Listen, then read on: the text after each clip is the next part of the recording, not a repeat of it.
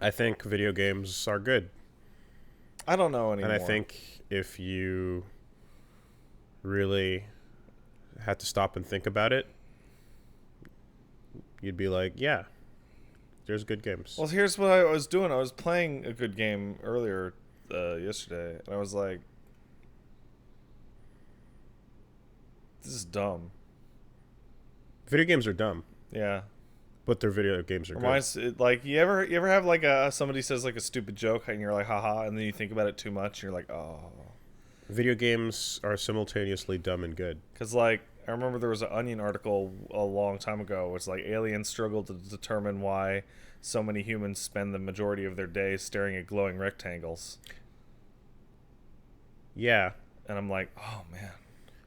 By the way, pocket note: next time, someone old, someone old, Yeah. like close to the grave, Yeah. as opposed to closer to the grave than you at least. Like nearby vicinity. Is next time someone implies that like, oh, you're just staring at your phone all day, when Yeah. you're one of those, you can recite the data that shows that like old people spend more time watching televisions than young people spend watching phones. Well, yeah, of course. So like screen time overall, Yeah. old people Oh, I crush could it. tell. My dad never said that to me because Yeah. I'm like, Dad, you watch old war movies all day. Oh yeah, like in terms of just raw screen time, Yeah. old people are crushing it. You know why? But there's no little thing on the TV that says you've watched this much TV today, Yeah. whereas phones do that. Also, watching TV is a communal activity to the elderly. Remember, phone bad. Phone bad? Phone Is it bad. because it's small? And it's because you look down at it all day, so you don't get to look up and see all the Well, the glory that is the things that Banksy wants you to see. it is like straight up bad for your neck. Yes. Like like consistent phone viewing is like really really bad for your neck and So posture. we'll see those little cartoons where it's like every year our teenager is getting shorter because he's bending more and more over to look at his Well, phone. that's good for me because I welcome a world of normal sized people. You heard me. That's right, normal sized people. So, Everyone in this world is too tall. So, not only are video games dumb and good, They're but dumb and good. this little exchange has put a thought in my brain. What thought is that? Most things that I think are good are simultaneously dumb, and there are very few things left that I think are good without also being dumb. Everything, You don't like any good smart? almost everything I love Yeah. is simultaneously dumb. Oh. There's few things I like left in this world that are not also dumb. Okay. And dumb is a term of affection these days, much more than it is a term I of remember like 4 years ago actual. when we'd all be screaming at some moment in a game. Like, oh, Quality. that's the dumbest! And people are like, oh, why don't they like it? I really like that. It's like, no. Dumb is good. Dumb is not dumb has officially become a good term, at least amongst in my lexicon. Because it is for the enjoyment and not for your brain. Yes, and I mean, like dumb movies have become enjoyable, and the whole like B movie culture, and dumb games have become the best because like every game we always get the hypest over are the absolute dumbest. Yeah. The things that happen make no sense. Their stories are objectively terrible. And I have a game like that to talk about this week. is it Astral Chain? Yes, it is. Yeah. So there's just no question about that part of it. But nonetheless, I think as I just zoom out on it, I kind of go, how many things are there left that I think are good but aren't dumb? And the answer is very, very, very few. I like space sciences. That's objectively good and smart. There's a couple of films I think are good and smart, but there's a whole lot. But do you like them as good as your good dumb films? Nah, the good dumb is way more fun. You know what that is? Anime is always dumb. You know what that is? I'm just thinking about. You know so you know how you have your different parts of your brain, right? Yeah. Yeah, your fucking human brain, your primate brain, and your lizard brain. Yeah. That lizard brain shit. Mm-hmm. That's really powerful. Mm-hmm. That would include things such as pornography or hardcore animated violence. And then above that, right above that, is like your sappy romance thing where the girl looks at the guy and she cries and there's like doves and shit. And you're like, oh, right? And then above that is like Carl Sagan talking about hypercubes. There's very little in between. Yeah, Carl Sagan talking about hypercubes is not very entertaining, but it is fascinating. Yeah. And most people don't want fascinating, they want entertaining. It doesn't give me a rush in my heart and or penis. Now, I say that in a way that implies that I'm somehow making a judgment call. I'm not, because I generally... I feel like I want to say I prefer fascinating, but I probably don't. You probably Realistically... don't. If I preferred fascinating, then I would actually do that with most of my time. I'll be real. But I don't. My choices, day to day, week to week, month to month, are all entertaining over fascinating. So, I realized something in the course of this conversation, which may be the darkest realization about my personality I have ever had. I used to read constantly. I was the kid in elementary school that had that giant book. I would be tearing through like fantasy novels like Dragonlance. I read like 100 of them. Space shit, Greek myth stuff, anything I could get from the library. And that continued about halfway into high school until the easy availability of your friend's dad's VCR setup that could copy tapes occurred, and I started watching anime. Sure. And I'm like, oh, video games were always a constant, but anime just straight up replaced reading.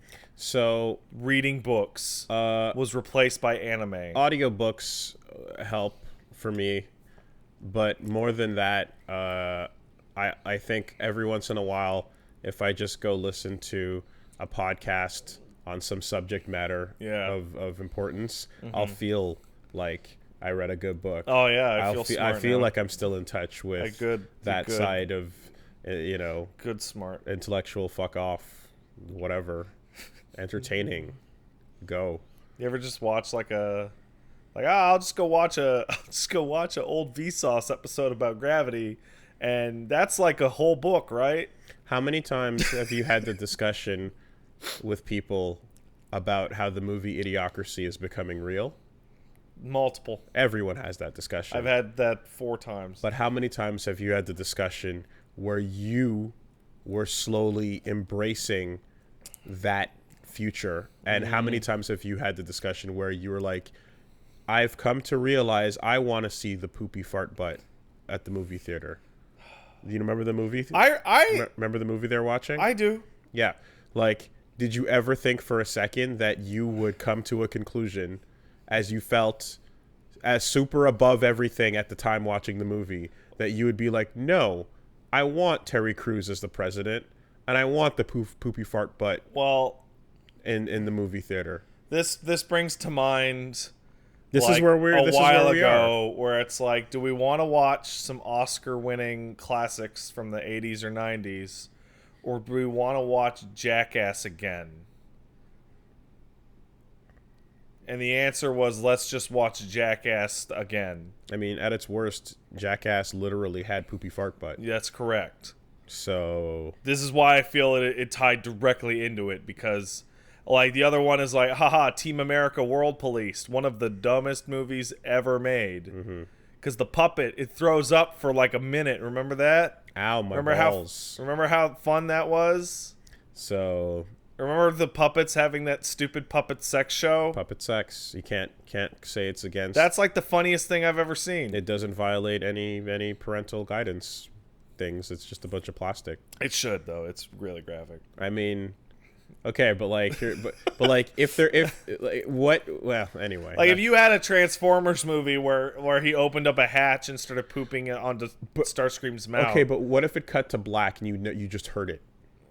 That would actually be way more pornographic. That's what I'm. But there's weird. Nothing being displayed, is there? Right? No, but so that's why the ratings boards are all based on like objective calls from a number of board of people that are like, yeah, the context matters, because you can't have a robot decide what does and doesn't fit the standards and practices there. Unless you fuck that robot up with porn. Because quite frankly, like you just said, cutting to black and just hearing the sounds of whatever is probably way more explicit feeling, simply because your imagination is better than whatever they could show you. Yeah. You know what they should do for ratings boards?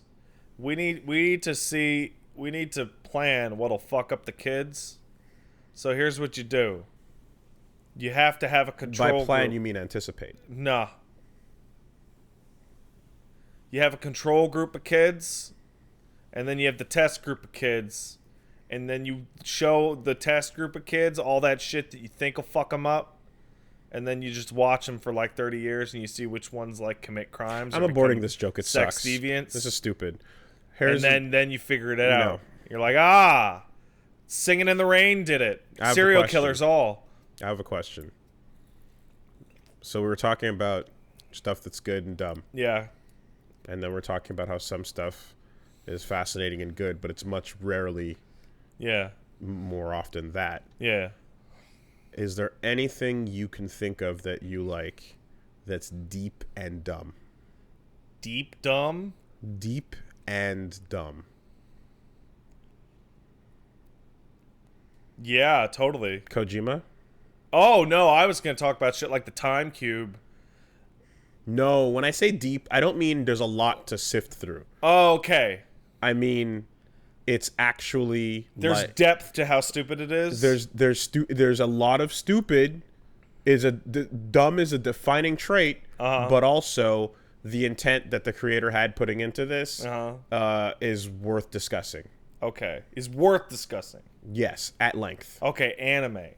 Well, okay, but when we say anime, like, to me, there's the good ones. There's actually just the anime, the word, but then there's like. Okay, I'm just gonna say Ava because Ava's dumb as shit. Like everything that happens in Ava's fucking stupid. Oh yeah, but it's fascinating. Oh yeah, and it's Ava's deep and dumb.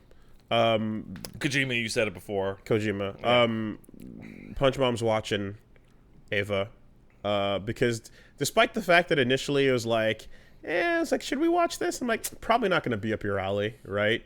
And then it's like, oh, but what about the shrink stuff? And it's like, yeah, but a lot of the time there's a bunch. Anyway, there's a whole discussion about it. But then in the end, we ended up seeing so much Ava related shit in Japan that it's just like, okay, I just need to know what the fuck this is. Yeah. So she just started going through it, and I think she's about halfway at this point. And I jumped on and sat on the couch and watched like a random episode, and it was the one where Ritsuko is like. Doing the tests with the Magi system. Oh, she's arguing with her robo-mom? And they're going over that whole thing. And I was like, oh, yeah, like, that episode is, like, 80% just jargon. Yeah. As the hacker angel is just, like, your systems. It's a TNG episode. Yeah, it absolutely is. Right? It is, like, I feel qualified. I know enough about TNG to say, like, them sitting inside the cockpit with the chair shaking is basically all that happens. And they're just going, oh no, man, we tried to throw off the deadbolts and didn't work. Oh crap! But like, there's a couple of moments, maybe like 15 to 20% of the episode is like either these little touching moments with the characters that are kind of establishing the things about them, the relationships they have, or hinting at their feelings of the past, and then ultimately there's just like the description of like her mom in the like as a three. Entity being, and how these things are always in conflict, and the two have to outvote the third for any action to take place. And it's like, oh yeah, that was an interesting thing that I completely forgot about in this otherwise dumb cool show. Yes, where dumb cool shit happens all the time. Remember that time they danced to punch the monster? Because while that's happening, right, while they're surviving by the skin of their teeth as this hacking angel is trying to self-destruct the central dogma. The kids, the 14-year-olds in the pods are naked, getting all like, "Don't stare at me! Don't look at the camera!" You know, and it's being super like, just dumb, wacky zany. Yeah, so. You know, a random episode of Ava, definitely dumb and deep. Definitely Kojima. But yeah, throw up fucking Magma Diver next to fucking anything. Magma Diver's so bad. Here you go, inflation gang. You remember that? See, because their suit blows up. Yeah, we're like, I think not biased, but like I think like because we like Japanese hype shit. Yeah. If something happens to do that and also get into a slightly below surface level discussion, we're definitely going to give it the benefit of the doubt. Is there anything Western you can think of that's dumb and deep? What applies in that way?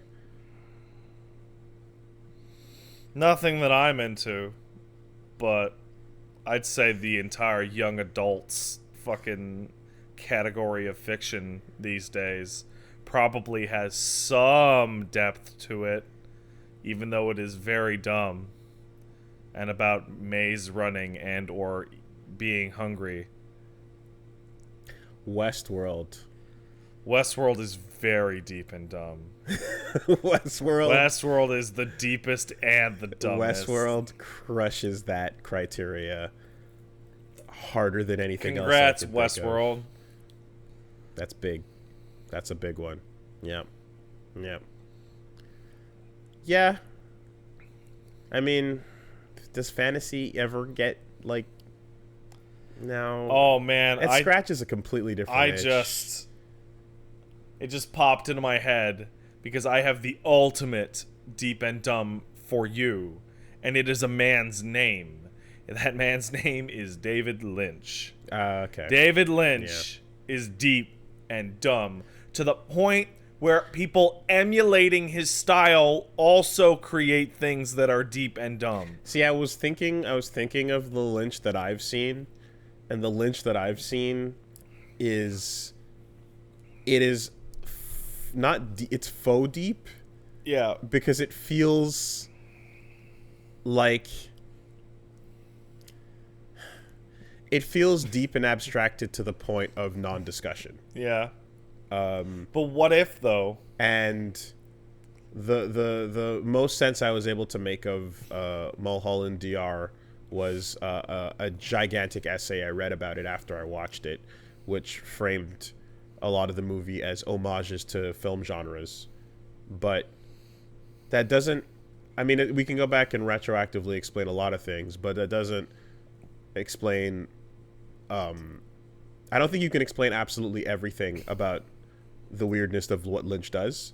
I had this moment in my mind while you were saying that, which is, I want to see if this is a real quote, and it is, where David Lynch will say something crazy, and someone will go to him, "Can you explain that?" And he'll go, "No." Yeah. So what I was saying is, if you take a given thing where you go like, we have 15 super strange decisions that David Lynch made in this scene. Yeah. We can break down why they happen. You will never cover all of them because there will actually be 20. And there will be 5 that you cannot explain and 5 that he cannot explain that he just did because he's like, it'd be fucking weird. And then he just did it. I've told this story before, but it bears mentioning on the specific thing. There's an episode of the new season of Twin Peaks, I think it's episode 8, in which it starts with an atom bomb explosion. And in post-season interviews, he describes how he was like getting into screaming matches with HBO people because he wanted more money to shoot longer episodes. And they're like, dude, come on, right? Yeah. And you can tell right away it's this episode because it's the weirdest one by far. It is a 5.5 minute zoom in on an atom bomb explosion. Mm-hmm. And it zooms in from the mushroom cloud, and then it zooms into the fire, and to the subatomic, and to the subatomic, and there's nothing. It is content-less. And then at the end of the episode, a crazy magic oil hobo speaks a cryptic phrase, "This is the water and this is the well," into a radio thing for like 5 minutes. And then a big evil bug with a human head crawls into a teenage girl's mouth, and then the episode ends. And you're like, why'd you hold the camera on this guy saying this for like half an hour? And all I can think of is because fuck it, because I could. Yeah, and then you Because go, fuck you. well, and like it's like, so are you coming from the same place as Warhol and Kaufman, right? Is it in defiance of the genre? No. Then it's just cuz. Just cuz. Yeah. And I mean, at the end of the day, he also, like, he made a PlayStation commercial with a weird duck in it. And every time, in every interview that I could find when I was just looking, when people go, hey, what's up with that? He goes, I will never explain anything. Ever. Yeah, well, at that point, you build an empire on not explaining anything. Yeah.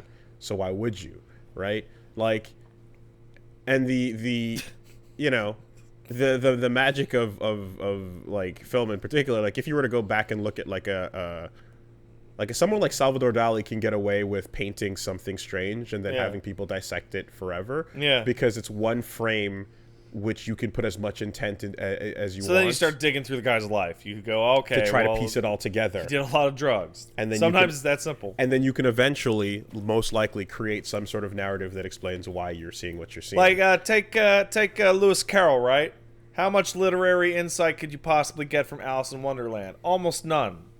How much literary insight from Alice in Wonderland can you get by finding out that Lewis Carroll loved drugs LSD. and was obsessed with his neighbor's 14-year-old daughter, Alice? A whole lot. You can assume a lot. And that now gets to the other thing I was going to bring up, where I was going to say Richard Linklater, when you see the unexplained weirdness in some of the stuff he does, it's almost just going like, yeah, well, I'm trying to capture the random, uncontrollable, subconscious dream states. Yeah. So your mind doesn't have explanations for what it does. So when you see things that make no sense, it's like, yeah, that's your mind when you're dreaming. Who cares? Yeah.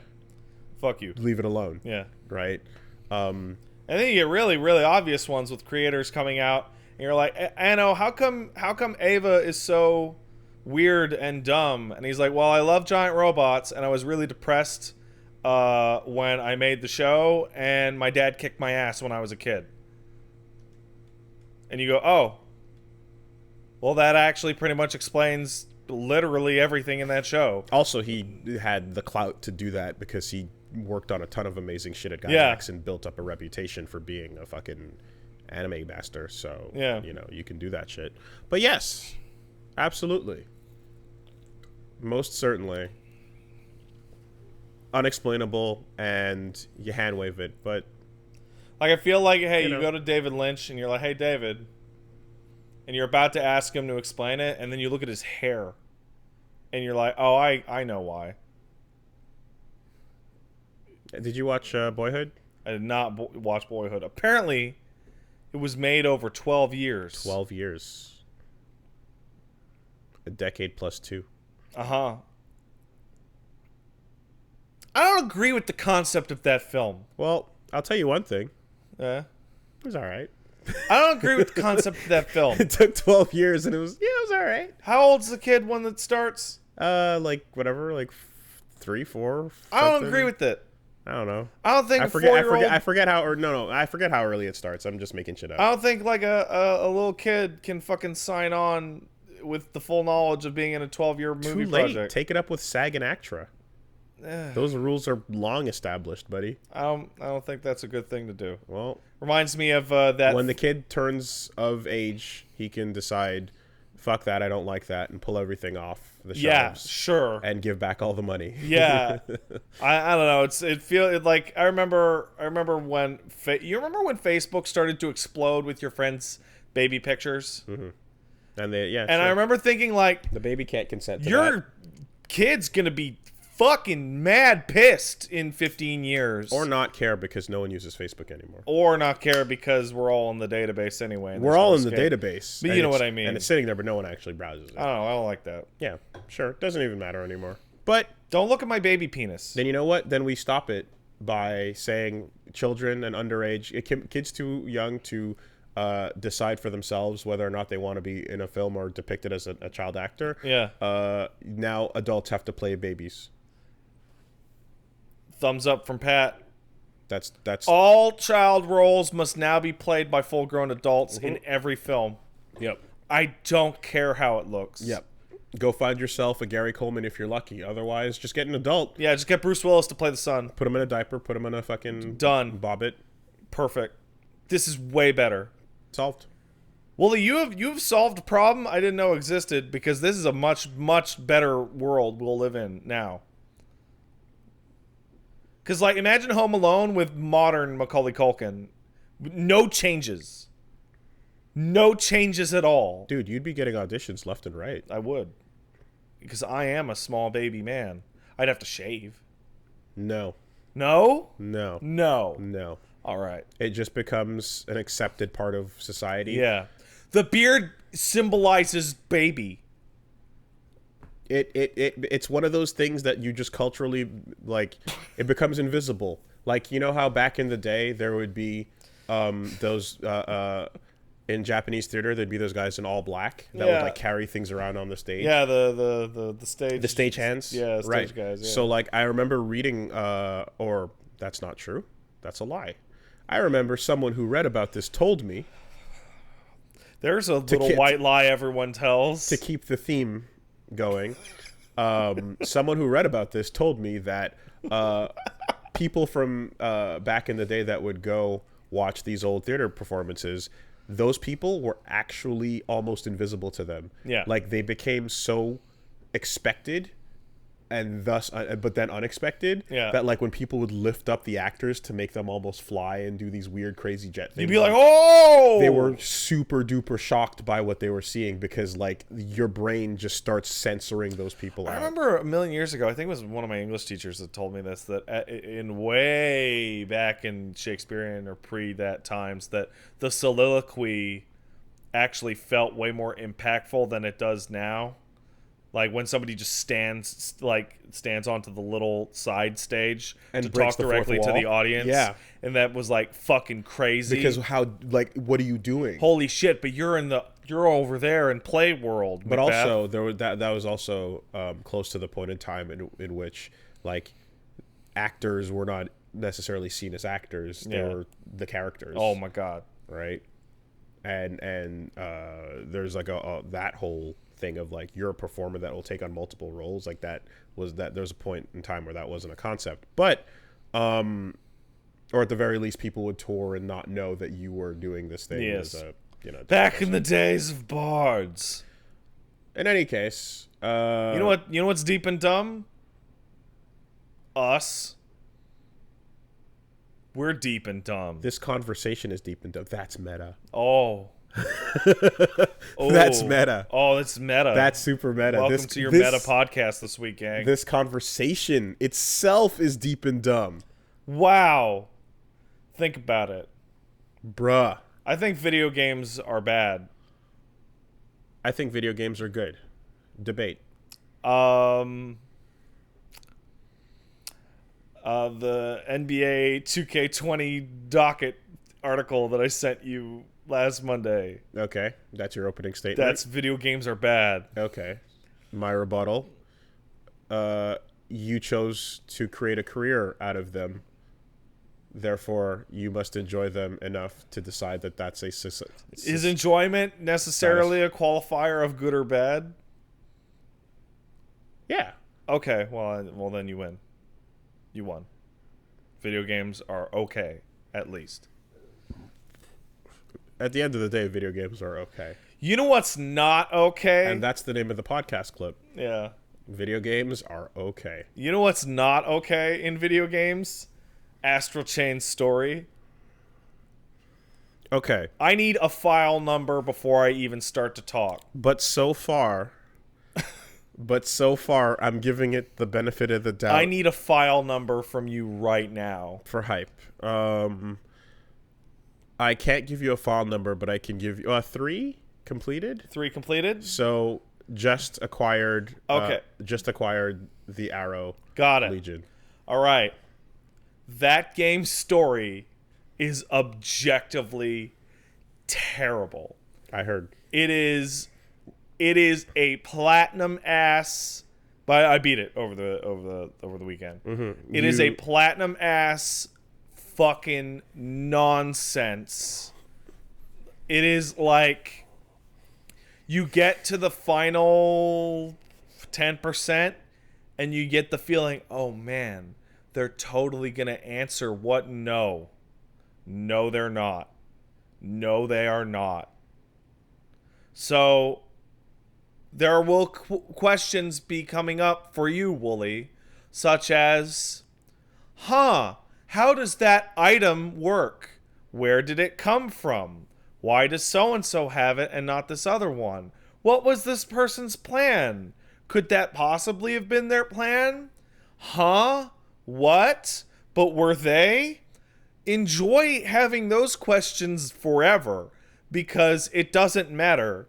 Because things get introduced explicitly so that they can... So let's assume... I'm going to use a facsimile here, an analogy. Let's assume a character shows up... Facsimile? Whatever. I don't know how to talk.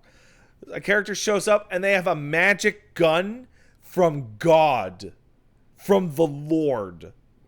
And they shoot your character and your character grows wings... Do you mean the gun from The Oldest House? Yeah, sure. Mm-hmm. And then your character grows wings and has a cool anime moment. Mm-hmm. And you go, wow.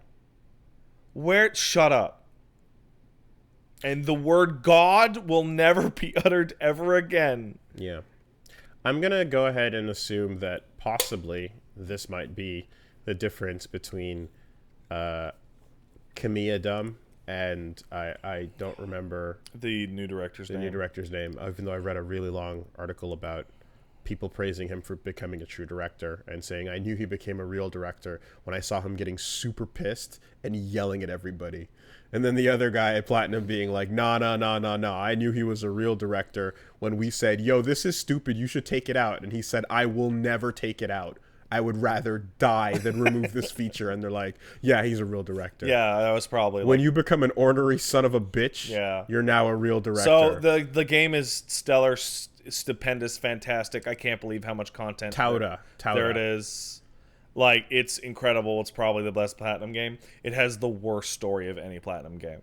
Yeah, by far. It is so astonishingly, hilariously bad. And that's the thing that... So when there are... Like, plot holes are expected, and unanswered things are... But, like... There's more hole than plot here. So that... I guess whenever something happens and you go, oh, why did that happen, or where did that... Or what caused that, or what was the domino, right? Yeah. Everything you do in a thing, you just kind of go, what was the domino that hit that to fall And the answer in Astral Chain is shut up. Now, the dominoes, like, can always, in many cases, be further... like dumbness, but there is a domino there, and I want to say, like, in Kamiya's case, you can go read extensive files on everything in the Wonderful 101, all of the technology they have, why it happens, where it came from, and that's all stupid as shit, and it's all incredibly dumb, but it's there. But it is there because he, in his spare time, thought about those questions while getting Guinness Books of World Record fucking accomplishments. By the way, I don't know if you saw that. He got it. I did see it. In Bayonetta, right, there is an answer to the name of the forest that Gamora, the demon, comes from. Yeah. There is lore behind Madama Butterfly and everything about how, not Madama Butterfly, but the final demon she calls at the end of one. I forgot. The super big... The giant lady. One. Yeah. The creator or whatever. God, I'm blanking out. But like that, how that is a summon that usually kills the witch that summons it. Yeah. And so it shows that Bayo was willing to die in that moment to fix the problem. Yeah. Not knowing Jean was alive, and so Jean seeing her summon it gives her half. They gives half. And then that's how they survive. Okay, let me give you an Astral Chain version. You ready? Shiva, Queen Shiva. Here's the Astral Chain version of that. You know how they all live on the Ark, right? The Ark is where humanity lives now. Yeah. Why? Because the Chimera Demons threat destroyed took the over world. 99% of the planet, right? Mm-hmm. How'd they know where to build the Ark? Do you remember the line of dialogue that they gave you? No, they just said that scientists got together. No, they didn't. They said that the prophets said that they would have to build the Ark. Oh, but when you hear the word prophecy, you're not supposed to question it. Right? It's just supposed to be a written They'll say... The prophets did this, and there's another line of dialogue that says pretty much the same thing in the files. Yeah. Yeah, you're not supposed to question that. When you see that in dumb fiction, you're supposed to just go, oh, it's this world's version of the Bible. Okay, got it. No, they're people. Because a character later remarks that I had to learn from the prophets. And what I just told you is literally all of it in the game. Sure. You know what's fucking sick? What? When that stuff ends up coming back around and having a very clear explanation. Shoutouts to Attack on Titan. Yes. It doesn't have one in this game. They're probably going to have a fucking... they're going to have a sequel, sequels to this. And whenever you think... Okay, whenever you run into dumb magic bullshit in Astral Chain, I will tell you a story about that game's development that will help it make more sense. All right? It was supposed to be a fantasy game in ye old Arthurian times where you controlled demons instead of cop magic. And Nintendo was like, why not sci-fi instead? And they were like, okay. Nintendo suggested the setting switch. Yeah. That's interesting. Right? Man. So remember, yeah. the plot is actually totally under Arthurian magic demon rules. Okay. Which is why a lot of the stuff is biblical. Yeah. It's so funny how a snap decision can be made early on in the process where you just kind of go, yeah, all right, let's start replugging these pegs into the board. They also you compare it to like Nier Automata, where the setting is so integral to like why everything is happening, and it's the most deliberate point in time you could choose to tell a story based on the plot full Bible, narrative. and every single thing in the game has to adhere to this. And literally everything Yoko Taro has ever written, like the timing of where and how Nier Automata's setting introduces itself to you is the most deliberate thing in the world. Yeah. And then you just flip it to the other side where it's like, yeah, fuck it, cops. Yeah, future cops. You guys see that American TV show Cops? Post-apocalyptic, though? Yeah, sure. And also, you were supposed to be controlling two at the same time. legions at the same time. Yeah, the difficulty. And that got cut because it was impossible. Yeah, your brain doesn't do that. Like, you can do Ikaruga brain to people and make your brain turn to mush and feel all fuzzy and tingly because you're like, oh my god, I have to reprocess, right? But you cannot do that forever. Yeah. And some people learn how to play shmups with one hand on both sticks, and those people are fucking crazy. They're mutants. But that cannot be sold as a game for everyone to play. Yeah. That's wild. The fact that the system we have is a compromise from a much more complicated and hard one is like, I can see it, and I can see each element being like, you have to give the player a chance to stop thinking. Mm-hmm. You can't require them to continuously think and process a battle and another battle over here at the same time and somehow dodge and react to whatever else is happening to both of them. So, man, Astral Chain's fucking amazing. Like, incredibly horrible story aside, like you end up starting to laugh at it and how stupid it becomes because stuff just starts to happen. Let me you know when some stories and stuff just starts happening and you're like, why? Dude, like the third fucking mission in the game, like there's a moment of just like, yay, we did it.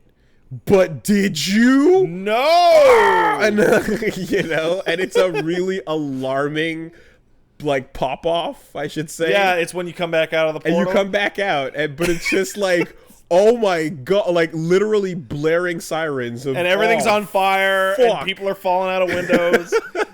And then it's at that moment that the game is also like, time to get good. Yeah.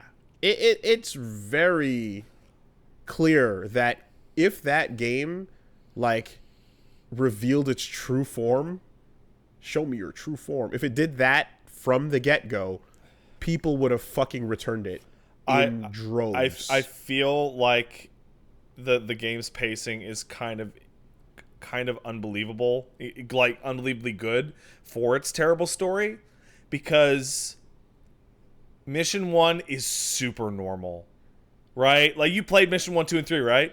Mission 1 is really normal. It's like monsters. get him. Right? It's like a Kamen Rider episode. Like the Yes. the chase and then the battle on the highway. Yes. And then mission 2 is like, okay, let's investigate and get the monster of the week. Yes. And then, oh, but all that crazy shit happens at the end. Yes. And then number 3 is, okay, now we're fully fledged magic cops and we're going to go to, oh no, right? And so, you know, big escalation. Around 6 or 7, it's just like, it starts to become like, huh?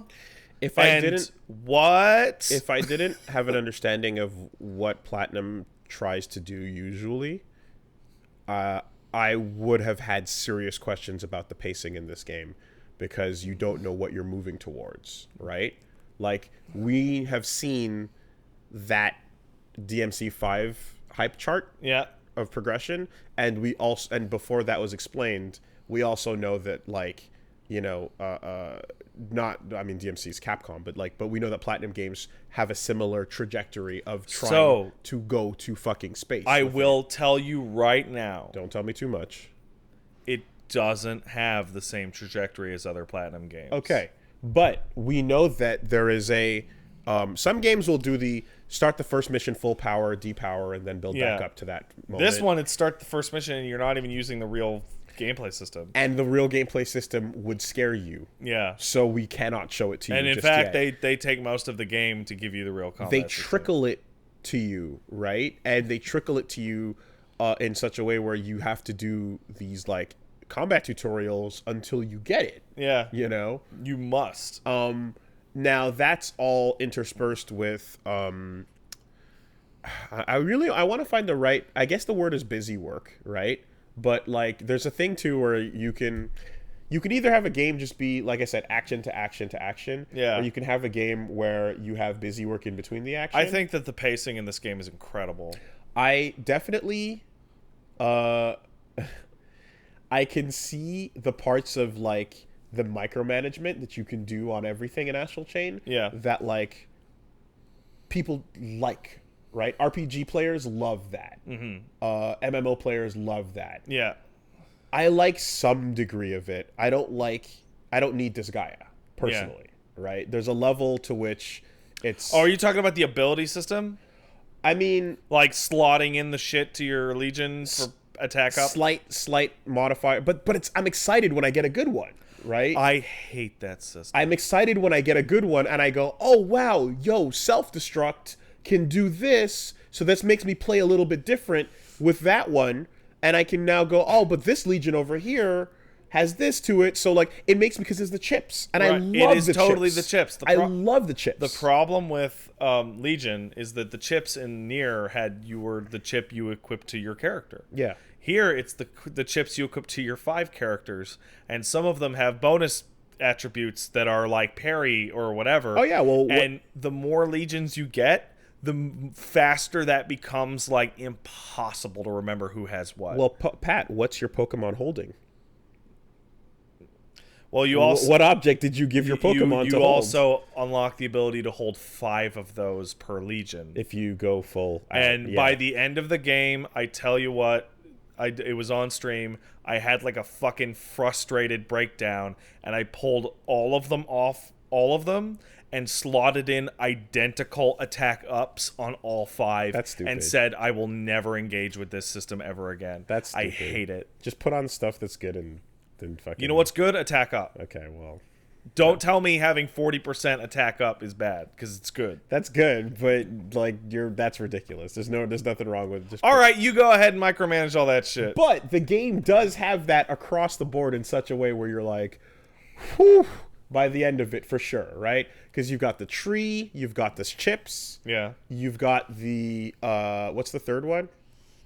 The skills. Skills, moves, you know? Skills are important. The tree, it gives you those skills and also just boosts.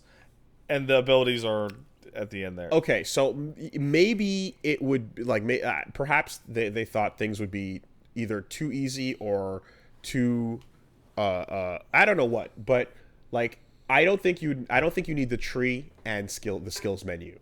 I think the tree should just give you the moves that you get, right? And I think you can just give people like a tree where you unlock new inputs to do the things. Well, are you talking about skills or abilities? Because, yes, I know that is confusingly worded, isn't it? Because skills in that game are the hold the button and then do round trip or do... Which you have to equip, right? Those are all great. Or mostly great. Yeah, but though, and I think, and that's where I say, like, yeah, you don't, that's probably where I would have pulled it back, and I would have Really? Yeah. You would have kept the fucking slot in stat boosts, but removed the moves. No. The moves would not be removed. Okay. They would just be a permanent part of the character's kit, as opposed to cycling through two I don't know. That abilities. game is button heavy already. I don't even know where you would put them. I mean, so Wonderful 101 allowed you to draw shapes to do what you needed to do contextually. In this case, you couldn't do that necessarily.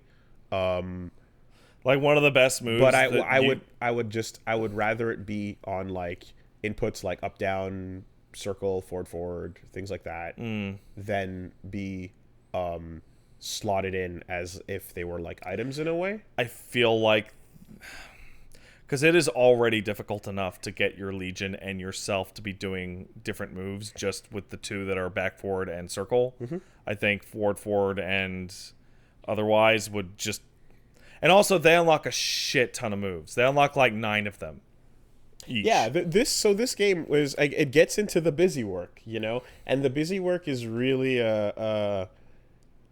Again, depending on who you are, like if you, like you're treading through these little rewards, you're getting these little bits pieces, and you're like, I'm cleaning my Legion, I'm scrubbing the dirt off of it. By the way, you should do that. I'm doing it. It's been confirmed by the devs. It makes a difference. It makes a difference. What it does is the more Crits, dirt damage. No, the more dirt is on your Legion, the less often they will auto attack. Okay, yeah. So when they're completely buff clean and you send them out, they will just never stop attacking. Okay. But yeah. if you leave them filthy, they'll attack and then kind of sit around. No, I'm scrubbing my Chipokemon. You know what I mean? Like I'm fucking doing the thing.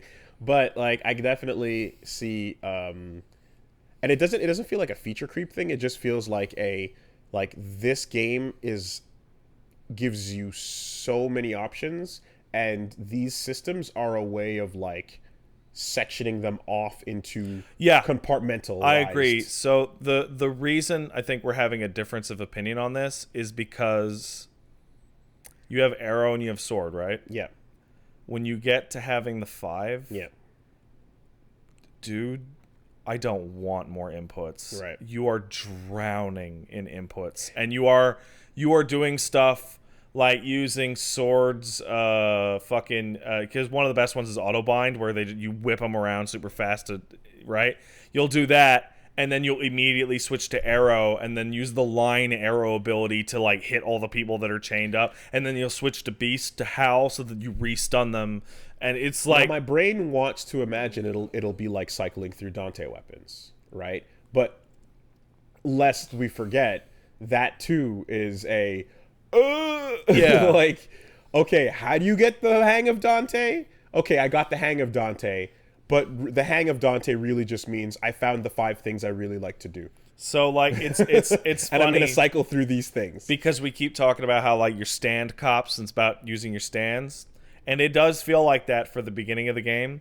At the end of the game, it actually emulates a very specific moment in Persona more. You ever watch the P4 anime? No. There's a part middle of the way through when they're fighting Mitsubo, fucking Dragon Quest kid. Yeah.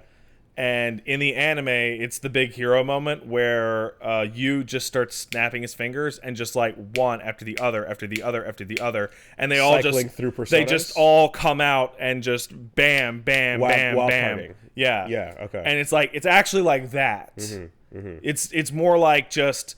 Your guy swung and your axe like did an X cut only for them to knock it up and then Beast to jump out and hit it and then, like it's a whole fucking thing. That moment in any like anime style setting is where like protagonist displays mastery is when like they have a bunch of things to choose from and you see them hot switching, like super fast style switching. Yeah. It's literally just style switching, Yeah. right? Whether that is near weapons just coming out and flying and doing amazing things, or like even, and I brought it up before, but it's like, yeah, pulling out your Pokemon and having them all just fucking go 1, 2, 3, though there's rules to it, obviously.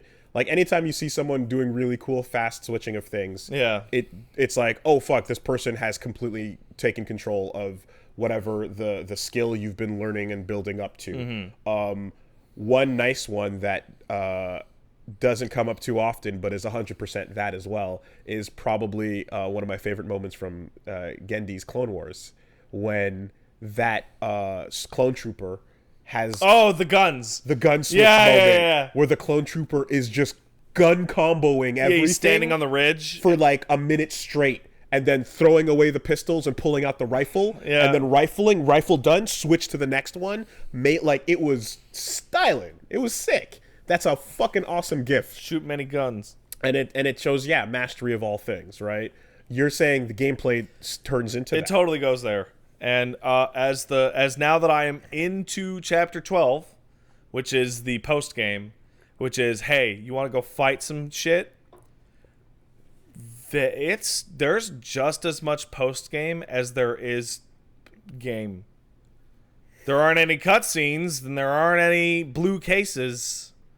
But if you want to get out there and fight your ass off with your fully maxed out, kitted out character against increasingly tough encounters in which bosses start showing up as regular enemies, fucking have at it. I mean, There's tons there. Yeah, the game, and early on in, they're definitely. So right now, I'm definitely getting fucking cock teased on like the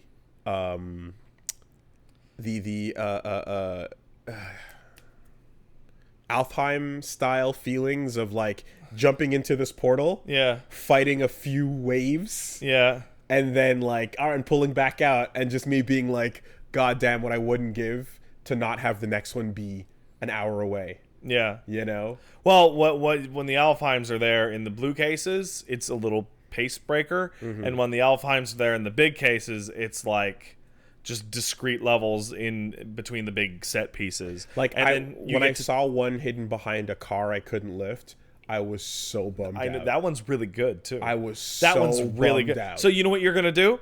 Come back with the arm. You're going to come back and do most of that level again and find a bunch of hidden stuff and find a bunch of... Man, I finished some of those missions the first time getting half of the fights in them total. So like 4 of 8. The fights themselves being fucking honeydicked to you the whole time. Yeah. Where you're like, okay, I'll pick up these cans and investigate this shit, but I'm trying to get to that next fight. Yeah. Is working for me. Whereas I can't help but think of someone who's like maybe not. I saw a lot of people that going like, what the fuck is this game about, right? I mean, I don't know if you watched the girlfriend reviews. I did not know. Okay, but like that's a girlfriend reviews. She did a thing of that, and like you can kind of hear just like as a spectator watching this, I'm like, what is the point? What are we doing? Is the Phoenix Wright stuff the point? Because it's really simple and basic. It's not that complicated, the puzzling, but it's taking up so much time, and it's just like it's a cool off period. It's a cool off period, certainly. And usually it's a setting, like the story's really fucking stupid, but the fact that the mission you're talking about, mission 3 is in Maison Forest, right? That's the name of the area. It's like the kind of slummy looking area. Hoboville. Yeah. So that first hour and a half in that area is to be like, hey, look, people live here. You'll solve a couple of their problems. This is a cop working his beat. So that when you come out of that portal and see that half of them are on fire, you're like, oh no, I gotta save the city. Mm-hmm. Which, Nier Automata also does. Yeah. To very dramatic effect. Multiple times. Yeah. But you're still fighting at your own pace as you travel across that overworld, and you don't get rusty / the next fight is as soon as you want it to be. Yeah. And that's something that I wish I had more control of. I wish I had more control of where the next fight would be. Well, if you skip all the blue cases, then yeah, it'll be way faster. I guess. Because blue cases are all non-combat and red cases are all combat. I know, but I don't want to, like, sacrifice completing the stuff I want to for that. You know what I mean? Yeah. Like, I wish it was implemented in a more frequent encounter kind of way. Again, like, near having that overworld for you where you can just run by everything, fast travel if you need to, or go fucking fight every time you pop back in, every time it repopulates. You know, it would be interesting if there was an overworld or perhaps an underworld of, like, whatever, hell dimension, where fights were everywhere. Yeah, there is. It's mission 12. It's after you beat the game. Well, but not locked that far away. You're running into the issue that is being caused. It's not a big deal. No, but let me just. You're running into the issue that is being caused by the fact that you are not sitting down and beating this game in 3 days. Perhaps. Like, if you sat down and just beat through and ran through this game like you would fucking crush something on your own time. But I didn't feel this way. You wouldn't feel this. But I didn't feel this way with any of the other like recent. Well, yeah, none of them had nearly as much like non-combat side stuff. Right. This one has by far the most, like, a huge amount. Like, well, there's a fucking photo hunt mini game in there. Of course. Like, that's way more in depth than you probably think it is. So, what I'm effectively feeling is like, man, I really love this combat, and like, I want to do it more often. Yeah, that's basically the gist of it. I really feel like a big reason why they did it like this is because what you described earlier, which is, remember how they kept the real combat system from us for 2 missions? Yeah, they don't want to scare you away. I think that's part of it. I think they're letting people, like, you got Arrow Legion, so now think about, you have Arrow Legion. Now in the next mission, you'll be doing story, talking to the, now you'll do a training fight, or now you'll do a little gate fight, so you can feel out Arrow Legion. Well, I will say this, right? Like, one day, Platinum will be able to do all that non-combat stuff and have that be equally as compelling. Because if that was their goal during the cooldown, it's like... Oh, I don't think it's possible for it to be equally as compelling. I mean, one day they might get there, but today is not that day because, I mean, quite frankly, Yoko Taro knows how to do that. Yeah. But that's having someone else. Well, he's going to be doing the FF14 raid that they're talking about, and the storyline on that shit is going to be way more compelling than the fights. Right. So, but like, it is a very, like, it's a valid claim to say, if you were looking at the pie chart of, like, different types of actions you can do in this game, or time spent doing these objectives. Yeah. The large non-combat objective part of it, is like, it's that necessary downtime, but it's not hyper compelling content. Mm-hmm. Yeah, I'd agree with that. I enjoyed it as a pace breaker, especially because I was streaming it for long periods. Mm-hmm.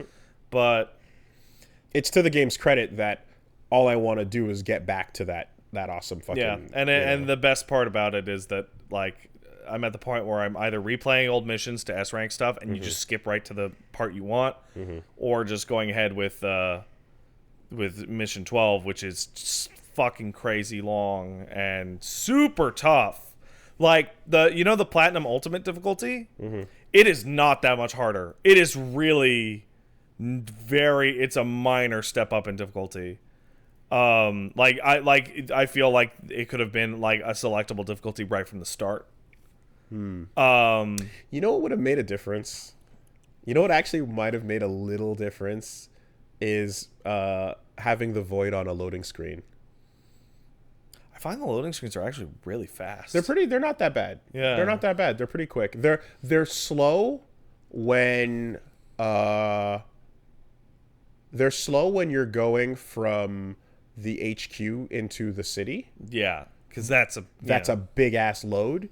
But the first time I was going into the frame rate dimension, it took a while. But then after that, it was very quick. I was like, oh, they didn't even have the animation of you getting Like it took seconds. You know? Yeah, I think it's because I bet if you played a different Switch game, it would take longer again. But I think it's just permanently loaded into the game's fucking memory. Something, but because that is a frame rate dimension. Now that you've been there, yes, holy shit, is that obviously the frame rate dimension? Yeah, but like something about Bayo's constant like, okay, wait, press the pause button here, do your moves, feel it. Just yeah, you're always in the void. You're always feeling that combat and trying something out, and even throwing down a random enemy if you wanted to would go a long way to just keeping you in touch with that. The game is, ironically enough, for a Platinum game, fun. less focused on combat than most of the others. There are puzzle-solving elements, like actual puzzle-solving elements. Yeah. Available in the game. There are platforming elements in the game, which just seems really weird to say in a game that doesn't have a jump button. There's a lot of collectibles. The platforming is like... It's super weird, isn't it? I mean, it's trying to get you to do the chain pulls to get you up to these balconies that are just like, oh man, that banister was in the way. Yeah. That failed. There's a couple of those where, because the jump is weird, you have to fucking gimmick your way around environmental areas in interesting ways. Probably my favorite is there's one way late in the game where you have to send your Legion over a hole in a railing to like sit on top of a car and then like run down a staircase while keeping the Legion in the same spot so that you can yank your character over like a hole that you wouldn't be able to send your Legion through. It's goofy. There's always these little moments of dissonance where if you see like a pickup on top of a dumpster, and you have to jump off of a balcony and aim your Legion pull to get you right on top of the dumpster to get the item, but it's like you're on foot and the system in the game just doesn't have a way to just crawl up. There's just not a jump. You're just like, it's right there. Well, I can't stand cop crawl. He can crawl or climb. Yeah. Well, anyway, that game's fantastic and dumb. It's straight up the dumbest game I've played all year. It's fucking so stupid. Also, the other day, I remember I was saying, like, doesn't seem like there's a ton of airplay. Yeah, and you went, yeah, there isn't as much. There's airplay in this game. Yeah, I said there isn't as much. It's definitely not as much. But there is some heft. You can get up there. You can get up there, and you can stay up there for a minute if you want. Play your cards right. Yeah. So I didn't expect that, and that was dope. Yeah. You know what else is fantastic that I beat this week? River City Girls. Yeah? Yeah. How long was that? 6 hours. Cool. I saw you played it for, what, an hour and a half? 2. 2? Right, you're 30% through. Cool. Fucking great beat 'em up. It's a new River City. Fun references, great art style, great incredible music. Great music. Incredible music. Music that I'm worried is going to get flagged when uploaded to YouTube. Because anytime I hear vocals kick in, I'm like, God damn it, I love this. It didn't happen to me, and I put the whole stream up, so... yeah. I think that's... I like that there is... I mean, obviously, like, Kunio and Double Dragon have had crossover references for a long time. I'm loving the fact that, like, the moves they're doing as well are, like, even doing the sound effects and things like that. So, like, just, solid system. I like the striker system. Yeah, that's something that adds a little bit of refreshment to, you know, like fighting goons all the time and beat 'em up is kind of, you know, tired. But like, here's a little thing where you're like, oh, let's collect this new one and then build up that database. Ending is interesting. Okay, well, sure. Normally, I wouldn't even mention it, other than that game has a pretty interesting ending. It definitely, I could see that, like, from the outset, there's got to be some weird place to go with it. That's not what you think. It is significantly weird, and it is not the place I thought. Yeah. I could, like, from the get-go, it's like, van pulls up, it kidnapped our boyfriends, what are we doing? And I'm like, immediately, I'm like, how you gonna fucking play this? What's going to be up when you get there? What's going to be the twist? You know, what do we do? Who cares? That song on the title screen is amazing. It's good shit. Map navigation takes a minute, takes a while. to backtrack, to do things in that The game. bus stops help, but they're not the Not end-all as- solution. Nope, not especially when you go into like the school Well, there's like 6. and you're like, well, there's no fast travel in the school. You're in the school. Well, luckily, you only have to go back to school like once. Great designs on some of those characters. Nice returning faces. Fun stuff. So you're playing as Misako, I assume? Hey, if you bet it. Because like I feel disappointed because I dabbed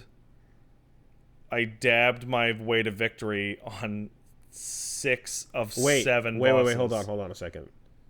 Misako's the black-haired one? Yep. Main character? Well, Kyoko is player 1, but Misako is first in some of the intro stuff, so I don't know. Tough girl. Yeah. Yes, yeah. Yeah.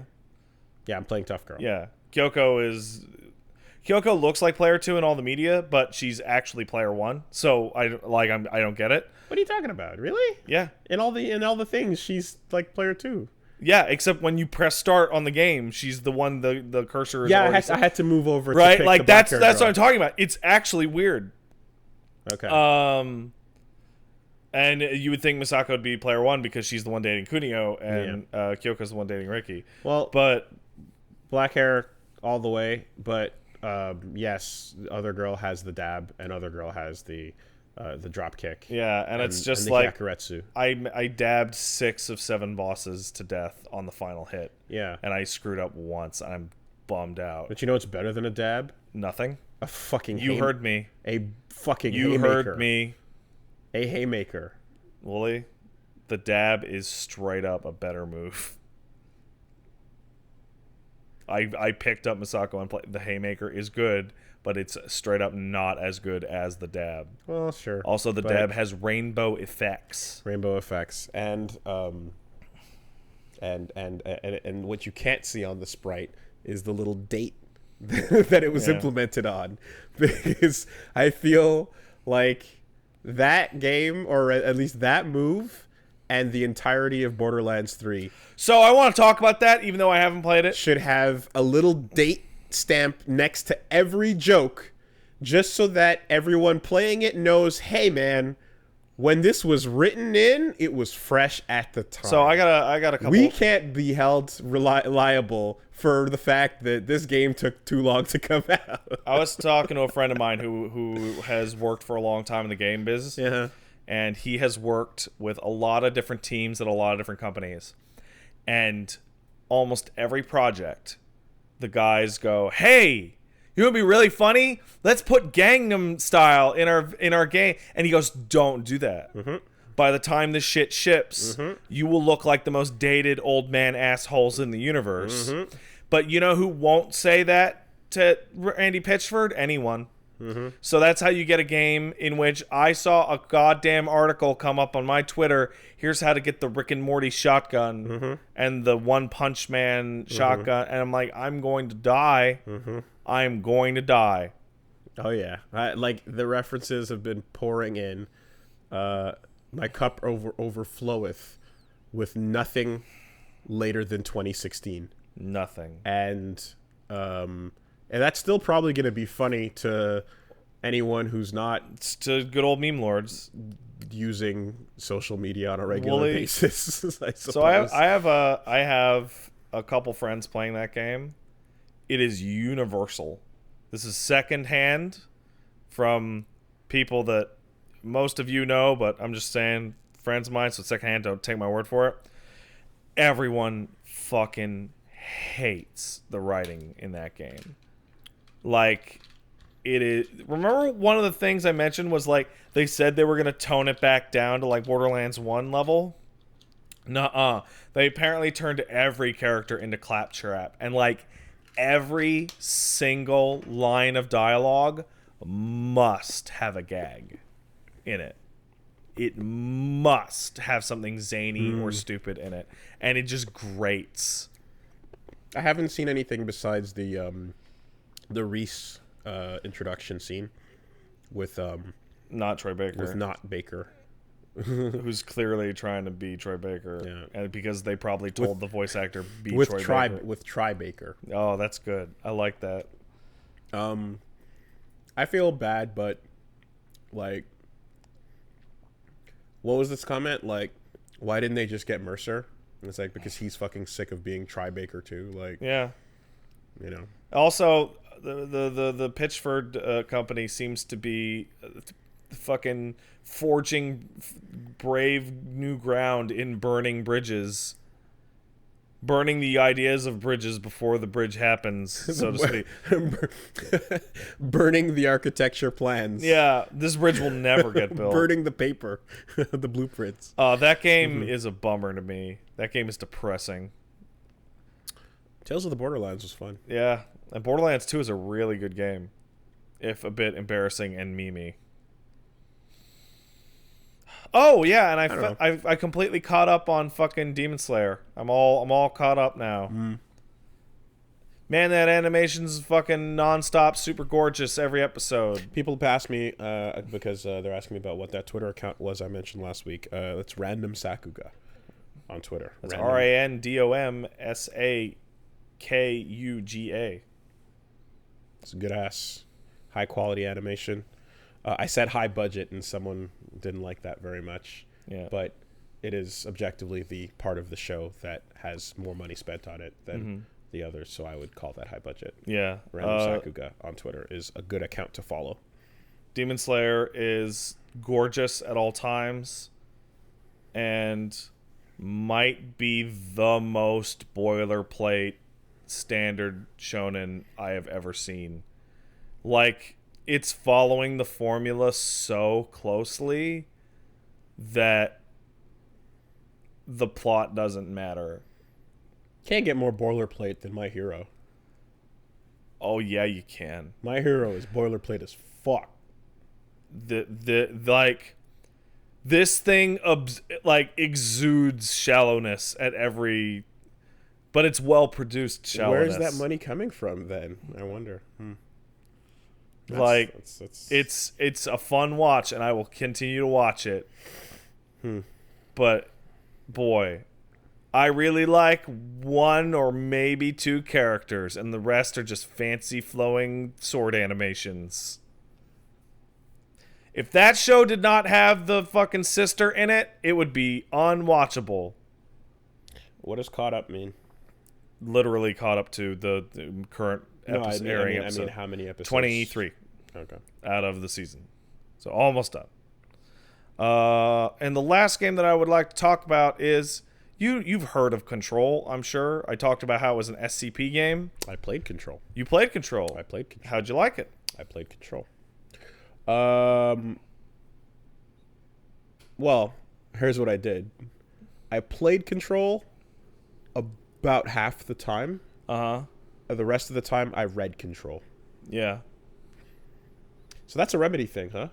Yeah, it is. And that was the switch over when they hit Alan Wake, and they decided not to adjust that, but to go further in. Yeah, to lean into it as hard as possible.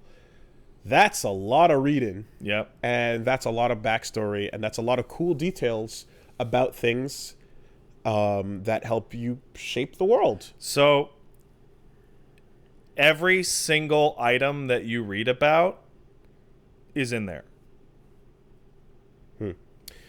They're all like, they're flavor. No, they're not all flavor. Half of them are actively encountered.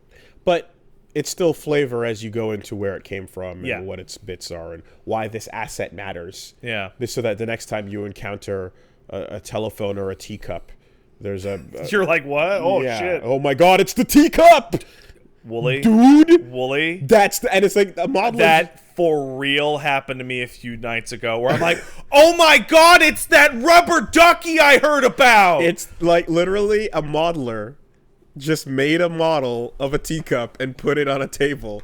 And then like in any other game, you'd be like, that's a teacup. And in Control, you're like, yo!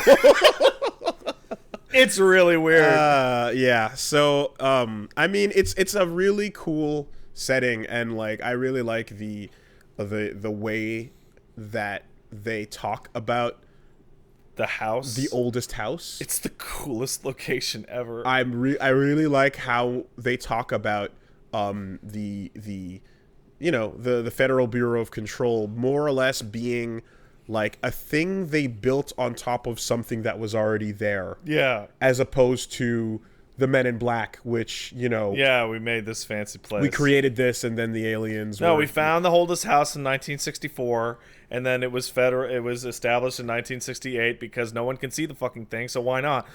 You know, and then you basically just start building bureaucracy around something out of necessity, because unchecked, what the fuck is going to happen? There's a really great moment later in the game where you see a diagram of the oldest house on the New York City skyline. Yeah. And it is twice as tall as the Empire State Building. Yeah.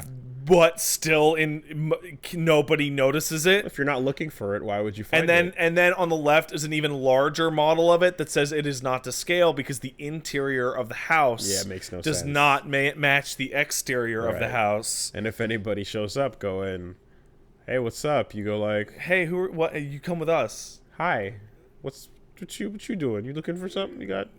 You lost?" That game had the worst marketing I have ever seen, because they showed gameplay trailers of you doing cool telekinesis powers, and they all took place inside a concrete or red room. Red rooms. And you were like, this looks like the most boring shit ever. And now that you spend like a single hour in that concrete building, you're like, this is the coolest concrete building ever. I disagree, because I think the trailer made it look ominous. Okay. And there's a whole lot of what the fuck is this game? Yeah. Vibes off of that original look at it. So all I remembered was the nonsense abstractness of that trailer going forward, and like I thought they did a good job building up the mystery. Like I feel like the coolest moment in the early game is when you start reading a fucking document on like what to do if your office disappears. So right, it's like just submit a report to maintenance that your office is gone. But I talked about it earlier, but I'm torn, because I'm like, okay, I love fleshed out settings, and anyone who is a good writer can pull you fucking screaming into their setting, and immerse you whether you like it or not. And I will always hype up the 1,000 Years of Memories in Lost Odyssey, as just like, God, I don't even want to go back to the RPG. I just want to sit and read this book inside of this RPG. It was that good. In Control, I'm wondering, like, is there a better way, while simultaneously getting hype every time we pick up a page with something interesting on it? Every single page I picked up was interesting. But I'm also wondering if there's a better way than to just stop and read for 5 minutes or less, you know? And then it's like, well, yeah, other games have done audio logs, right? There are very few in this game. How do you feel about audio logs? And it's like, well, depends, because if you do have an audio log, you're going to start overlapping with relevant dialogue as she's walking through, talking to whoever she's talking to, and there's literally a point where an audio log started playing, and then we moved forward, and like she started doing her own dialogue, and you're like, shut up, Jesse. But thankfully the game didn't make the mistake that every other fucking game does and cut it off, and it just played both at the same time. And you had 2 sets of subtitles going for her internal dialogue and then the audio log playing. So like, I fucking hate when, you know, like it interrupts to do whatever like that. In this case, it just lets you do both, and then that was fine. But yeah, I don't know what the best method for this is. I will tell you that there, for your purposes, that there are a lot of pieces of the puzzle that you don't have in terms of the story delivery, because they use every trick in the book. There are pieces of paper. FMVs. There are FMVs. There are character live action. There are there are pieces of paper. There's you talking to Emily Pope and talking to other characters with a hey, tell me about the whatever. Then there is what's called the hotline, which is watching videos. Oh, did you get to the hotline? Yes. You recognize that character? No. It's Max. It's Max's voice actor doing Trench's lines. Oh, that's why they were so like in love with the way that he talked. Yeah. Well, unfortunately, the visuals was a GIF playing over and over again. You will walk through, and then you will find little projectors going like, "This is how the oldest house works" by Dr. Darling, the old guy with the glasses. Sure. I don't know if you saw that, dude. That's Alan Wake, his voice actor. Okay. Yeah. So everybody's in on this one. There are also environmental storytelling things, and then there are also my favorite, the Threshold Kids, the TV show made for children of the Bureau to explain to them via puppets. Yeah, I'm not there yet. Yeah. It is mixed medium to every possible degree. There is about a third of that game is spent watching a TV show or reading a book. Okay, so Nier does this as well, where there will be extended sit and put the controller down, Very extended. time to read, right? It's There's one in particular near the end of the game with Devil and Popolo where it's just like, fucking read. It's funny on Nintendo consoles when games do things like this because the console goes to sleep in the middle of it. Yeah, right. Literally, like there'll be times where when playing the Switch or back on the Wii U, and you would see the screen go dark as it prepares like, no, to I'm fucking. busy. I'm busy. What are you I'm doing doing? something here. What do you do? Oh, are you actually still? Are you still playing? I'm still playing. You know. The ultimate is, I think, is like your fucking Xbox would shut off during like Tom Clancy game credits. Right. So, because there's that part of things, right? And I remember arguing with like James about this stuff, about like, it's like, okay, so does extraneous detail, or does like an amazing backstory that's not shown to you in game, but included as just text you can read, or possibly not even in the game, but it's a companion piece, right? That's fantastic. Does that build the quality of the game up? I would say yes. Or does it actually just hurt it for being not in the game? Right. And it's I assume James would say no. He would say like why wasn't I shown this, right? And you know what? I have no hard counter argument for like, yeah, you're right. For why wasn't the best part shown? Control does something really fun in that you're reading about all these and you're expecting to never see them, and then you see a bunch of them. Like the teacup analogy you described, like I hit a point where like, oh my god, that's the anchor. Oh my god, that's the fridge. Oh my, just like. Mm-hmm. Bam, bam, bam. Yeah. So, it changes from game to game as the circumstances apply, but it definitely does get into a weird place where sometimes you'll hit something like Ground Zeroes, for example, right? Where it's like, okay, these tapes are long, really long. The best ones are fucking vivid and vile and powerful at establishing what the game is trying to establish. But at the same time, it's like, okay, but if we were to see these as cutscenes in the game would not be released, because it would be, well, there's that, but it would also be like it would be, they couldn't afford it, and yes, the content would not be, it would not exist. You could not make that, yes, because it would be too horrible. So now you're like, well, this exists based on the fact that this is a budgetary constraint. Yeah. And you could either release the game with none of this, or go, well, we have the time to do this type of thing. Mm-hmm. That's what fits with what we can do. Then you have to go like, all right, well, fuck, am I still going to look at it in the same light because it doesn't have this in a fully implemented way? Mm-hmm. It's hard to say, right? But Control brings up that feeling of like, fuck, I'm wondering if there's a better way to impart all this information. I don't think there is, especially in the setting that they established. Dry office documentation is totally the most appropriate way to read that shit. Okay. In another setting, you're looking at codec conversations. Yeah, in another setting, in Alan Wake, you'd be reading pages from the future. Yeah. Personally, I like codec conversations, but like, I have friends besides not just James in this case. I've had multiple people. I also know multiple people who can't stand can't do this. I love them. I'm falling asleep right? And let's be real, right? The audio tapes are just codec conversations. Oh yeah, totally. They're just a codec conversation you can listen to while moving around. And there's no video graphic of a mouth moving attached to it, but it's the same thing we've always gotten. Yeah. Right. It just feels different due to the presentation of it. But I've totally gotten used to that happening and just being like, some of the best stuff is just going to be dialogue that you're staring at a black screen of these two character portraits talking to each other. Mm-hmm. If Control,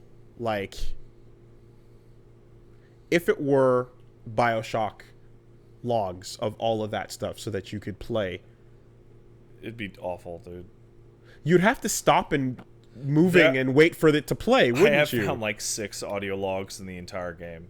You would have to stop and because you wouldn't want to go too far anyway. So audio logs kind of force you to slow down. There are way, way, way more video logs than there are audio logs. Well, you'll walk into a room and there is a projector playing a little informational movie about the Bureau, and those you do stop, but you stop because you're watching them and they're live action and they're acted, Yeah, I guess there's just it hasn't been thought of yet, but I want supplemental reading because it adds so much, but I want a less flow breaking way. So I'll give you implementing it. I'll give you some context on this because this is Remedy's thing and they have fucked with it in every which way on every single game. In Max Payne, you had a few in-game cutscenes, right? But you had hard flow breakers of those graphic novel panels all the time. All the fucking time. Mm-hmm. I don't know if you remember how constant they were, but they were constant, right? And then you would also have Max monologue to himself during levels. Mm-hmm. In Alan Wake, you would have Alan talk to himself again. You would have the occasional in-game cutscene, but you would find pages. And the pages were written from his manuscript, and they would often describe events that had either just happened or events that were about to happen. And they were pure foreshadowing. Mm-hmm. Then we got fucking Quantum Break, which doesn't do much of that. Instead, it does, this is a TV show. Mm-hmm. That did not work. It did not work. They backed down from that. The right pacing of reading to me, the ideal version of this, because clearly this is a method that's tried and true. The ideal amount is a Souls game, right? Oh, all optional and very much there, but how often are you picking up an item and reading a description on it? If I'm playing by myself, almost every time. If I'm playing for an audience, not every time. But no, I mean in terms of pacing, maybe once every 10 minutes? No, yeah. Give or take? I'd say that's about the same for Control. You get a lot more Control is more frequent than that. You get a lot more in the early game. In the executive sector. Okay, because Control, we were picking up 3 documents because it has to establish the house, it has to establish So that was the front-loading moment. Okay, fair enough then. Because, there's also fun things about the way those documents are written that you may... so you notice that Jesse calls them the Hiss, just offhand, and then you find documentation, from before her arrival, referring to them as. I guess I named it. I remember that. Yeah, I believe the phrasing, people use is show don't tell. Yeah, right, and that applies to movies a lot of the time. Definitely applies to video games, but sometimes you got to tell. Okay. But now let's go back to Xenogears Disc 2. Yeah. Well, that's money. So this is the discussion, right? So I guess what it comes down to is because I like it when it's good, and in Control's case I was enjoying it, but I was feeling like there was way too much of it. Mm-hmm. And I guess at least in that first part. And I guess it's the frequency. Yeah, it settles into a nice groove once you hit maintenance sector, which is the second level. Okay. Because the frequency, like I said, in a Souls game feels about right. Never thought about this being a problem once. Mm-hmm. The frequency in Lost Odyssey was not enough. Yeah. I wanted more. So, oftentimes when you go through, because there's a almost Metroidvania like style to it with the key cards and stuff like that. So oftentimes you'll go back and find secret areas. What's your reward going to be? It's going to be the documentation on the pram and what happened to the team that found the pram.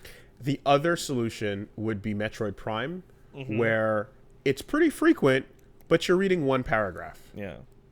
Right? So you scan that thing, and then you get a little description on it, and occasionally you're getting a lengthy piece, right? As you get to the computers and stuff. But for the most part, you're just kind of scanning something and getting like 1 or 2 paragraphs tops. Really light. There's a lot of exposition in that game. And if it wasn't so well written and interesting, it would be trash. But it's and I also want to say this is not as much of a big deal as it is an interesting discussion point, which is why I like talking about it right now. But I'm not emphasizing this as a major flaw against the game. It's more just like I like thinking about other ways that this can be done. Because I didn't play Alan Wake, so I didn't or Quantum Break. So fun fact about Alan Wake, and this is a Easter egg that is pretty well known at this point. And also, they spoiled it with their upcoming DLC plans. Did you read any of the documentation about Altered World events? Yes, and I know that the Overlook Hotel is a reference. It's not. It's very similar. It's very Twin Peaks-ish. But in your little jail cell for bullshit items, there is a page from Alan's manuscript. And, okay, established. That's what that was. That's what happened to Alan. What do you call a spin-off where the spin-off is actually the core, the important one? Like Alan Wake is the spin-off. Yeah, that's what I'm saying. What do you call a spin-off when it's actually like, no, Alan Wake is a folder within Control? There is also as opposed to there is also a single line of dialogue. Yaiba being a folder within Ninja Gaiden. There's also a single line of dialogue about Max and how Max counts as well. And they said, here's the DLC plans, and there'll be 2 expansions. One is the basement of the oldest house, the foundation, whatever the fuck that is. And the second DLC in 2020 is called AWE, and it is it's just giant block letters, and the top half of it is Alan Wake's box art, and the bottom half is Control's box art. AWE. Yeah. AW. Yeah. Is it Altered World event or is it the Alan Wake event? Did they already link Max to Alan Wake before this? Yes. Okay. Max's books. Max is the main character in Alan Wake's novels. Oh. But he uses a different name for them. But when you read Alan's novels, it is Max's narration that comes through. Like when you read his book in the... So then Alan Wake did the same thing to Max Payne. Yep. It's the bigger folder. Yep. That's a really cool way to spin off. Just pull it back one. To pull it back. Every time, just pull it back one. As opposed to going forward, right? Like, usually you expect a spin-off to be like, okay, you know that setting? All right, now we're going to go into that character's past or pick something in that story. Yeah. But in this case, it's like, no, we're actually zooming out. So at one point you talk to a character that is possibly trans-dimensional, and they say, I had a dream about a writer writing about a cop, and in the next dream, the cop was real. And you're like, okay, done, established.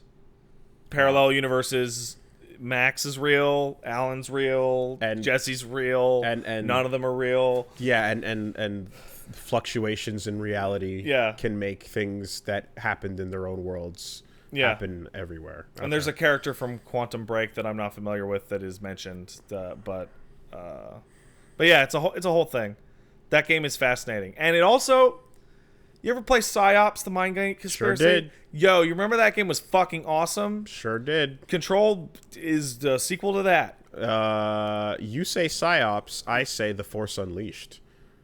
Sure, whatever. The early builds. What? Oh yeah.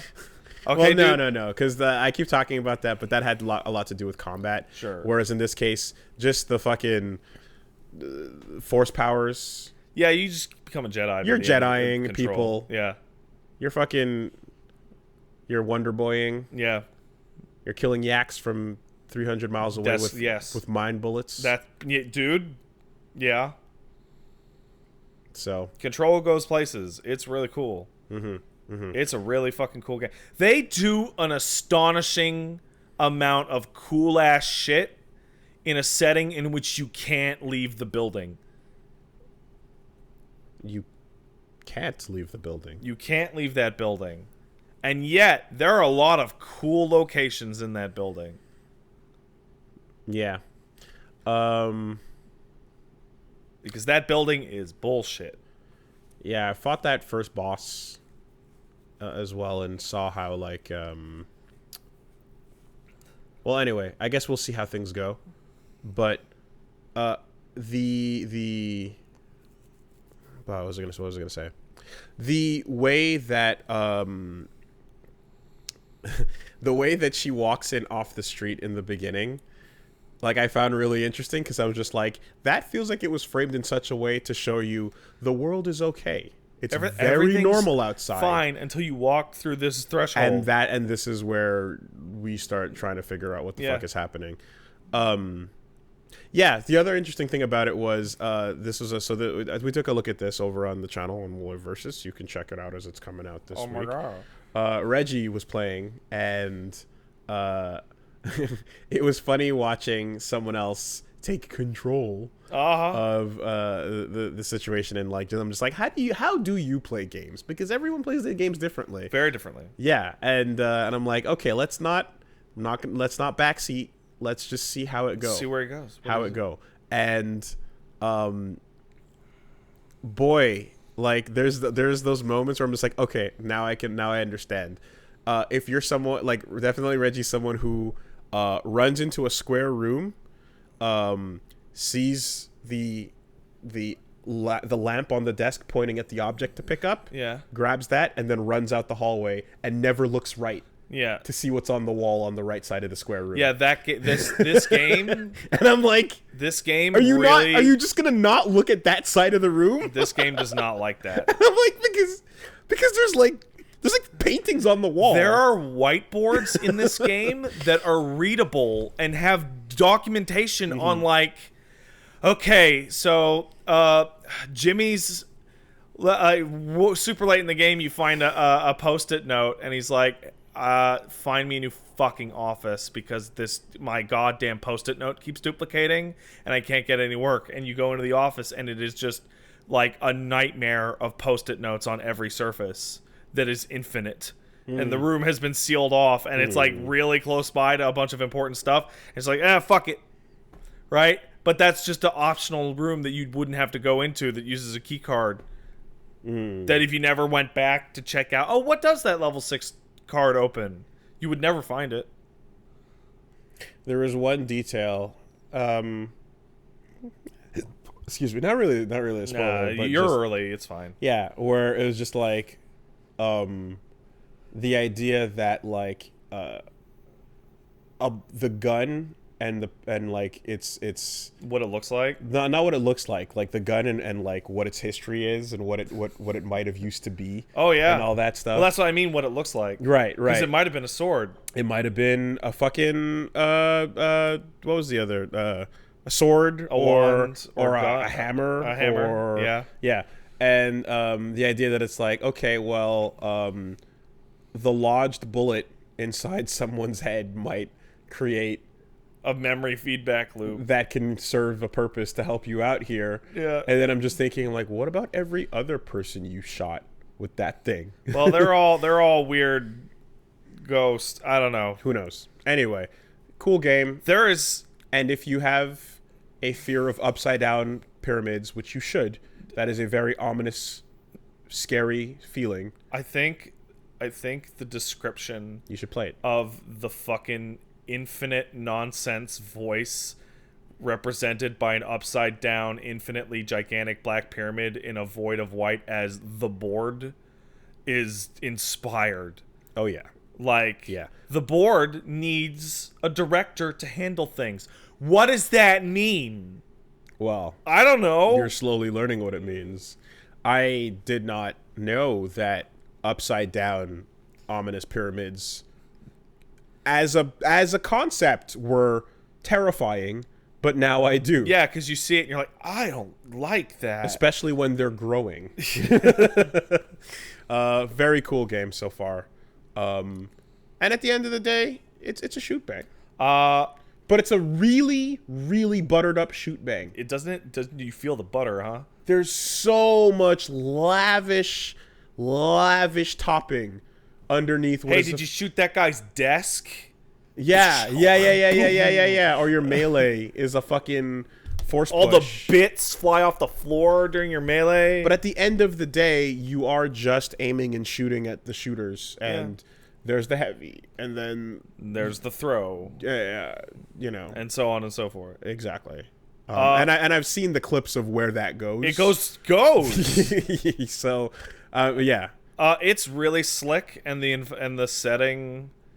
Hey, it's a really slick feeling shooter, and the setting elevates it, which means it's a good ass Remedy game.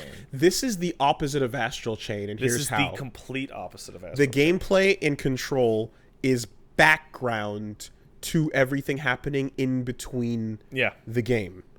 Right? Everything happening in between shoot bangs is so thorough. I very much enjoy the shooting in Control, but it is in service to me finding out what the fuck is going on. Because you barely really even think of... Like, I didn't... Like, when the gun came out, and then it became like, oh yeah, shoot the things. And I was like, right, Remedy. Yeah. Of course. But I almost forgot that, because the whole time through I was like, this might just be all about the weird discovery. You said it was Reggie Planet. Did you get to shoot the gun? No. Okay, but you saw it and you're like, I bet that feels really good. Probably. It does. Yeah. It feels really good. But the gameplay segments are just all in service to this journey through this fucking crazy ass setting.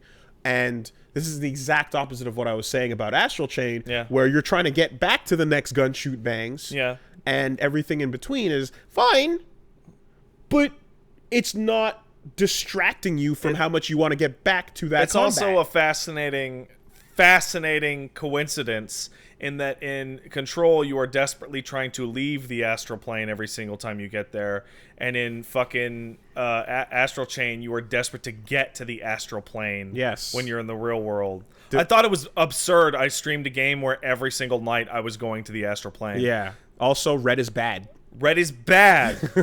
In both games. Red bad. Red bad. Red big bad. Blue or white good. Big red bad. Red bad. Yeah. Red evil. Super not good. Also, shout outs to the things that I love, such as nonsensical or monologuing as background. So I described like how I fucking love Ignis in KOF 2K1 because his win quotes and taunts are these long, lavish fucking quotes. I love when a character in game says a bunch of shit to you in the middle of the boss fight. Yeah. So in this case, the incantations that people are saying as they become I forgot the term, hissified. As the hiss takes over or whatever, and the fact that like some of this might actually serve as like a Wi-Fi signal booster. Yeah, the hiss the hiss as an antagonist is fascinating because the hiss appears to be a phrase, right? That makes you evil. And like Bedman is all about that as well and shit like that. Like I love that. And one of the coolest things in all of Persona 5 to me is fucking landing on that boat and having a politician's speech just blaring at you the whole time, as he fucking drones on about whatever. Like I really dig that. So that's a nice touch in this game where you walk around the corner and you just hear someone going off on some shit and you're just like, we're gonna come back to that area. Yeah, we'll deal with that a little bit later. But someone's going off. Shoot the words away. Yeah, that game is rad. Good shit. It's rad. I'm excited for the Alan Wake expansion. Cause also that Hideo Kojima mission, PS4 only. Word. Why? Don't know. Interesting. Because Kojima's not PS4 only, isn't he? I don't know. Like, is Hideo Kojima the human being? Yeah. A PS4 only? Like, he's got one grafted to his back. You can't see it. That's That's an odd concept. He's just a man with a voice. Yeah. So that's what I got to talk about this week. If you want to check out what I'm doing over on the internet, you can go down to twitch.tv/angriestpat. This is a finale of Control Week, but also mostly Blasphemous, that game about stabbing the Catholics in Metroid.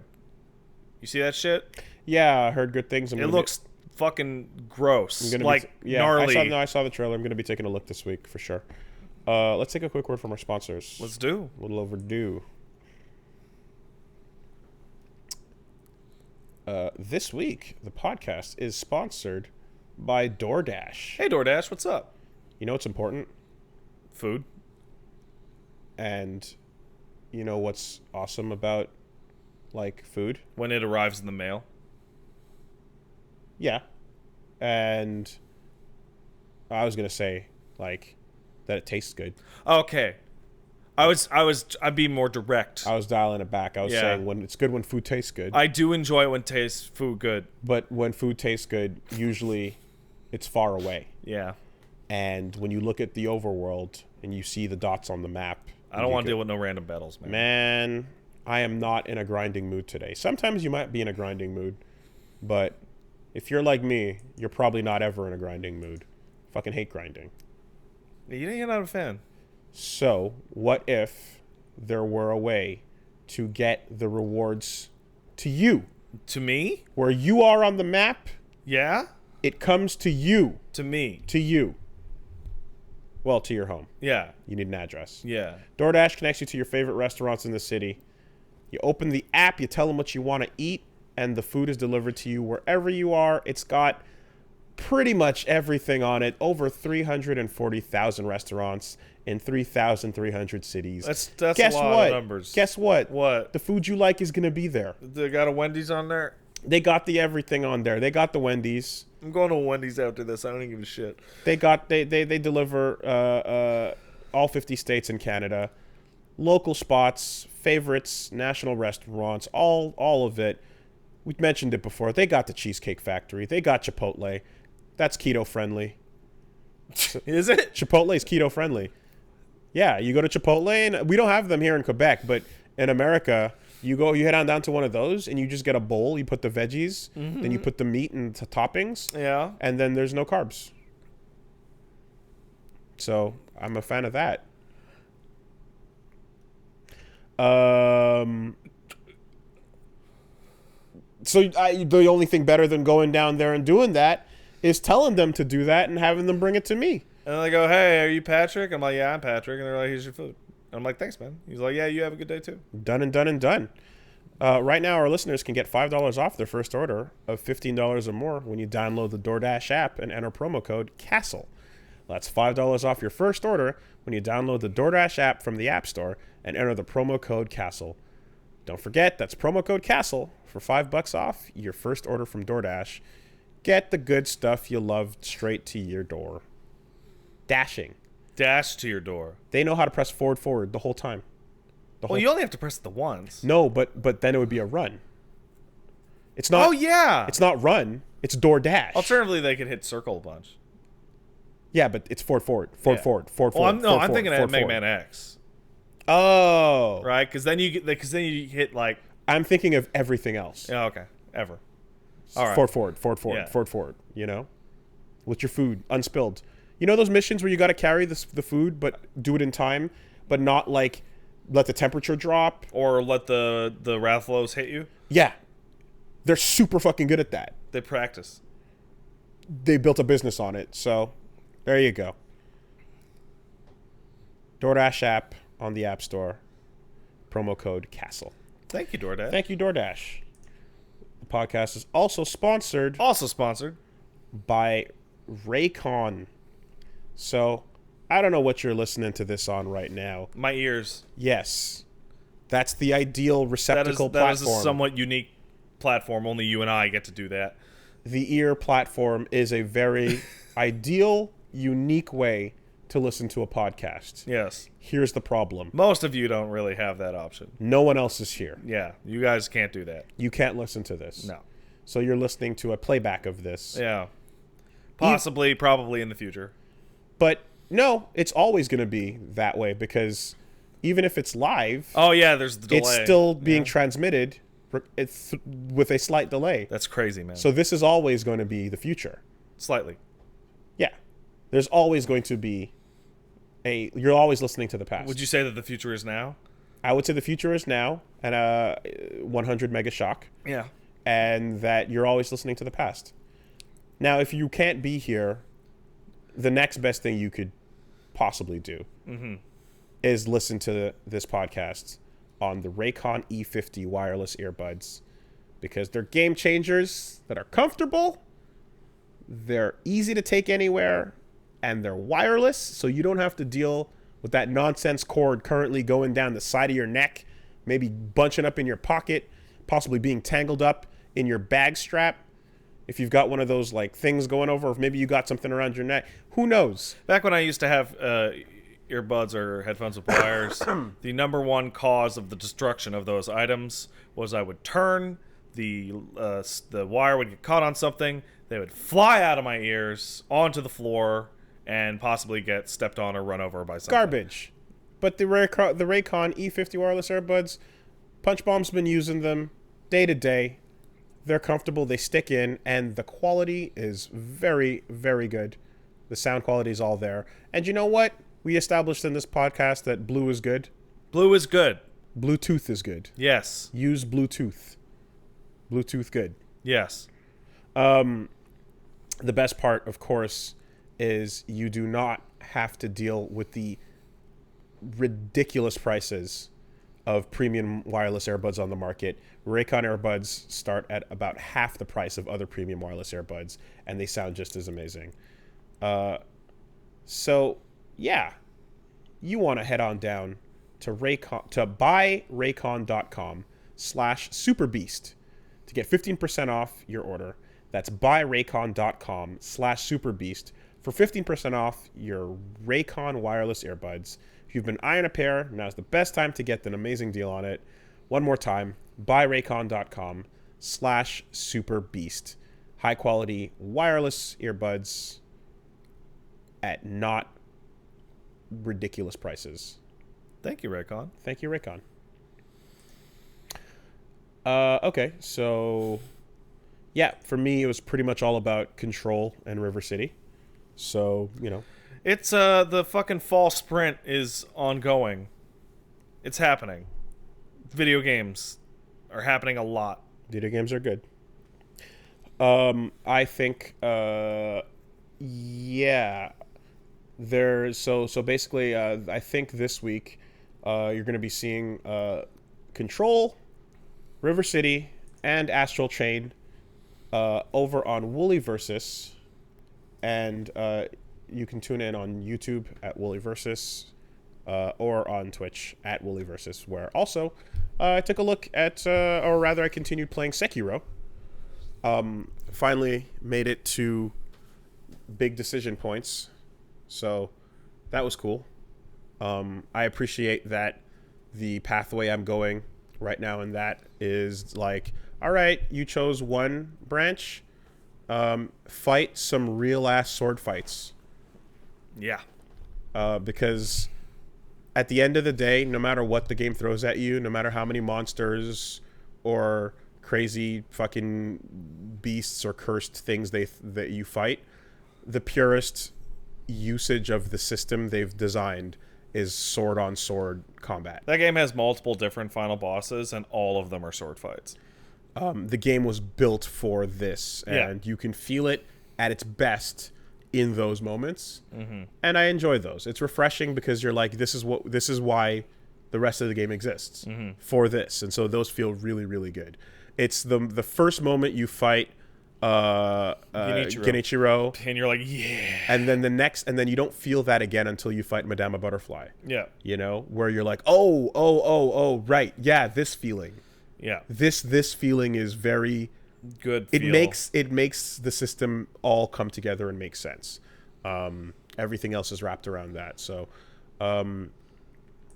yeah. So, you know, at the end of the day, I I know it's been a while since Sekiro has come out, so it's like, Wooly, why are you taking so long? How long did it take for you to wind back up? I actually not that bad. I think I stopped on the monkey. Yeah. And after I came back, I got right to the second phase right away, and I think it was 4 or 5 tries. That's a fucking radical boss fight. Yeah. That has my favorite surprise in the whole game. Unfortunately, it was spoiled for me. Oh. But what are you going to do? I put my controller down and was like clapping to give myself like a thumbs up when it happened, and I was like, ooh. Yeah. So, I know, in an ideal world, this would have been long behind me and wouldn't be a thing, but what can I say? Like, it's a game that works for my schedule on streaming on Saturdays, and, you know, at some point, other, like, things like Japan happened, and weekend tournaments and things like that, and get pretty busy. Would you believe that Japan is continuing to happen? It continues to happen. So, for anyone who's still interested, bear with me. I appreciate your patience, and yeah, we're getting there. I forgot that game existed. Yeah. I really enjoyed it, but it did not leave the lasting impact that any of the Souls or Bloodborne games had on me. I also want to give a huge shout out to Punch Bomb for working miracles by modifying a Japanese purchased small Eva Unit 1 Kigurumi. That's how that happened.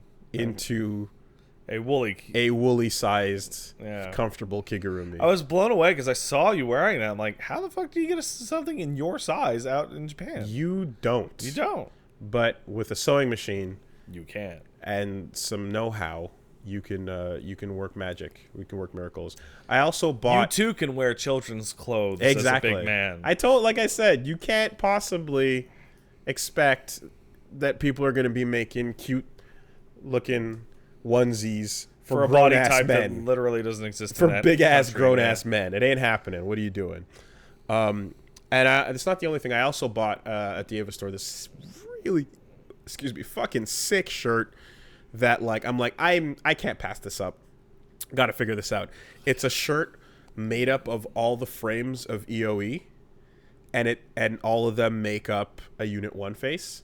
But, like, you're looking at frames of the whole movie. Oh, wow. It's fucking sick. It's super... And from a distance, does it look like a Ahegao shirt?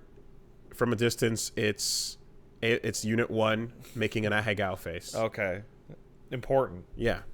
So, I'm like, this is one of a kind. Yeah. I'm not going to fucking pass this up. So, again, it's the wrong size, and I'm going to work some magic to upsize it. So, yeah, that's cool. Anyway... All of that. I have one last thing to say to you as advice for Astral Chain. Mm-hmm. At some point, you'll be playing the game, and you'll see something on a different character, and you'll go, that's cool, I want that. Mm-hmm. And the game will go, no, you may not. Mm-hmm. You can have that. Okay. But later. Cool. Good to know. Also this week, going to be taking a look. So, yeah, those videos I mentioned are coming out.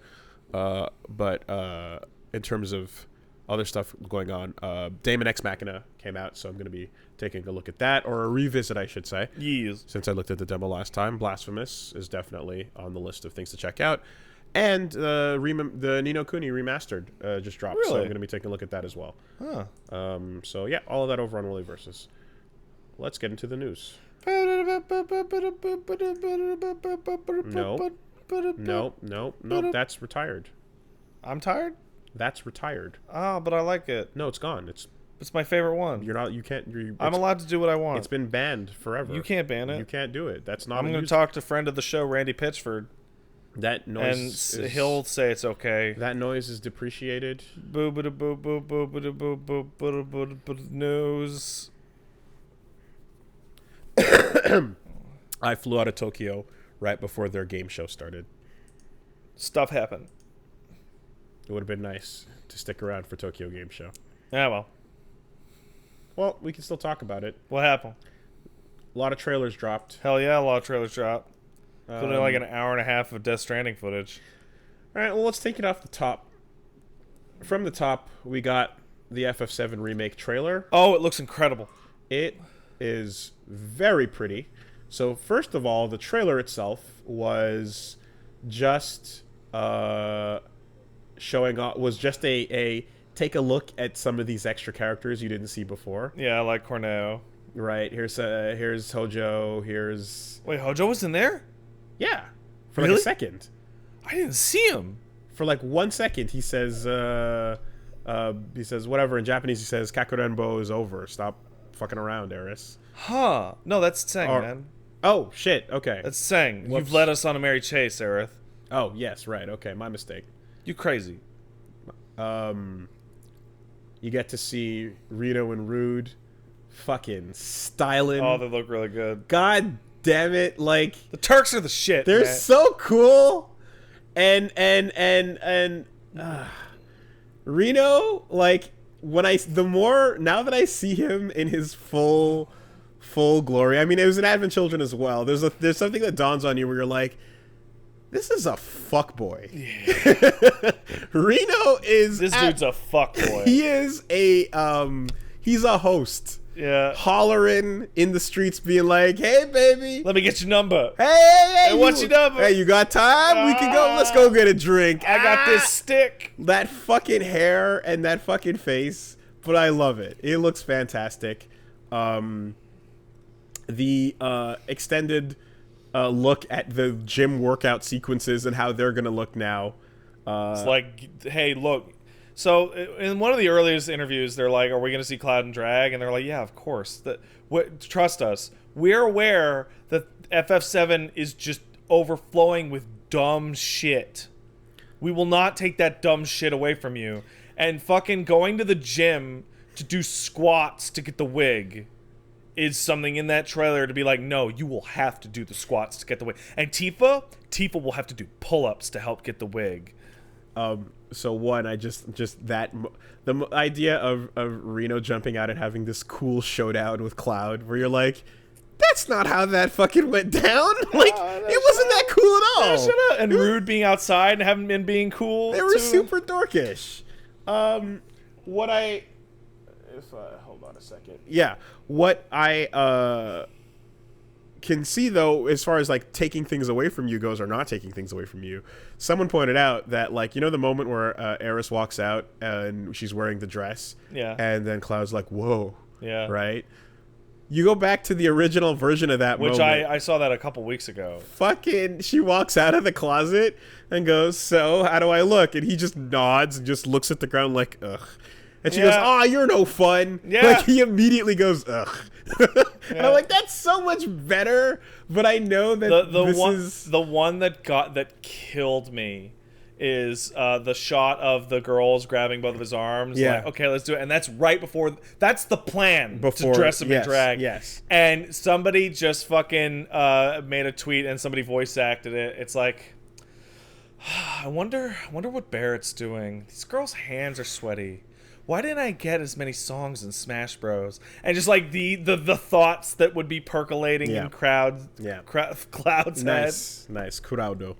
I really, I can tell that what they're probably gonna do is have Cloud go, oh, like his heart's gonna skip a beat. He's gonna doki doki, and then he's gonna do something like, whatever, anyway, right? Like kind of shy, play it off. They also showed off like a half hour of Just gonna get there. Oh yeah. But I much prefer the deadpan straight version of she walks out trying to be like, hey, Cloud, you like what you see? And him being like, no. They have to. That's so... They had to do what they could with these little chibi models, and thus it all had to be body expressions. Mm-hmm. So it all, playing it straight works a lot better when the character literally doesn't move at all. Yeah.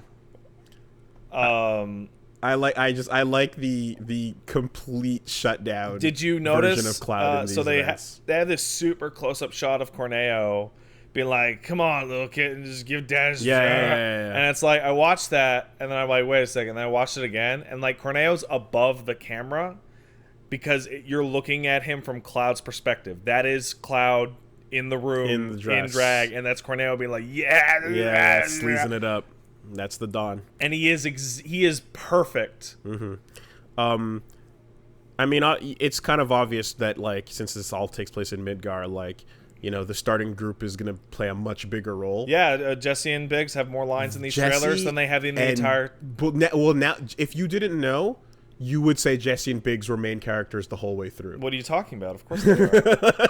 Like, the way this is being shown, it's like, oh, you're going to spend hours and with hours. them. They're part of the crew. What are you talking about? You're going to spend fucking... I mean, you're gonna leave Midgar, obviously, to go chase Sephiroth, and they're gonna stay behind to take care of Midgar. To take care of Midgar. That's what they do. That's why they fight for freedom. Yeah.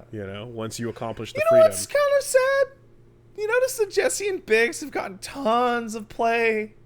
Wedge, I don't think we've even seen his face. Have we seen Wedge at all? He's in the background of some shots shooting a gun. Like it looks like you're gonna switch between them in combat. It feels like Wedge won't get any love because who cares about Fatty? Like, I didn't look at the names on the combat list when you're like... No, you won't get to play as Okay, but they're running around fighting. and shooting guns. Even though you're not switching to them. One of my favorite moments in that trailer is like a attack helicopter firing a machine gun at them, and it says, "Put down your weapons or lethal force will be used." And it's like they're dodging bullets while this is being said. Do you think it would it dilute Eris to let you take control of them on the party in full-fledged like combat for this part of the game? I don't know. I do like that. So you mentioned taking control of Eris. The cutscene that you thought was Hojo was Tseng. Yeah, I forgot. So here's the thing. So I very recently saw this, right? Just a couple weeks ago. Mm-hmm. In the original, when you get to the fight on the support beam, Tseng just shows up in a helicopter with Aerith and she's like, "Don't worry, Marlene is safe because you sent her away to go to her house to get the girl." In Disc 1. In Disc 1, right? The scene that you see in that trailer where he confronts her at her house with Marlene is not in the original. That is a new scene. Okay. It did happen, but it's fleshed out. So I'm gonna... Obviously, I'm drawing a huge blank. Well, yeah, it's been 15 years on Tseng, right? So but what I mean is, like, not only are they gonna just add more, but they're also gonna take everything that got heard to be mentioned in the background will now probably become its own thing because why not? Why not just show it to you instead? Why not just show it to you? Yeah, sure. No, I mean, like, they're fleshing out those hours, and like, you might as well with the budget this thing has. You know what my favorite part about fleshing out those hours is the fleshing out of those hours now has a face. And it's the face of Soldier. When they're running away in that trailer on the motorcycle, Jesse goes, "Who is that?" Oh, and then it's a soldier. And he goes, "That's a soldier." Yeah. And it's like some guy going, and that soldier has Zack's sword from the beginning of Crisis Core, because that's the standard issue. That's the standard issue for Soldier second class. But that's some fucker, right? I'm like, who is this guy? Yeah. And it's like, oh, that's a boss you're gonna fight. That's our part 1 antagonist. That's also your what's her name? Mary? What in Ava? New girl? Marie, yeah. Right? Yeah. That's the face of Remake. Yeah. And you know what? There's gonna be some. So in the gameplay demo, the reason why I wanted to mention it is that we got the first shot of what Cloud's freakouts are gonna look like. Because in the original, Cloud goes and like the screen flashes white a bunch of times, and then people go, "What's wrong with you?" Right? And he goes, "Oh, don't worry about it." Now you're gonna get black feathers. Well, yeah. Now it's like he gets a little dazed and it gets a little blurry, and he sees like a single black feather, or he sees things that just aren't there, right? And that's great. But we'll also get a fun little moment where he's like, "Oh, that guy's Soldier second class. His name's, I don't know, Jim, right?" And then Jim fights the party. He goes, "Who are you?" And he goes, "I'm Cloud from Soldier." And he's like, "That's weird." And who? And they go, and he goes, "What?" He's like, "Oh, we can't listen to him. He's fuck that evil. guy. Get him, get him now." That'd be good. Like, wait, what? Like, I'm in first class. You wouldn't know about me. That would be pretty solid.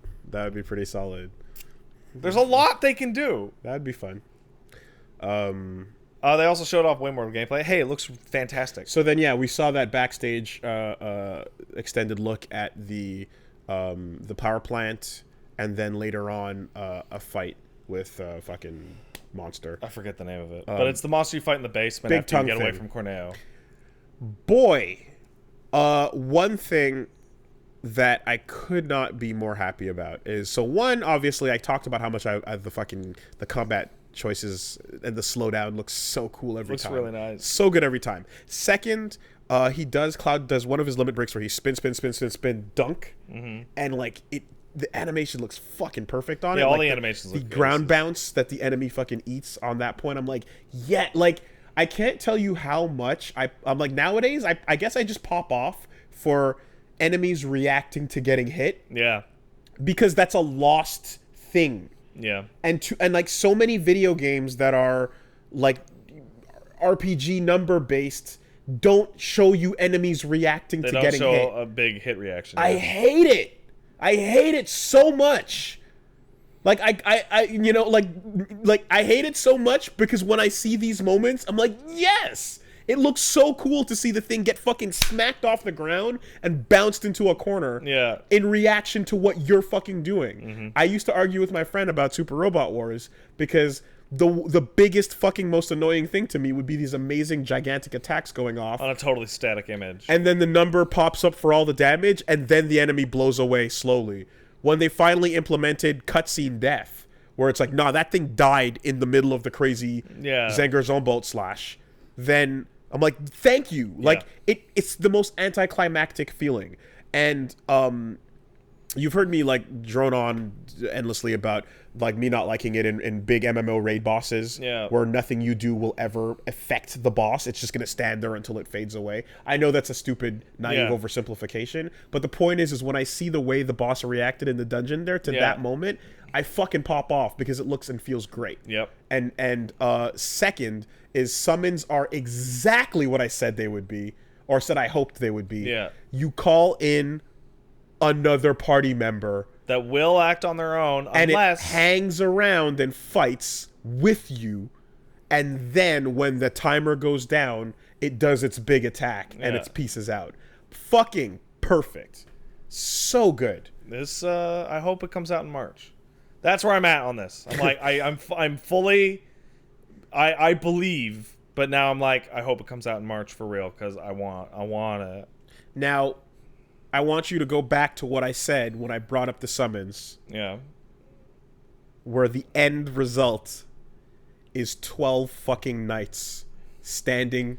Not in this game. And no. Whenever it comes. Oh, you want the whole crew? The whole round. Oh, that's I don't know. On horseback is in the room beating the shit out of whatever you summoned it on. I don't think that's gonna happen. It is, dude. What game if not Final Fantasy fucking 7 can afford to make it happen? 14, because it did. As a boss fight or whatever, right? Yeah, no, that's not what I'm talking about. I want the squad rolling in. No, what's more likely is that the squad rolls in one at a time and leave quickly. Nah.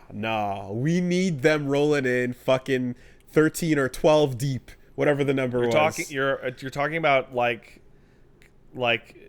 10 times the fucking budget. Like Mark it. They're gonna do it. They're gonna do it. Mark it. They're gonna come in one at a time, man. You're nuts. They're gonna fucking come in. They're gonna swarm it. It's gonna be one of the best summons for that reason. And then at the end of the timer, they're gonna do the big fucking team up. What's probably going to happen is Arthur's going to come in as the summon, and then when he leaves, he'll do the 12 version. Or what if certain summons require you to go to the summon world? Yeah. The fight gets plane. The fight gets teleported to the astral frame rate plane. Right? Because you know remember how like the summons would lift off into the sky sometimes? Do you remember how the Knights of the Round summon has no background of any kind? It's just the thing. Blackness. Yes. So that's what I'm saying is like, what if you just like because I think about this, right? Think about every summon in the game being implemented the way they were into this, right? Now you're telling me that this team who's trying to exceed expectations of every fan of FF7 fans of the games themselves are not gonna find a way to make it work. I'm telling you that what you're specifically asking for is a likely technical impossibility. I saw Mario 128. You can't tell me shit. You can't tell me nothing. I've fucking seen 128 Marios jumping and dancing and going wahoo. They can do it. You're nuts. Bring him to the frame rate realm. Eat shit. This game looks amazing. This game looks good. It looks really, really good. Yes. Shout outs to Mr. Producer's San coming out with the Buster Sword. Kitase. Yeah. So, that happened. Then, what did we got? There's a Trailer Hearts, whatever. Kingdom Hearts 3 Remind DLC trailer. All right. You know. Yeah. Neo 2. Yeah. Took a look at that. Beta coming out soonish. This game, like, continuing to just it's like you just pick up where you left off because development never stops. Yeah, just keep going. Just keep going. It's great. Yep. It's great. And more playable characters than just Neo as well. There's footage of you playing as a girl. Some of these it's create a character. Right. Yeah. Right. Okay. Yeah. They announced that a while ago, right? Like, yeah, you're playing as your own. So just, fully embracing that aspect of the soulsness. What happens to your boy then? He'll probably be in there As a Pliskin? Yeah, probably. That'd be fun. I really like that. I love it when the character passes the torch. I like it. That'd be really dope. In this particular instance too. So those like animal summon modes that you would power up in, like some of the ones seen in this trailer for Neo 2, they look fucking elaborate. Like they look like big stand pop-offs. Like do you remember when Zappa from Guilty Gear would summon Rao? Yeah, I saw it yesterday on Salty Bill. There you go. It looks like that. Undeniable. Death Stranding briefing trailer. Samantha America Strand. So, I didn't get to check out the Death Stranding stuff. There's a lot. Yeah. In fact, I saw the thing saying 49 minutes trailer coming, or whatever the fuck Hideo was talking about. Yeah. The madman. This 7-minute trailer, the briefing trailer, I didn't actually get a chance to check it out. But all right, I can sum up Death Stranding for you. What you got? All right, Death Stranding is a strand game. What a fuck. No, in Death Stranding, you will be moving from the East Coast to the West Coast. A primary aspect of that game's gameplay is going to be traversal, as expected. It's going to be point to point, and like managing the shit on your back is actually going to be a primary gameplay component. So they showed off stuff like a little base filled with enemies that he wanted to sneak in to steal stuff from, but in order to do that properly, he put down a bunch of his gear on the ground way outside so that he could move better, for example. Doesn't feel like Sam is going to be like... It doesn't feel like you have the combat advantage over the things in the world. Not that much. He's a guy. Yeah.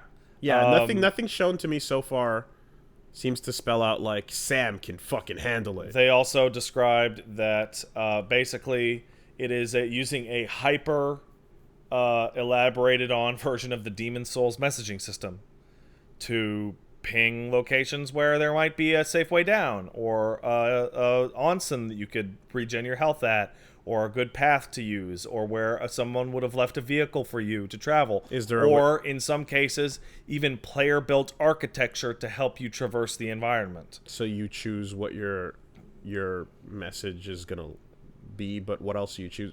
For example, at one point in the trailer, there was a player-built bridge that acted as a river crossing, and then by crossing the bridge, you automatically sent likes to the person who built it. Huh. Now, how do you encounter that, like, shard? You just do.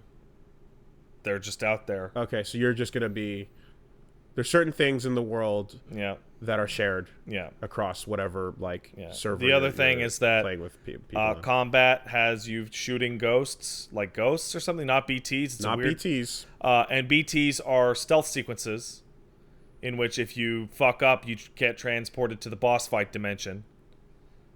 And the way they described it is that combat is avoidable. And the way combat is avoidable is like, yeah, you can take a fucking wide-ass circle around areas that have BTs. Or you can take the way, way faster route of going straight through. You also can throw bottles of blood, cum, and piss at enemies to hurt them. I don't. Because the BTs hate a big old bottle of cum piss. I don't like the sound of stealthing from.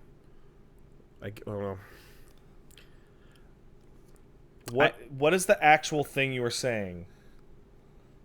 The creepy handprint fucked up Titan God fear. Yeah. Doesn't come into me when I'm creeping through the bushes, avoiding the hands coming out of the ground. Really? In the sense that, like, avoiding ghosts doesn't do it for you? No. Okay, the stealth parts, I guess it depends on how the stealth part comes together. Like, if it's done in such a way if it's done in a really effective, like, good, tense way. I'm just thinking back to the clips of, like, the hands coming out of the ground. The hands coming out of the ground at you is the stealth failure mark. They appear to be unavoidable. Okay. It is, you have a bunch of floating ass BT ghosts and don't get seen. The weirdest part they showed is that Sam can totally restrain those ghosts physically while trying to sneak past them with, like, Ebola. Okay. Which was like baffling when I saw it. I have faith that it will likely live up to that. I guess I just hope it's not that simple. The thing that I feel, and I think a lot of people feel it, and I saw a thread on our subreddit that was people feeling it, was a lot of people are going to hate this game a lot. They're going to hate it because an enormous amount of this game is wandering through the landscape and climbing a mountain and getting to a location and figuring out how to climb down a hill. Yeah, whether or not I like or hate that depends entirely on how interesting the land is. Yeah. In Breath of the Wild, I enjoyed it because over each peak and valley, there was something of note. When Paige and I were playing it, playing Phantom Pain, it was dry. That was the feeling that we got. I think she was the one who said it. It was like, it's Kojima's Breath of the Wild. It's his attempt at that. But Phantom Pain was also that. No, Phantom Pain was still a stealth game. This has a boot meter. It has a Monster Energy drink energy meter. It has, yes, a monster. Oh, you mean like Metal Gear Survive? Yes. Monster. It has a boot meter. It has your foot meter. It has your piss meter. It has your energy meter. It has, traversal it's a dedicated mechanic, and it's also like how much are you gonna throw in your back? How much damage did happen to the items that you were transporting? Yada, On yada. paper, that's not my favorite thing to do in the world. Yeah, that's not the funnest thing for me. But we'll see how it plays out. We'll see. Because, if it's designed solidly enough, then fuck what my on paper expectations are. You're gonna just wow me, I'm increasingly fascinated by what the hour to hour gameplay looks like now instead of the minute to minute, because there's a lot of parts in that 49 minutes where they're traversing and there are huge cuts, and it's like, well, what is in those huge cuts? Is it literally just walking up the hill? Because the game is gorgeous and beautiful. Here's a question. Remember when Sandbox was new? I do. The idea that you could sandbox in anything at all was kind of like, holy shit. I do. Let me adjust. My screen is over here. Do you still do everything and just dick around and nobi boy your way through. Well, you're not going to be these doing taxi sandbox missions. worlds. Taxi missions. You're not going to be doing firefighter missions to put out flames 2 blocks over. Because I feel like the sandbox appeal to me, I don't have that much of that anymore, depending on the world, because like in a crazy ass fucking Saints Row game where it's just like jump around and be fucking nuts, Yeah. right, or Hulk Ultimate Destruction, Yeah. right, like you're so super powered and whatnot that simply moving around is kind of a wild new thing. But a lot of the novelty of kind of like, okay, I can piss, I can go do this, I can do that, there's going to be a point where after I've tried out these things and found out the stuff, I'm not going to spend a ton of time doing them. And I'm thinking about the way I played Phantom Pain, and I'm thinking about the way I played Ground Zeroes, and how I tried out each thing and kind of saw the content, and then I was like, oh, cool, that's there. Now I'm going to just be doing... Engage in the core mechanics. The core mechanic, while casually picking up anything that happens across my path of interest, of note. So... It feels like... in a game like this, how much of the fun is going to be based on the wanderlust? It feels like to Kojima the sandbox is new, because he got his taste with MGS5 and he's like, I'm only making open world games now because open world games are crazy. Oh yeah, and after making the longest hallway in the world. And it's fascinating because it's like, it feels like, like he discovered fire, like it's brand new. And I guess to those of you who have played it, this feels like in Kojima's brand new view of, oh man, open world's crazy. He has made what is essentially the Japanese version of Stalker. See, yeah, I knew that would kind of ping right off you. Stalker is a game in which you wander through large environments and encounter ghostly/supernatural anomalies at your pace. And yeah, there is some shooting, but it's mainly wandering around and getting stuff, and oh no, a mutated dog attacked me. And I gotta eat a food to not die. Is it good?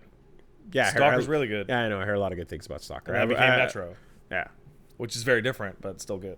Old Guillaume was super obsessed with Stalker. Get out of here, Stranding. Nailed it. Killed it. Yeah.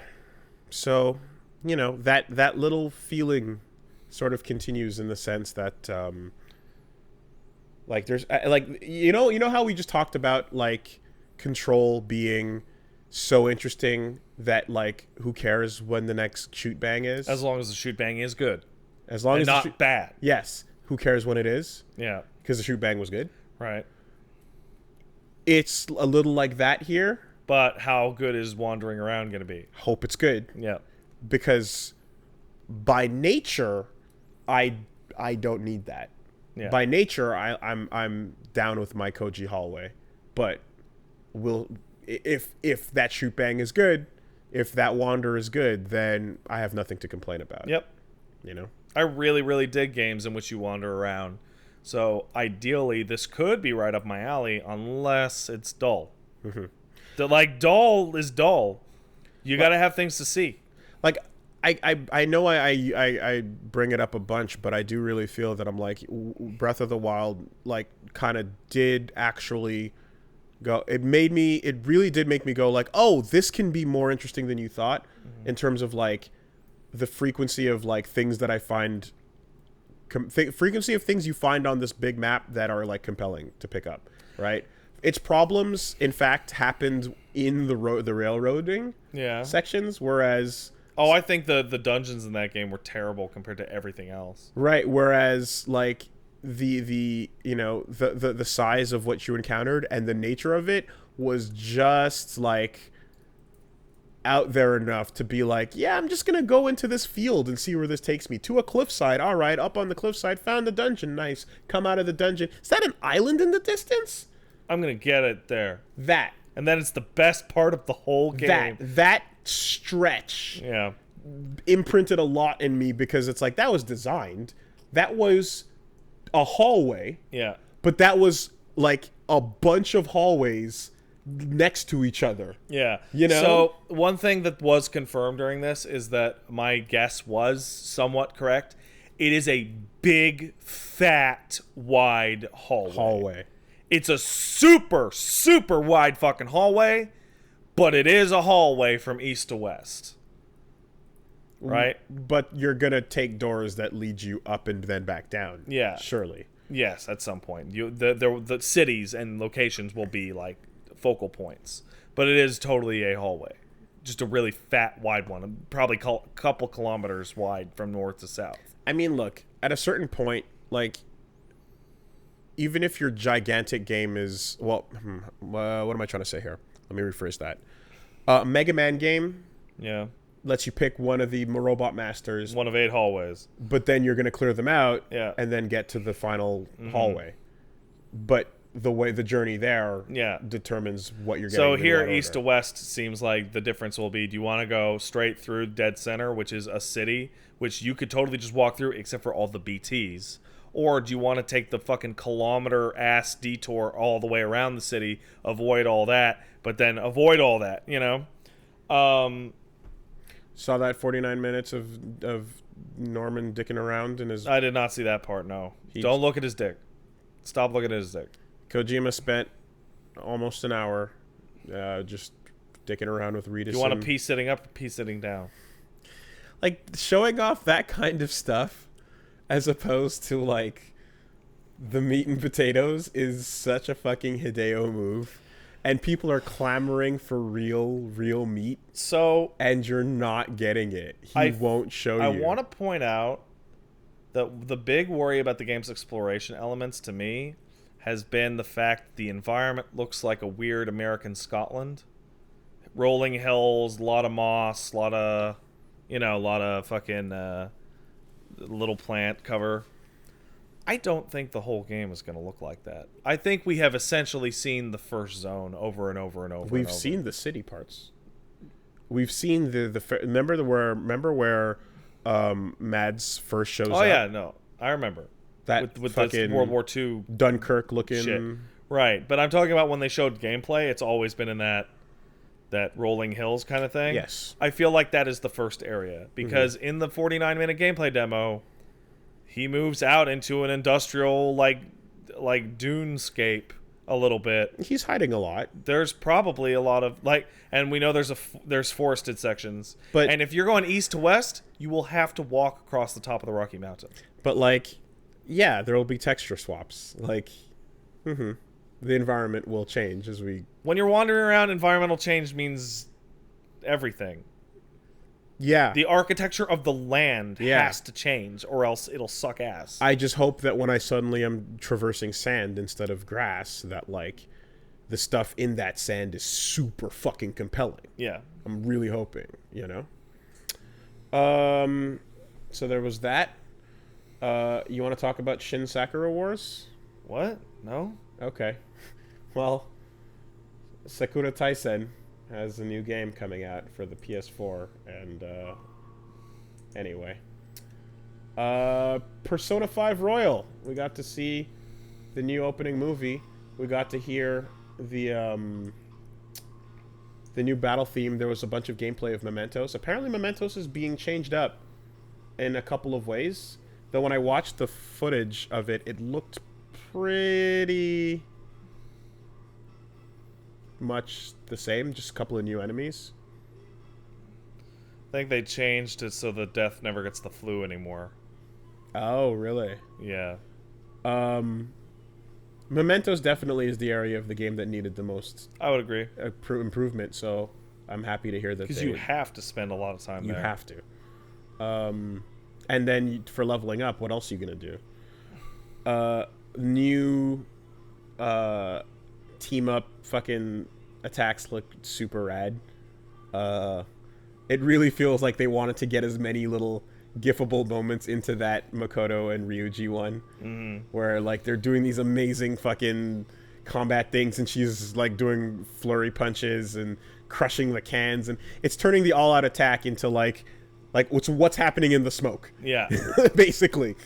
Those look really nice as well and stylish. So, yeah. I'm down. I'm digging it. I am not going to play it because I don't have that kind of time. I don't know if I'm going to play it. But I'm going to certainly watch someone else's here's the compilation of the new stuff. I don't know if I'm going to play it. Which is sad because if you think about the difference between the golden and not the golden, it's huge. That's nuts, right? So, I mean, maybe there's an extended series of sequences with a party member that will seemingly dramatically change the plot that I very much want to know what is about. The golden is extraordinarily different from not the golden. Yeah. So this is a lot of content. It's just going to be a very busy time to put another 120 hours down. Well, if I can turn it into work, I'll turn it into work. If I can't, I can't. How great would it be if there was a mode that was like, I've played P5 already, and then it was just like, let me get your save. There is a mode, and that is a thing, and it will give you a pair of sunglasses or a hat or some shit.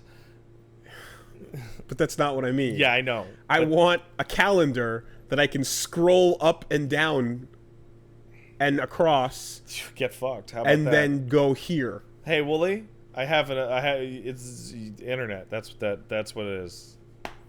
They'll never do that. I know, it's so much work. It's so much work. And so many triggers are dependent on what you did the day before. But it's just like then we're stuck with this where I'm just like, God damn it, that's so much replaying. I'm just glad I didn't replay it a second time on New Game Plus when I felt like I wanted to. Yeah. Because I felt this coming in the future. Yeah. So and at least there's that. And there's a lot of people out there that definitely are like the type that are just like, fuck it, I'm going to go play P5 again. Like, hell yeah. Yeah. But why not? I'm not, because it just takes too much time. Hey, man, you got to know, right? You got to know if it's good, right? Shut up. Apparently people really want to talk about Sakura Wars. Nah, they just want to talk about it because I said I want to talk about it. It's an old anime. Yeah, I've never heard of it. Oh, yeah? Yeah. Back in the day when I was running the anime club, yeah, there was a lot of people that were fans of it.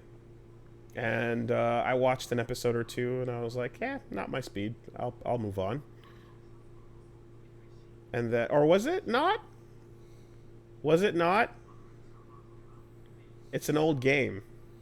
Okay, no, I'm stupid. I'm thinking of something else completely. And I'm completely thinking of something else. Sakura Wars is not what I thought it was. I thought this was something else entirely then. Well, shit. I don't know what I'm confusing it with. But this is a new thing.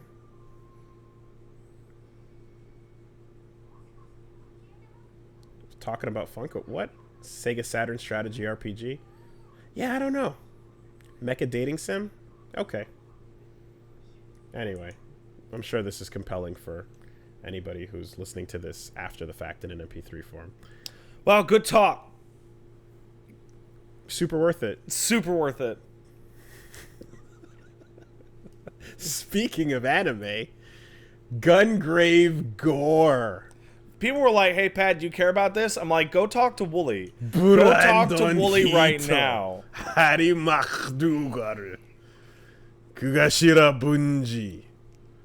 And all the other guys. Fucking what? Pound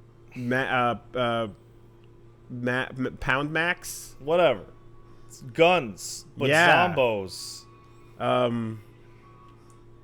Rocket Billy Red Cadillac. Yo. This sounds like that dumb anime shit you've been watching. Are you watching your animes? Listen, Yasuhiro Naito. You watching your girl cartoons again? Actually, I gave up on BBB, which was the new Naito joint. But I super loved Gungrave. And Gungrave is about as cool dumb as it gets. Maximum cool dumb. Because Gungrave is a stupid zombie killing, like beyond the grave gunman. But his origins are a traditional mafia story. So can I ask you some clarification on this? Because I've heard you explain this to others, but you've never explained it to me. So you're like, oh man, Brandon Heat's the coolest mob story ever put down in anime. Great. And then I'm like, okay, I'm going to YouTube Gungrave, and it's a zombie cowboy shooting monsters. Yes, he's wearing a cowboy hat. What are you talking about? He's dragging a grave. What are you talking about? It's fucking okay. Brandon Heat is the best, and oh my god, it's Bungie. Holy shit! Sorry, I'm freaking out watching this cool trailer. Brandon Heat is the fucking coolest. And it's a cool-ass mobster story in anime.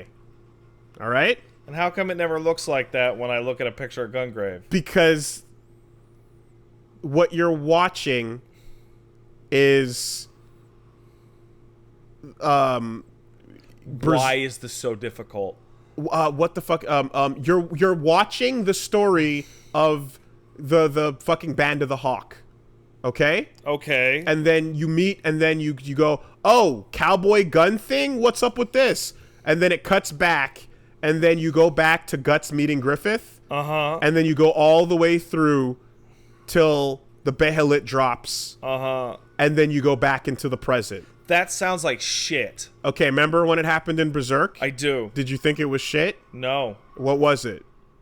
It was cool. Yeah. Yeah. So it was super cool.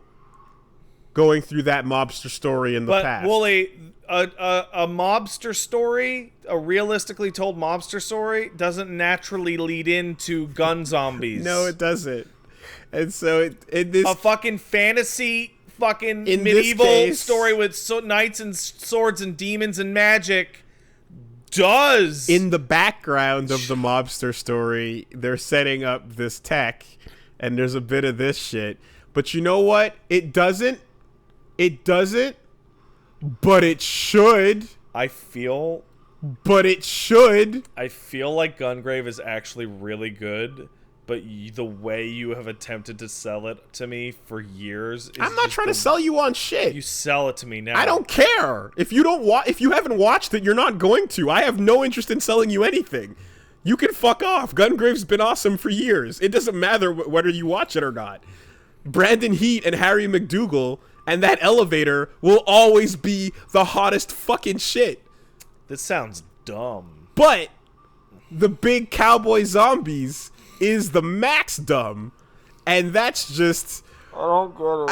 I don't get it either, and there's not much I don't know what to say. You don't get it either? I don't get the cowboy zombie dumb. Wait, really? I don't get it. What? But you just said you saw it.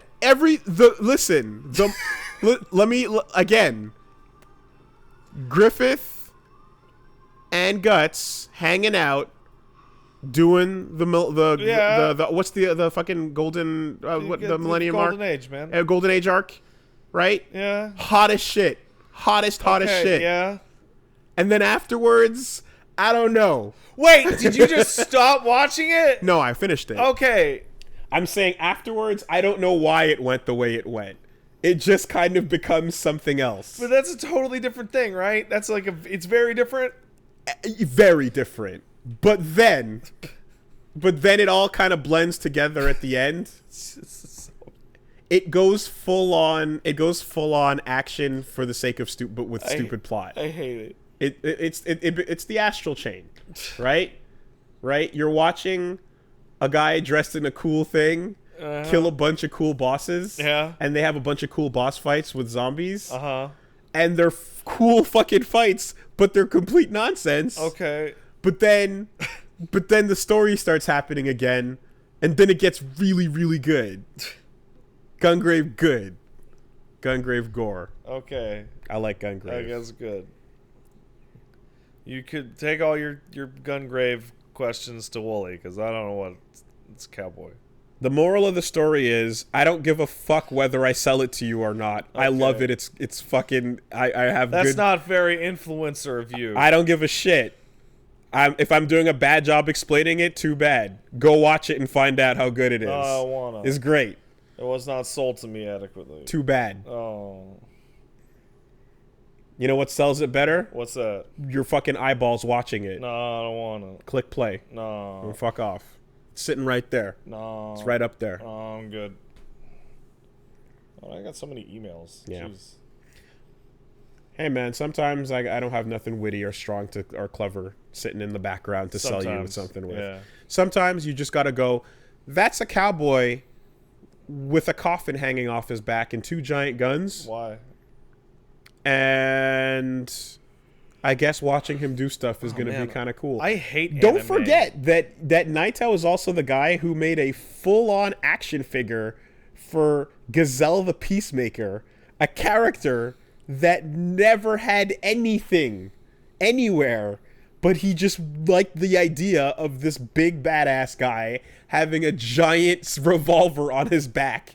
So he made a toy for it, and it has no lore. I don't know what you're talking about. Okay, so there's Trigun, Yeah. and then they made a bunch of Trigun action figures. Right. Right? I bought them. There's Vash the Stampede and Wolfwood, and then Mona of the Gale.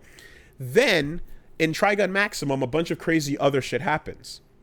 Then they made a toy of a character, and his name is Gazelle the Peacemaker. He's a fucking badass. And he has a giant 6-shooter, like a humongous 6-shooter strapped to his back. Right? And you get it, and like the toy is this main character looking important thing, but he's just a random new original character that Yasuhiro Naito came up with that was like, yeah, that'd make a rad toy. That's it? That's it. That's weird. He didn't come from anything. He wasn't from any parts of Trigun. He was just a new original character that he went, I like that look. I'm gonna make a toy out of that. It was the dumbest, coolest thing ever. And that's how Naito rolls. So if he's willing to put that product out there with no attachment whatsoever, you best believe he's going to put a dumb cowboy hat on a mobster and make him kill zombies. But then when it comes back around, and it's fun. Okay. Right? There's basically a point where you go through the 4 Heavenly Kings. Yeah. Right? You fight Balrog, Vega, Sagat, and Dictator. Right. And that's when it fucking gets fucking sick again. Okay. But you can just whatever. Before that, don't worry about it.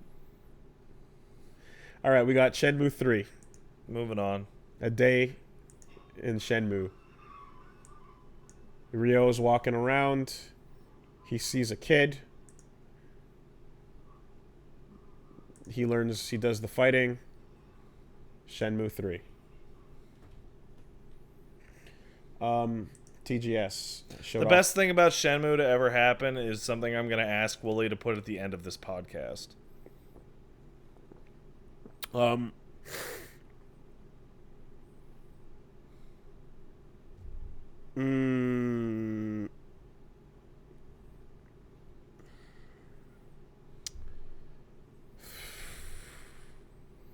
don't know what. Yeah, you would. It's very stupid.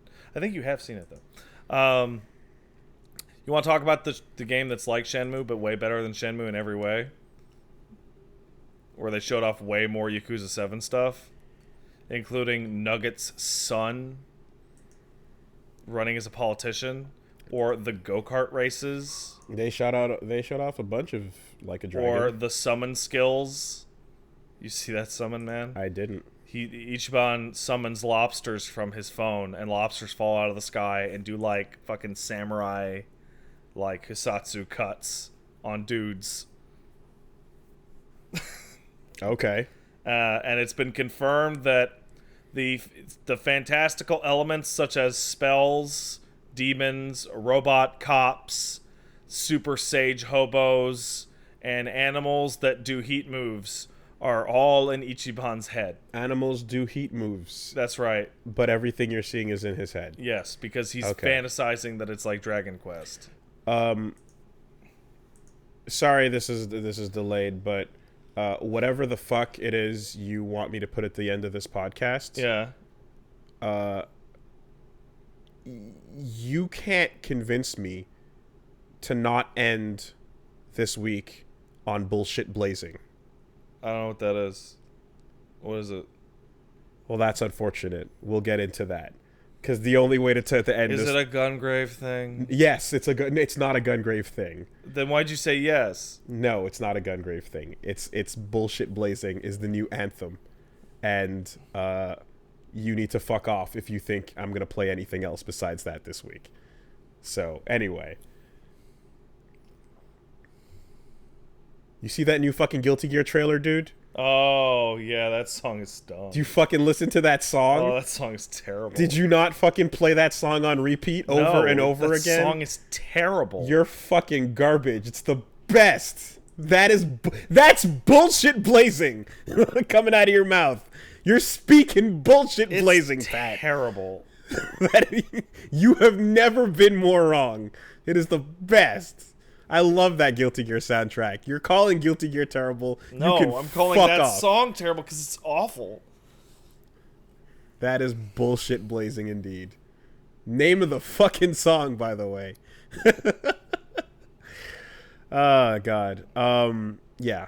So whatever it is you want to do is going to have to wait. All right. Yakuza. I'll ask for next week then. Yeah. All right. We might as well go into Guilty Gear since we're talking about it. Hey, it looks good. Looks okay. Shut up. Shut your fucking mouth. Looks incredible.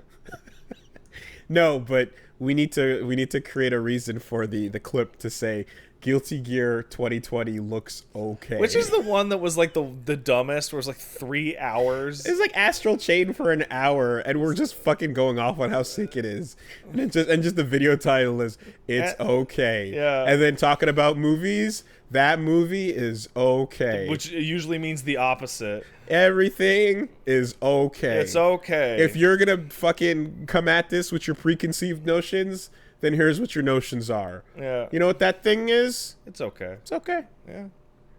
Didn't hate it. That Guilty Gear trailer looks incredible, and they used the same like bread and butter combos with Kai and Soul, so that you can compare it to the Exerd's first trailer. 2D Tyrant Rave. And you're able to be able to like, yeah, it looks really good. And by 2D, I don't mean two-dimensional. I mean down dust. Sweep into Tyrant Rave. And then you get to look at Kai and how his stance has changed, and he's like super confident in all of his poses now. I dropped a tweet that basically said, I think it's time to stop talking about Guilty Gear as the best looking fighting game, and it's time to start talking about it as one of the best looking video games. I would agree with this. It's incredible. Looks unbelievable. Like, the first time Exerd dropped, it was all about embracing the beauty of sprites and their lost frames to try and recreate that old feeling. This time around, they still have the same level of crazy hit stop, but they're fully showing off the 3D every 2 seconds. They have no problems whatsoever zooming in and rotating. Because they're also emulating, like, 3D, like, utilized hyper animated, like, red line style, like, oh, it looks good. It looks better than every 3D anime ever TV show trying to put shit out on the air. Like, easy. It doesn't, it's in game, so it gets to render out 60 frames per second. You don't have to deal with that choppy bullshit. It just looks glorious the whole time. Looks very high quality. And I understand the technical limitations behind why anime can't look like this, but I don't care. It doesn't look as good. Yeah, I don't care. So we got May looks great. New character design for everybody. Everyone. So Soul looks like a really good Soul. Kai is easily the best he's ever looked. Ever been. And if the May is the fucking like way we're going to be dealing with returning characters where their color scheme and general silhouette remains the same, but they look 100 times better than they ever did. Well, she's an adult now. Yeah. That's it. Which means Johnny kicked her off the boat. Oh, she's not allowed on the ship Not anymore. allowed on that ship at all. The Johnny ship no longer has room. Fuck May The ship. Johnny ship is empty, bro. May ship no longer May. No. Johnny ship. No more. No, that's Get it. out of here. Go.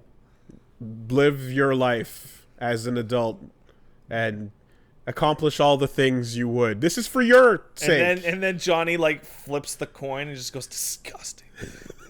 And she's like, wait, Johnny, what about Mr. Finer?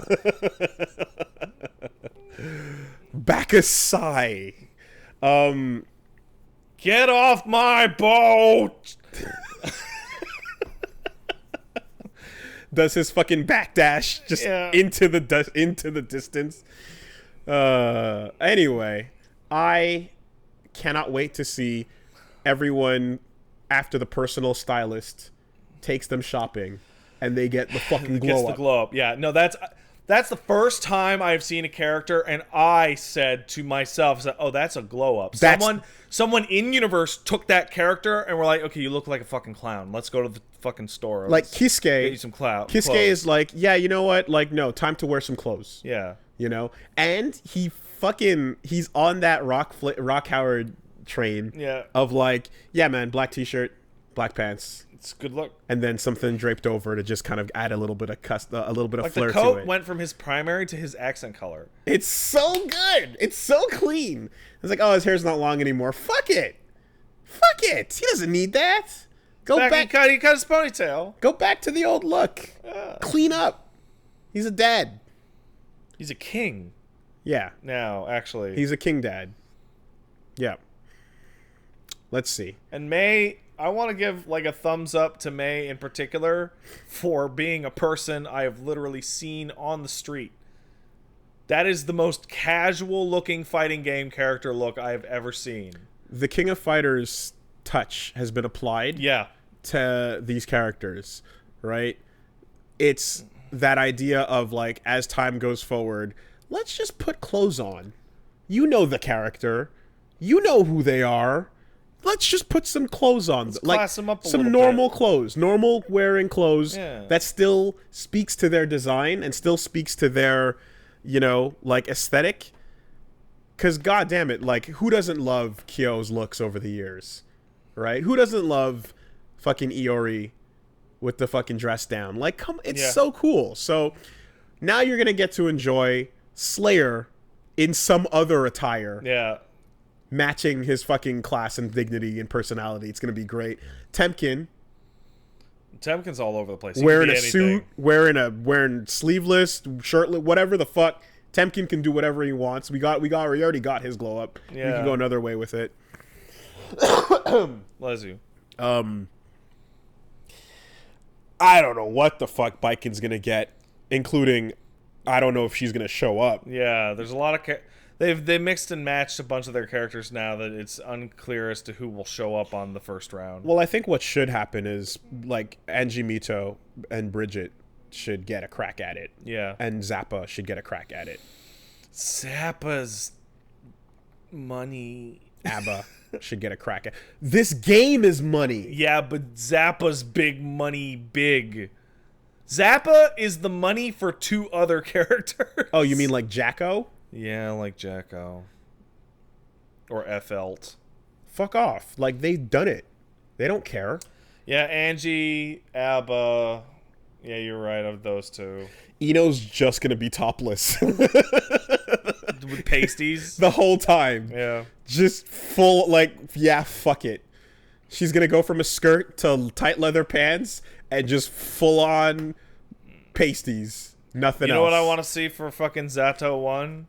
I want to see Eddie as the one who's standing there and he's flinging Zato 1's corpse at you as the second character. Like Philia with Samson. Yeah. No. No, man. I'm really excited to see what the Neo versions are gonna be of whoever comes back. Also, interview with Ishiwatari. Daisuke talking a little bit about how depth is not going to be sacrificed while like reinventing Guilty Gear. They're not allowed to do that. But the idea of having like a stylish mode is not something they want to do this time. If anything, they're like, if we need to put a stylish mode in, the game is probably too complex. So he's looking at it from the point of view of let's make it inviting from the ground up, but have that depth.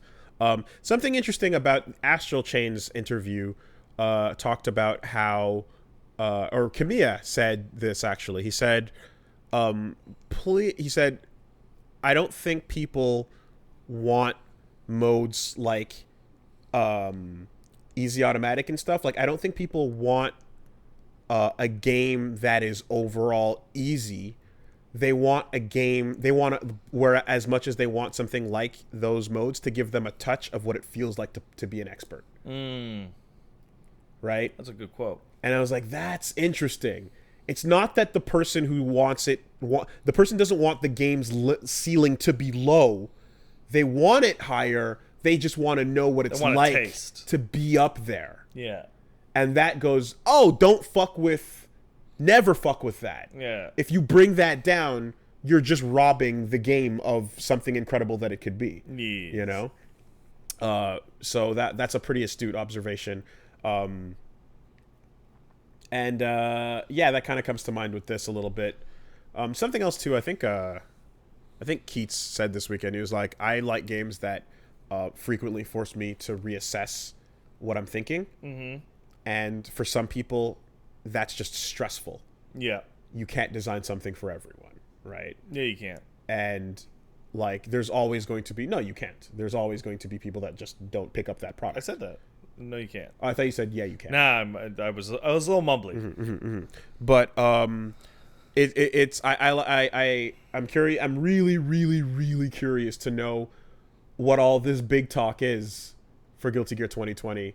And lastly, I hope that it ends Even though you can still see a lot of the same moves being performed. You saw a sweep, you saw a tyrant wave, you saw a dust. fucking you saw everything. You saw the same combos. Yeah. Right? I hope it's called Guilty Gear 3. That'd be cool. I'm really crossing my fingers. But it won't be. On that. It'll be called Guilty Gear Force Wyeth. Yeah. No, I'm hoping for Guilty Gear 3. Project Resistance. We got to see... It looks like it's a cool idea that needs much more time in the oven. Haven't watched the stuff on it. So what do we got here? What is this trailer? It's Left 4 Dead / Dead by Daylight with Resident Evil. Now, is it... We were talking about what it could be, and... So it's not like... It's not Outbreak. It's Left 4 Dead / Dead by Daylight with Resident Evil. It's actually closer to a different game called Last Year. Because Last Year. Yeah, I remember that. Because there's the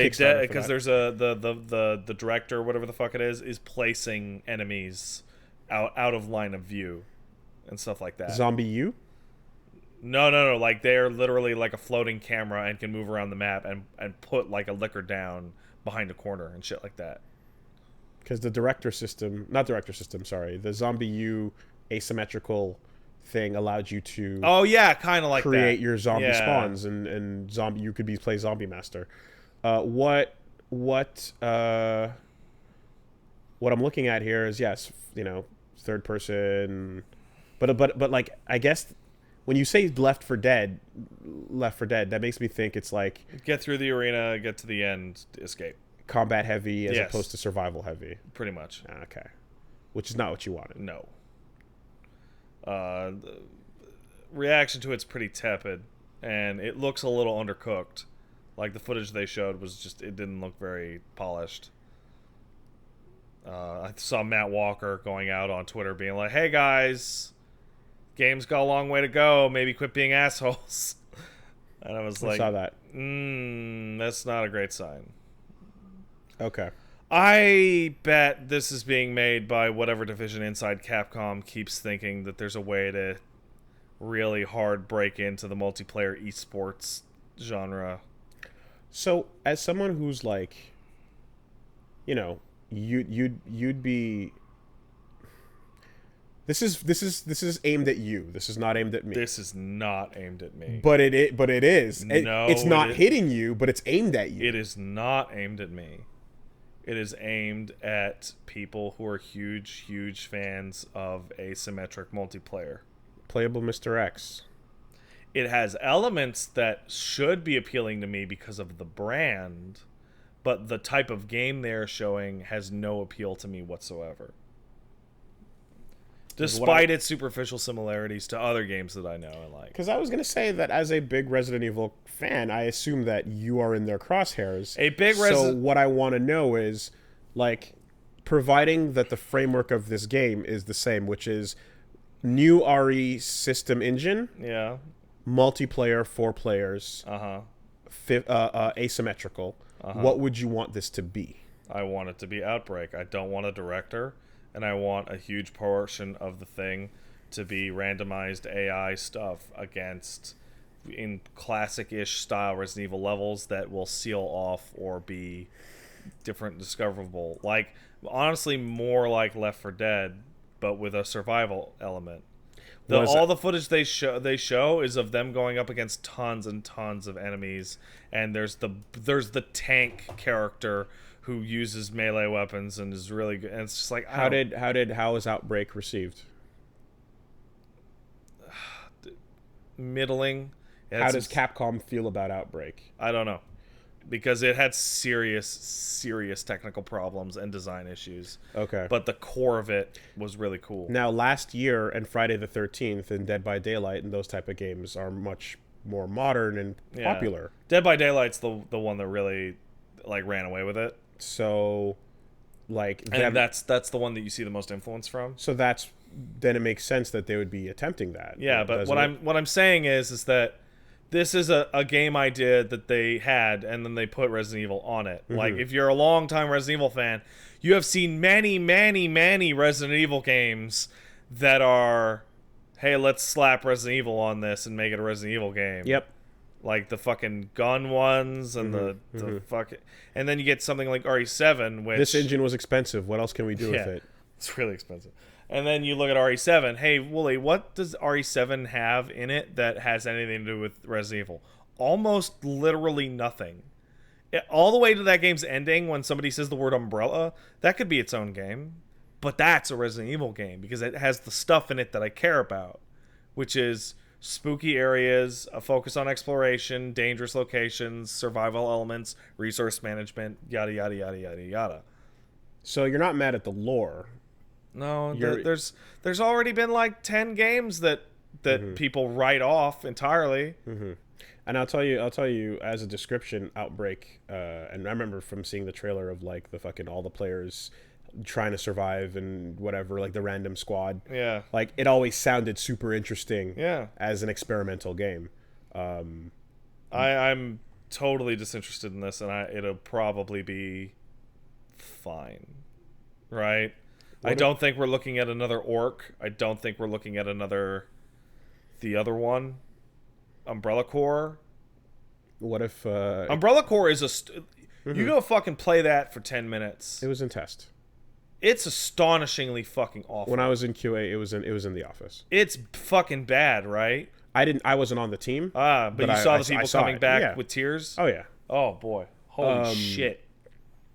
I was going to say, like, like, what if this ends up, like, hitting its stride and fucking somehow, like, being a really big deal? Although it's also kind of, like... The fact that I'm looking at, like, a main character that's, like, punching a glass right now, and there's, like, little power-up glows on him, and, like, lots of just, like, not immersive things happening, because a lot of, like, I think multiplayer-based things are sort of happening. Should focus on making the types of games that it's good at, and stop making the games that it has failed at making 10 times in a row. That other people are good at. Yeah. I am sick of... game after game after game of let's use the Resident Evil brand to slingshot this terrible idea, and oh look, it's bad, right? Umbrella Corps, Operation Raccoon City, the fucking 3DS Mercenaries game, the fucking all the Gun Survivors. They should have used the They should have used the Dino Crisis engine instead, Dino Crisis brand instead. Fucking Resident Evil Gaiden, Umbrella Chronicles and Darkside Chronicles. Like, these games all suck. But they put Resident Evil on them to hope that, oh yeah, people, it's like, they suck. Well, speaking of asymmetrical, Oh. What? have you seen the lobbies in Dem's Fighting Herds? Did you check this out at all? Did you hear I anything heard that about they this? added a salt mode. The salt mines. What is the salt mine? The salt mines is fucking awesome, is what it is. The salt mines is a pop off and a half. I love it. I think this is so much fun. This is so much fun in a fighting game, in a completely different way. And this is the thinking outside the box that I think we need to see more of, man. Let me pull this shit up. Okay, so the salt mines is a mode, right? And effectively, what it is when you jump, you know how like Arc Sys games in the lobbies you control a little cute avatar of your character, I do. and then you can go down and sit at the little arcades Sure. and do all the little stuff. Okay, so in Them's Fighting Herds, you are playing a little. You go into this mode, and you have a cute little horse slash Them's Fighting Herds cow, whatever character. Yes. You know, in a top down 16-bit Grawl Yeah, it looks. ass Yeah, it looks like looking a Grawl MMO. Yeah. Right. You basically have your little thing, and you get dropped into these mines with, I don't know what the max number of players is, But a bunch of people. But the demo shows off that you they're playing in a group of, I think, 6. So you all basically then enter different rounds of play, where you go through these mines. You go from room to room, and you're racing to mine salt, right? Okay. As you mine salt, you basically walk up to a block and like kind of like chip the button to collect Sodium. it, and you're trying to get up as much as possible, which you can use to buy hats. Okay. There's different things in the game where, like, if you end up with like some of the best looking hats or whatever, or the funnest hats are like expensive. As you go through these mines and you're going against other people, sometimes there's going to be these enemies that attack you, right? As they rush at you, it goes into a short round of Them's Fighting Herds. A very short round. Where you fight a monster AI as a salt mines creature. Right. You beat it and then move on and continue playing. So basically, it is U6 versus these enemies. It's like a dungeon right? crawler, yeah. Dungeon crawling, exactly. Sometimes they describe. I didn't see it in the footage in the stream that they did, but I heard that like you can go up to a treasure chest and there's like a countdown on it, and that if you approach the treasure chest where someone else is the countdown is going, you can challenge them for what's in it, and then you guys have to fight a match to win that prize. Okay. Before going back to playing the salt mines, right? So there's little things like that where you can fight for a prize or whatever, right?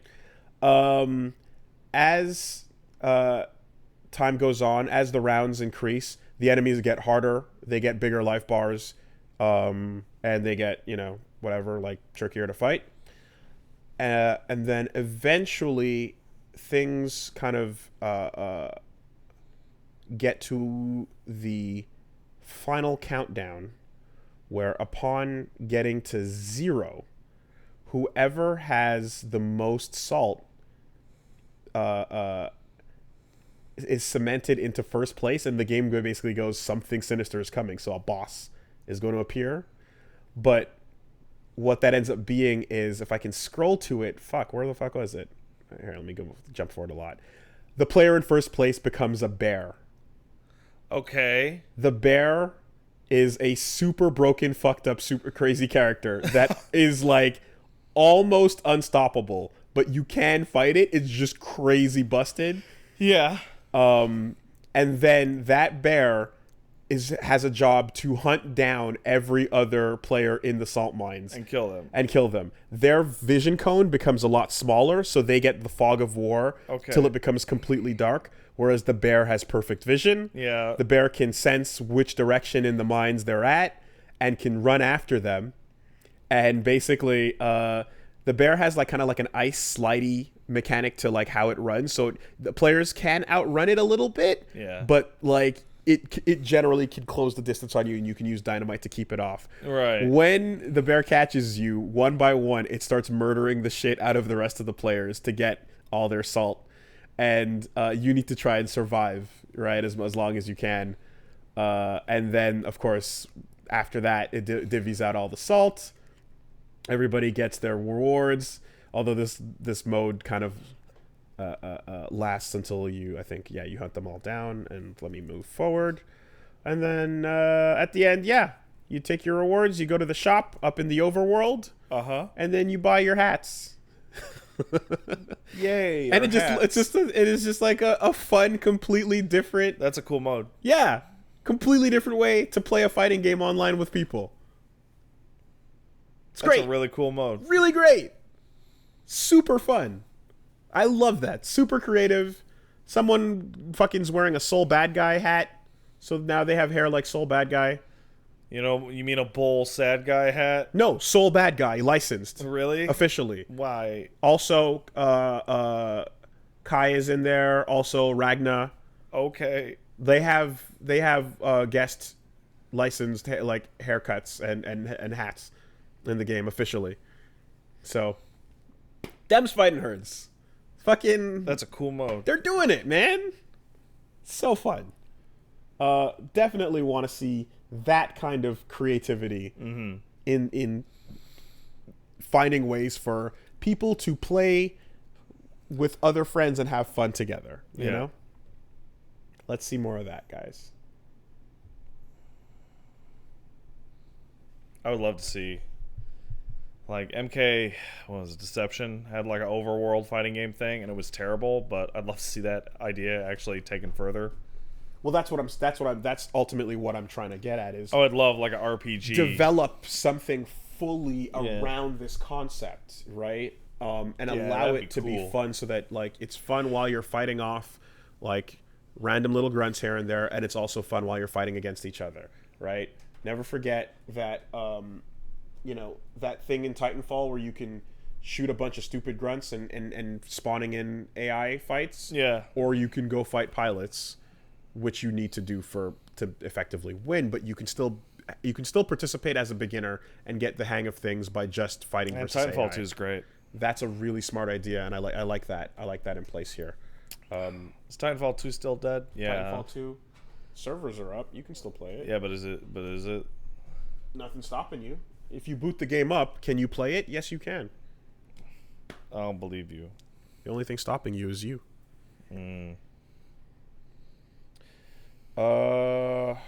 My mouse died. Do I go talk to Titanfall, and then it just loads up Apex, and I'm like, no. No, please. Wait, did your mouse just die for real? Yep. Oh. Mega Man Zero Legacy Collection announced. That's a lot of Mega Man games. Z1, Z2, Z3, and that's cool.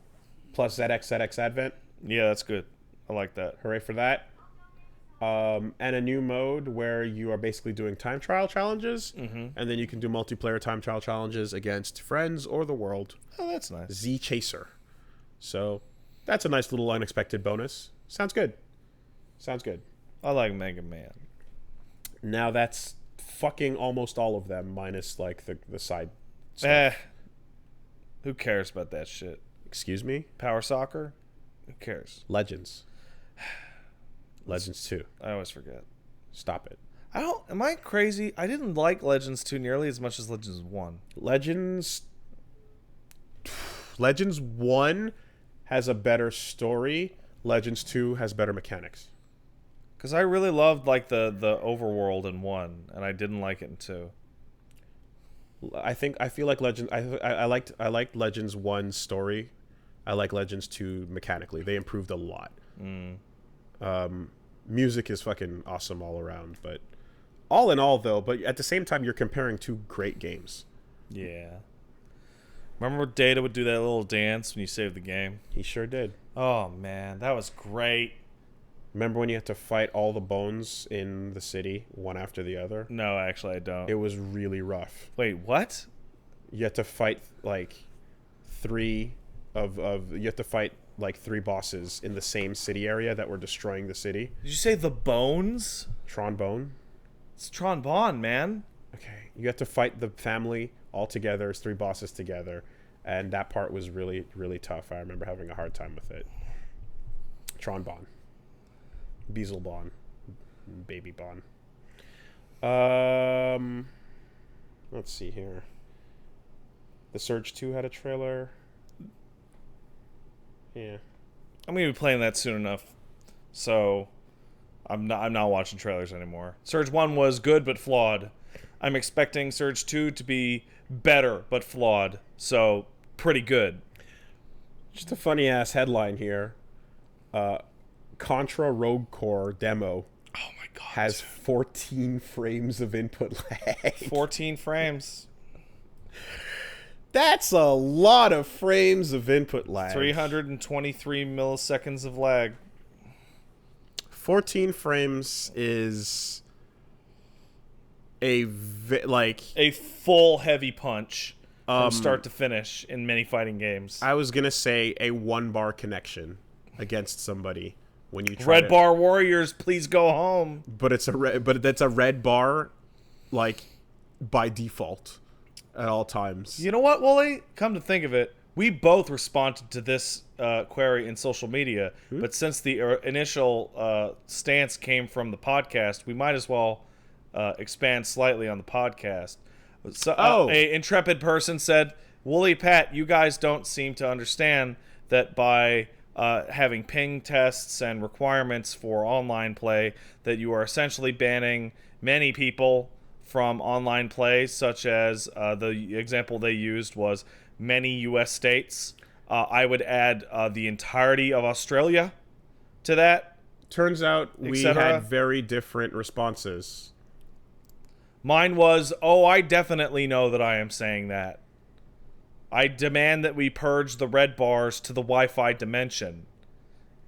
I tried to elaborate a little bit because I felt like the individual was probably coming at it from a point where they just thought, this is unfair. You're telling people to not play the game. Too bad for them. They can't control that. That's true.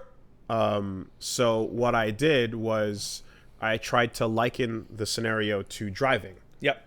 And I kind of created an analogy where I tried to explain basically that we all drive with a communal agreement that we're not going to endanger each other on the road. Right. Because it would really suck if you put your non-street legal car to the street in traffic where we're all going to have to fucking swerve around it. Right. Right? That non-street legal car that breaks down all the time is someone who's constantly disconnecting. And also, in the example that you gave, if you were having F1 and as ranked play as the equivalent, and you brought your dad's old van in, you're endangering the competition. So that's the second part of it. Yeah. So yeah, like the understanding that, like, you know, but the key purpose of that is modes exist as the intention of the player, right? If you sit down and you go, I bought this game, I want to play it, that's a simple thought, right? But the reality is that people go to play things with different intentions. Right. When you play something live in person, you can play offline on a couch with your friends for fun. You just tell them. You can play at an arcade where you're kind of like, I want to win. I want to get some stretch out of this quarter. Or you can hit a tournament. Or you can go to a competition, right? So those are all places where you have different intentions playing the same game. You can't declare those intentions going online in just by popping the game in. So the game has to go, where do you want to play? What type of experience are you looking for here? Yes, and so this is where someone who wants to just play no matter what and have fun with it and play against other people would have a player match. And that's where I say that's where you jump online, and as long as you're not constantly disconnecting with people, Yeah. have fun. Drive your car on the road, right? But the person who disconnects, we can all agree, Lost. it sucks that their connection excludes them from being able to participate, but you have to be exclusionary to that person because they're going to ruin your chance to play the game at all. So I would like to say, Wooly, sorry. So the whole F1 part of things is to say that meanwhile, there's another mode called Ranked where people are going to race their fucking cars. Yeah. And these are people that are looking to perform at the highest level, right? Their goals are not just to have the same couch fun you're looking for. They want to compete. Yeah. And they want to compete against other people that are doing that as well, because if you bring your still street legal but not F1 car to that area, they're going to have to swerve around you the same way you're swerving around the person in the dead junked up Ford Model T. So this is what it means when it's like, I like how KI had that gate for the ranking thing, because it was like, sorry, like people are trying to I think that was great. Have a seamless experience here, you know? And the best way to play this game is lagless, which is offline, but we can't do that. Therefore, we're approximating the best thing we can do here, and your intentions are not the same as the people in the mode you're going into.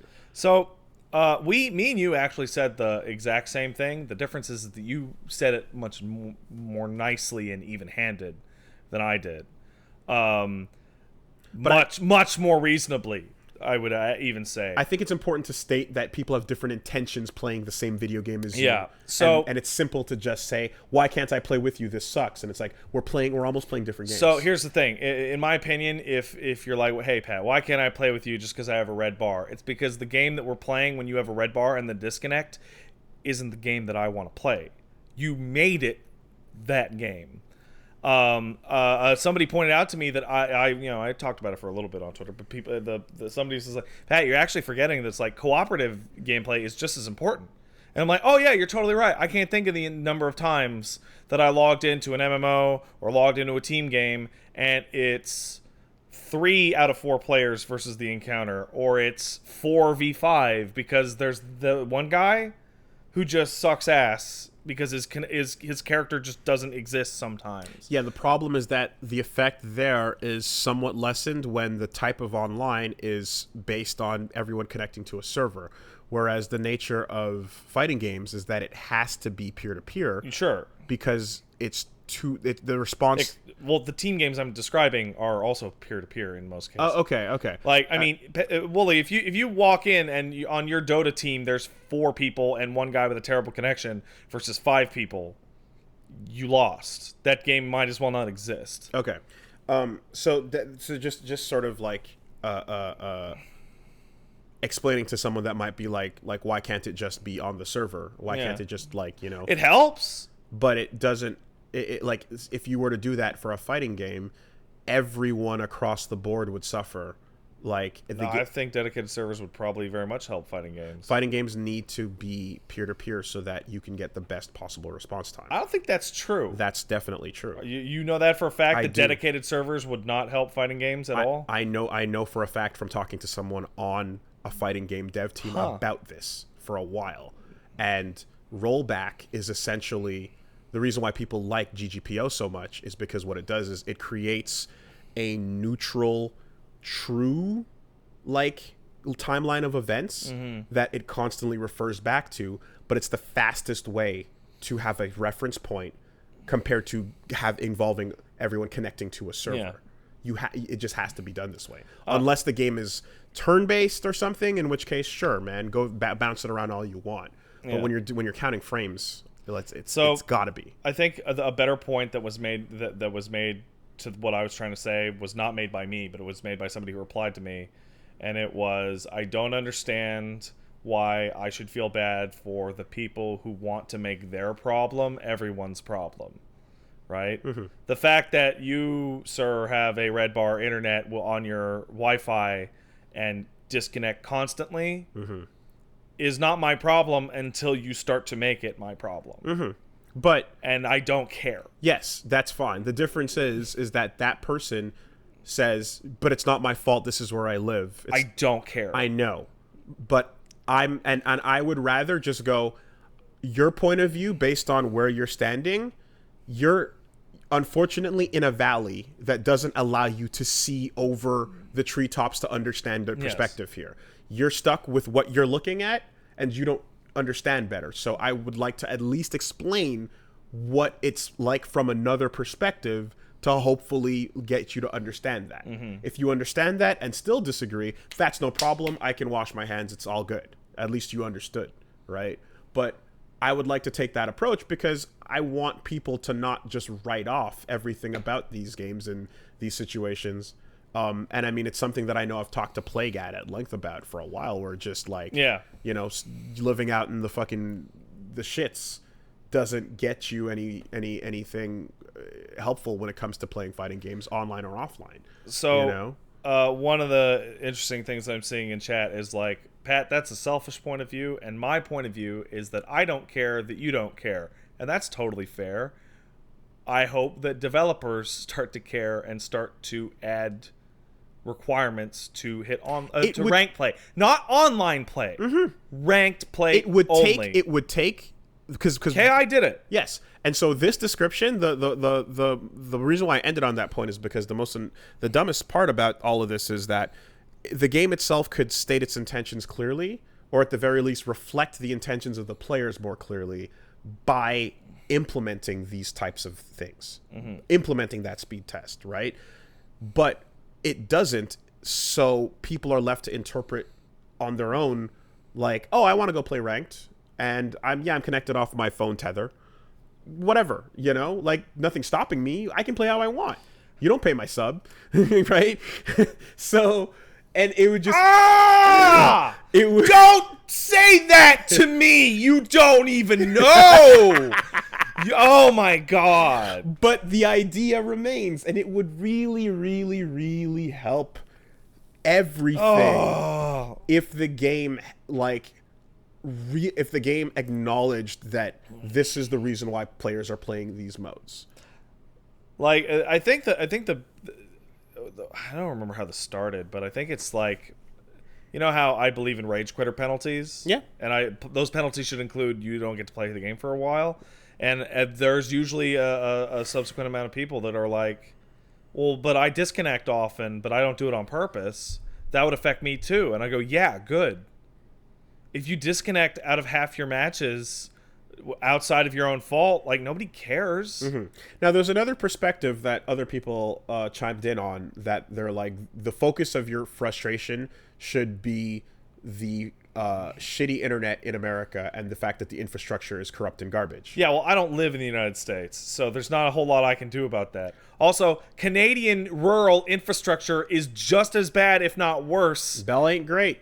You know how fucking far away the Northwest Territories are from the regular-ass civilization? They're farther from any civilized location than exists any point in the United States.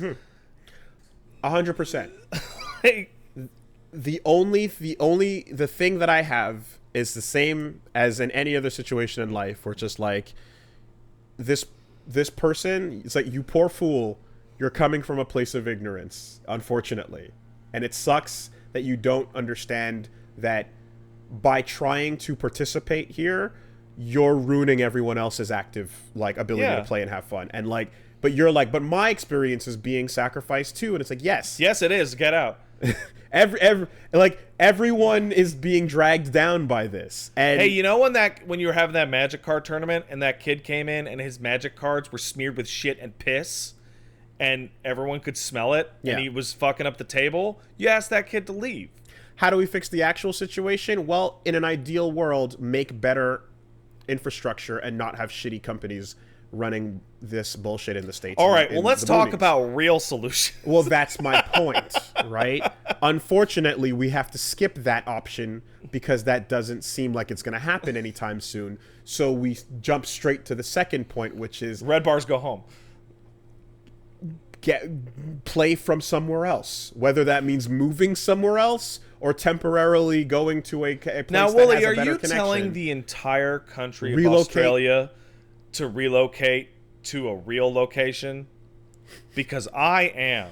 Australians, You need to move somewhere that matters. Somewhere that's real, you say. Somewhere that's real. Yeah, not in the aggro zone.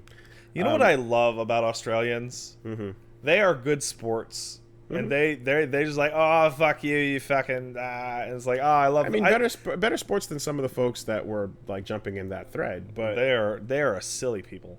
But it really is. It just comes down to everyone is like, but my experience though, right? Yeah. And of all the people saying, but my experience though, the majority are the ones being affected by one person's shitty connection. Yeah. Like this is a needs of the many outweighing the few scenario. Well, you ever play Gears of War 1 multiplayer? Yeah. You remember when the host was bad? Sure. How fun was that shit? Host migration is not something I ever want to see ever again in any video game. You remember when the host was running 300 ms? And the game was completely unplayable? So, you remember when host migration was like, roses are red, violets are whatever the fuck it was. There was in For Honor, they had that huge problem in the first version of the game. Yeah. Where the fucking host migration shit would pop up every goddamn match or two. And every time it did, everyone's health went back to full.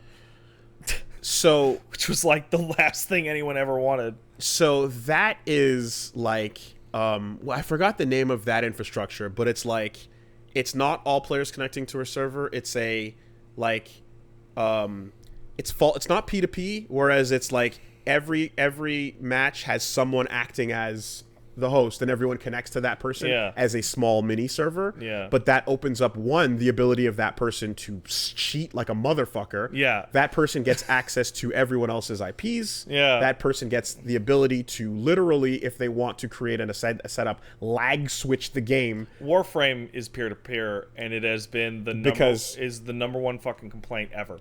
Because when you have a host, if that host is considered the reference point for the accurate timeline of the game, so anyone else that's forced through their bullshit is going to like have a disadvantage if the person decides to put it that way. And of course, if the host has a garbage connection, it's going to migrate constantly and have to re-update everything. So that style of infrastructure is entirely based on saving money, not based on improving the experience of the players. No one puts that in saying that this is the best way to have. There is one person that made the point that is side to both of these points of view that was actually completely right, and I would be happy with this solution, and I'm sure most people would too. The actual problem, the real problem that we're describing, that you could fix it with one thing, is that ping numbers in-game need to actually be fucking accurate. When I set my fucking bars in DBZ to be 4-bar and up only... Mm-hmm. I was about to say. I don't want to get fucking matched up with one red bar drop motherfucker. Yeah, so I do. I was about to say that like the way that the game currently expresses what we're describing is by letting people with a good connection only search for people with a good connection. Right. / only people in your area, whatever the fuck. You put limiters, work. But it doesn't work. And if it did, I would never have to see you unless I opted in, therefore making You wouldn't know that I was avoiding you. You would only play against people who were okay with it. Yeah. And everyone else that's not okay with it. And you would have a fucking internet ghetto community for the DQers, the DCers. It's inclusive with invisible gates. Yeah. And invisible gates make people feel like they're in the same playground. They don't realize there's an upper tier of playground happening just beyond the hologram veil. Like, all they need to do is have a secret ping test when you load in, and then the secret ping test puts you into various tiers where you're allowed to play with, good people. Did you know there was a bouncy castle in the middle of the playground? I did know but that. You couldn't see it? When I started, when I was a teenager, I couldn't see it, but then I grew up, I moved out, I got my, and you can bounce super high in that bouncy castle, and you can see everything. You know what I love? But the people in the dirt on the outside, they can't even see the bouncy castle. You know what Because people in the bouncy castle can say, I don't want to see them. You know what I absolutely love? there's a third level to this argument. There are routers that you can buy. Barpartheid, says the chat. There are routers that you can buy that will analyze your peer-to-peer data and will straight up say you can set them to, hey, don't allow peer-to-peer connections below this garbage arbitrary rate. Anything over whatever. And if it encounters them, it will add them to a fucking blacklist. Mm-hmm. And it is like you buying a piece of gear that says my internet is a gated community. Yeah. You all need to go. Pretty sure that's how Max fixes a lot of his problems. I was not using Max. So I didn't want to rope Max into our discussion, but yes, Max totally has a router that turns his internet fighting game experience into a better fighting game experience. The game by keeping the plebs out, by doing what the game's should be doing is already. Not doing. Yeah, quite simply, the game system is supposed to be doing this, but it doesn't.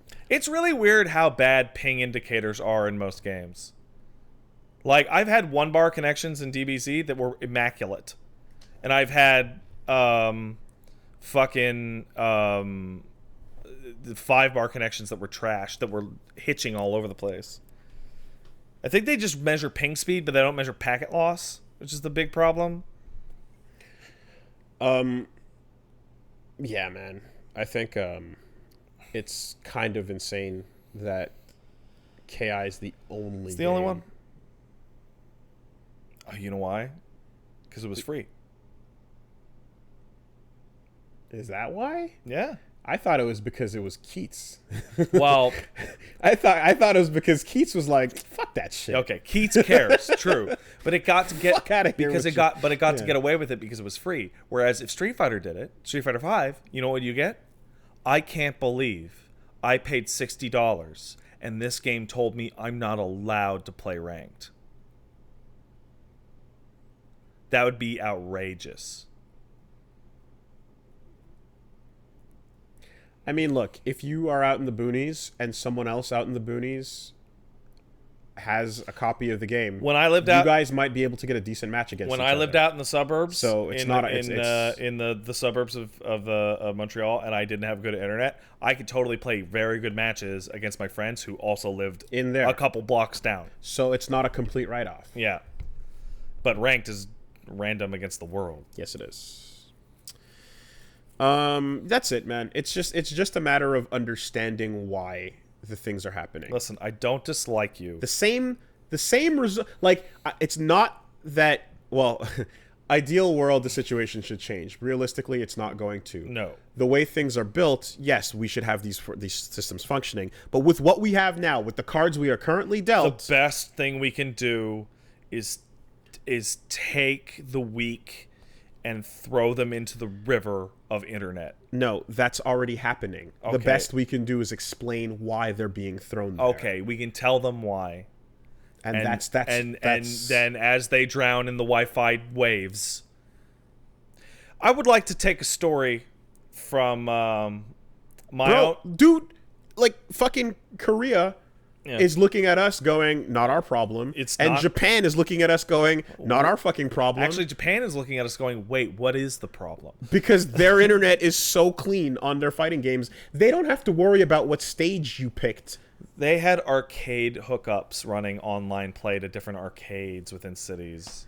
Because who cares? Turns out that bouncy castle has a fucking rope, an invisible rope hanging that if you climb that rope, there's a giant floating fucking second tier of playground in the sky. It's a Lego kingdom or some shit. Floating up there. But that's Asia. I wanna tell a slight story that is the microcosm of this story within my own friend group. My own friend group, Smash came out, we played a bunch of Smash. Like 5 or 6 of us, right? And we'd get in the big lobby, right? And, one person would sit out and then 4 people would play, that kind of thing, right?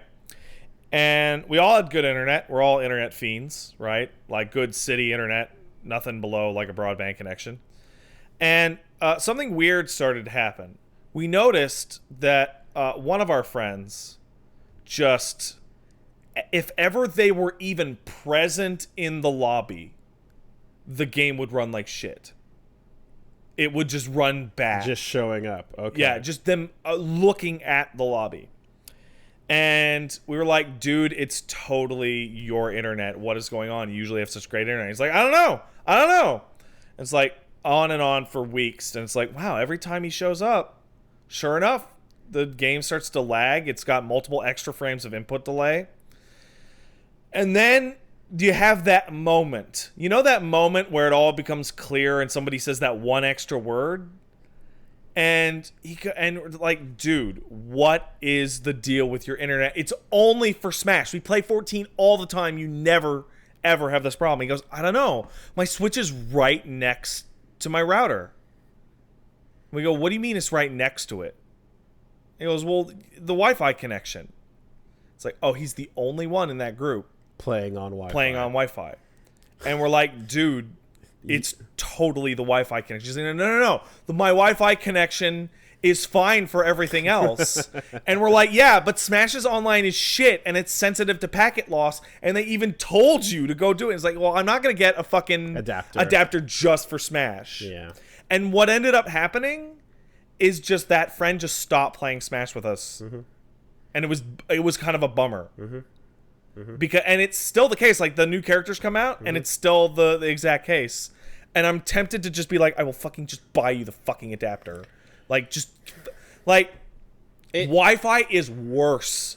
Like, out of this whole discussion that we've had, I think Wi-Fi is a bigger problem than your shitty ping, because Wi-Fi introduces guaranteed packet loss. Yeah, on every single fucking game. It's a new convenient technology, that you didn't have back in the day of everything being plug wired. It in. I don't care. This isn't even like I don't have the ability to plug it in. Yeah, you do. We know you do. Plug it in. Just plug it in.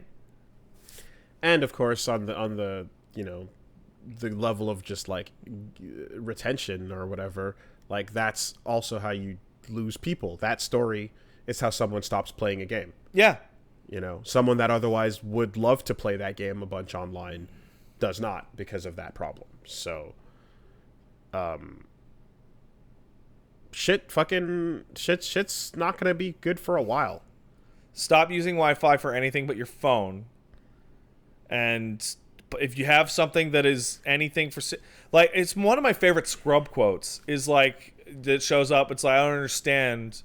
My Wi-Fi's fine. I play games on it all the time. It's only this one. This game sucks. It's like, no, it's Wi-Fi sucks, dude. And if you're playing Salt Mines with your friends and your connection's garbage, who gives a fuck? Yeah. Bye. Yeah. Like, it doesn't really make that much of an impact on everybody, except for when they're chasing you and you're fucking glitching around the map. But all it's that's what it is. Just plug it in, man. At the end of the day, our world moves in increments of 1/60th of a second. The speed of light is too slow for us. It's too slow for us. That being said, I mean, light travels way faster than a 60th of a second, so that quote is nonsense. But it's limited to it is forced into 1/60th of a second in increments that are like, you understand? Like, light is way faster than that. I would like to take a quote from a member of the audience who knows a bit about this. We have a sir who says, the fact that Smash is so sensitive to small amounts of packet loss is the real issue. Problem's been solved for 15 years. That is by some guy named Maximilian Dude in our chat right now. How about that? He's completely right. There you go. But Max, still, I didn't say Arxis has good online. Pat did. Don't put that evil on me. It does have good online. What are you talking Don't about? put that evil on me. Wooly, you agreed with me. Don't you remember? Holy shit. It was off the podcast, but me and Wooly were talking, and Wooly was like, I can't believe people would talk shit about Arxis' online because it's so good and it's always worked so well for me. I am not Satan, get thee behind me. I am not holding that. Anyway, yeah. I want to know what summoned him. It was like, yo, Max, people are talking about how you force people into the Wi-Fi ghetto. I would like to think it was the quote of the super Chad buff fighting game Arcade Man from that manga. Yeah. Because that shit's the best. Well, he's been in here for like 10, 15 minutes. But like I was saying, it's like the speed of light is forced into one frame. Yeah. Therefore, it is accurate. It is. Oh God, yeah, man. I want to say that like the thing is again the number one solution is fix the world, is a tiered society, but the uprising, the internet uprising is not going to happen. No. Therefore, you have to build the game that can best serve the shitty status quo we are stuck with. Yeah. You know? All right, let's take Red some bars can... No, I'm not. No. I'm good. I'm good. What? I'm good. Huh? I'm good. I'm good. Did you just autocomplete a completely unsaid joke in your mind and are laughing at it? Is that what's happening? Because I think you actually know what I was going to say.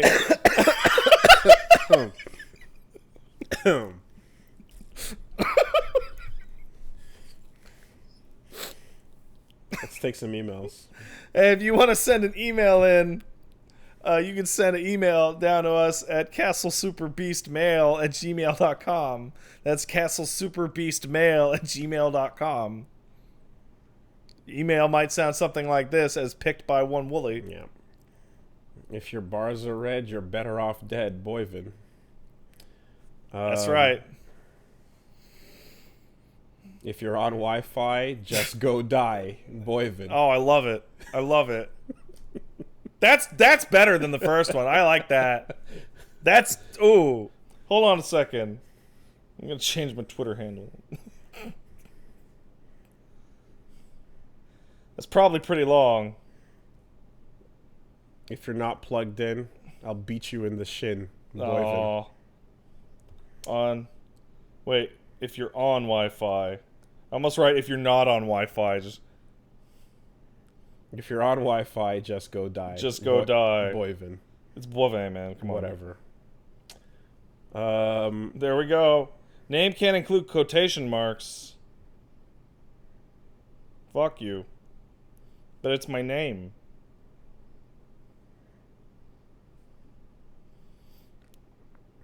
You doing okay, man? I'm okay. I'm just pulling up some emails here. If you're out in the boonies, we'll treat you like a... Woo, hey, what's up? We got one coming in from... Wait, no, that's wrong. That's not the inbox I was looking for. There, I did it. I did it. I changed my profile name. Thank you, Wooly. I hope people get super mad. Okay. Where the fuck did it go? I lost my emails. Sorry. Here, stall for time. Oh, yeah, I gotta change that on Twitter. That could sound like a threat, and then people get me banned off Twitter. Yo. Telling people to go die is a problem. Yeah. So I'll just say red bars go home. Fuck. Let me load. Get in the emails. Sorry.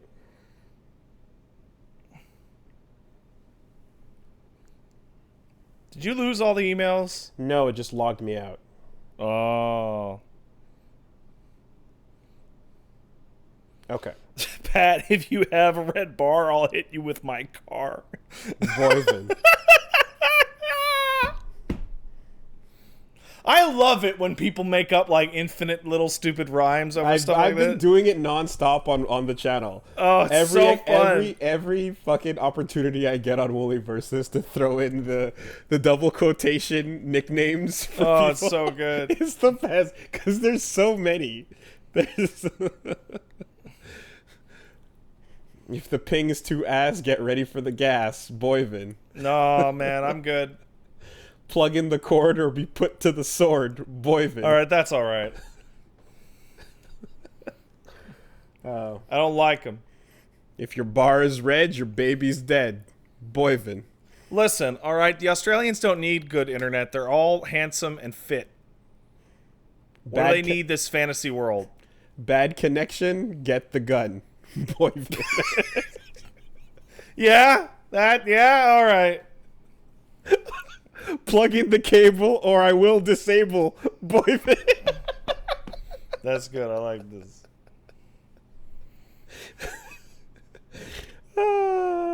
Okay. All right. We got one coming in from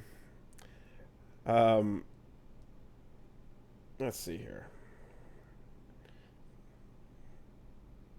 No, don't do that. Well, he's having some technical issues. Colin says, "Hey, Judge Dreads and Pat on Heads. What's up, man? Longtime watcher from the old times. Got into listening to you guys. Love the podcast. Thank you. Makes time on the forklift go by nice at a smooth pace." Oh, God damn it. This email's probably going to get thrown into the junk pile like the rest of them, but here it goes. I was recently thinking about an old game back on the PS1 called Kensei Sacred Fist. An old fighter made by Konami, of all people. I can't think of another fighter that they've made, but whatever. Played it back in the day. It's one of the greatest block animations ever. It was realistic and it was super cool with Akira Yamaoka music. Looked it up for the first time and saw it had lowish scores, but I remember it being a really good game. Did you guys ever play it? Kind regards, Colin. That's a Scrub-Lords, ain't it? Sure was. Isn't that game trash? Why would you ask a question that Google could answer? You talking to me? No. Okay. I'm asking Colin a question. Okay. Well, I mean, I have a lot of questions that people could answer. Yeah. Yeah. That would Google. One. Like, I could do this. Okay, Google. Set my alarm for 10 minutes from now. You just have to type 2 words in. You know what's a fun thing about that one? You get to discover who in chat is watching this on a speaker. Because apparently... When you say it out loud. Apparently my voice is close enough to the default that it triggers everyone's phones no matter what I tell them to do. That sucks. It's hilarious. What are you talking about? I have power. Oh, I can reach through the screen and fucking turn people's phones off. I feel sorry for the parent who maybe 7 years ago named their baby Siri. Ooh, that's bad. Siri, Daenerys, Cortana. We got one coming in from Zuzu. Greetings, Super Beast Cast. Nathan here. Nathan says, I know neither of you are currently into any sports games, but I'm interested in your opinion. With how little difference is made between yearly iterations, should sports games just forgo releases and become gas? Should they become Wait, what? Games as a service? Oh, I thought he meant inhalable. Should sports games become gas? Let you purchase and breathe in sports. Every year you breathe in sports. Or pay a yearly fee for a constantly updated version of the game. Or is this just a shitty idea for the business and or consumers? Thanks for all the entertainment. That you mentioned that because there was something I sent to Wooly last week that I guess he forgot to include, which was the NBA PC version of 2K20. I did not forget to include it. It's on the docket. We just skimmed it. Yeah, I skimmed it. The NBA 2K20 game, when you load it up on PC, still has the NBA 2K19 taskbar image because it is literally the exact same game with roster updates, more microtransactions, and apparently way more bugs. These are already gas. So... yeah, there it is. Pulled up the story. The taskbar icon says right there, NBA 2K19. Because it is 2K19. It's just been altered slightly. Well, it was like, who didn't know that already? You know? Yeah, but it's the nice things we don't want to pretend we know. They know that, and they are games as a service. They're games as a service that you have to re-up for $60 every year. So here's the thing, right? If you actually now were to commit to...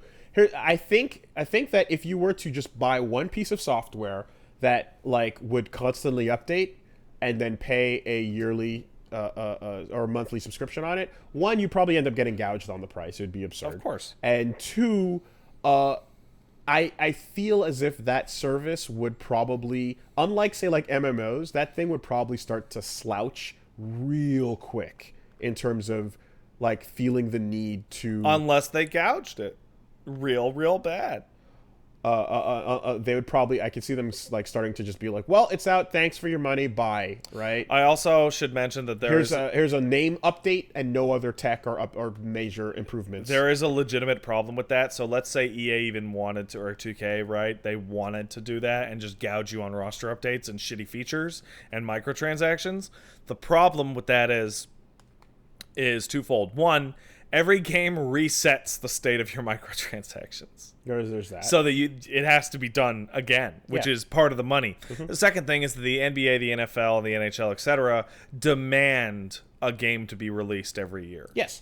Now, I think sports are one of the exceptions that are like, that's a genre that could benefit from the idea of gas, right? Yeah. But and I remember saying the same about like Rock Band when we were like, oh yeah, please make a platform, as opposed to a bunch of discs with different music on it. This is the shittiest acronym ever. Well, this is the actual worst, and it fits it perfectly.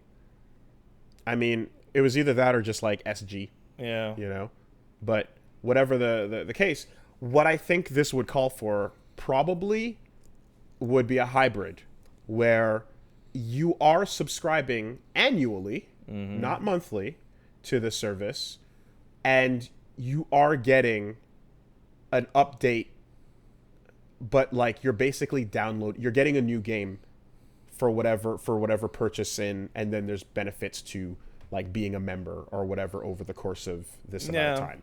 I could see that being a way of just being like, okay, so you're not going to get a physical copy, but you'll get a download every year. And alongside that download, you'll get all these season pass things and updates or whatever the case is as an incentive for someone who's like, I've been buying these games for years.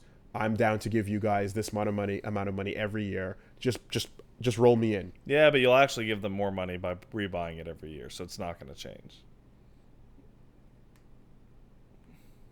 If they were to find a way to up the price, but give you a lot of extra shit you wouldn't otherwise buy. I don't know, man. I'm torn on this because sports game consumers appear to be morons. Well, they just buy garbage every year. I was gonna say the main thing about this email, to be honest, is that like this would have to come from the company choosing to give a break to the player in some way or make a deal. Yeah. Where as it stands, it's doing them quite well. Yeah. Why would they change it with the status quo? People are still dumb enough to buy FIFA and Madden every year.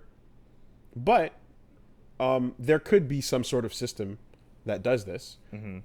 And you know what? If these licensed games were not literally the only sports games allowed to exist for each sport, because once upon a time there was competition and now there is none. And a lot of them are great. Then someone could come along and compete and say like, oh, well, I will offer you a sports game that you can subscribe to for an updated roster and everything else you're looking for on a regular basis. And that would then, you know, incentivize a competition. But as is, you're only allowed the one league game and that's about it.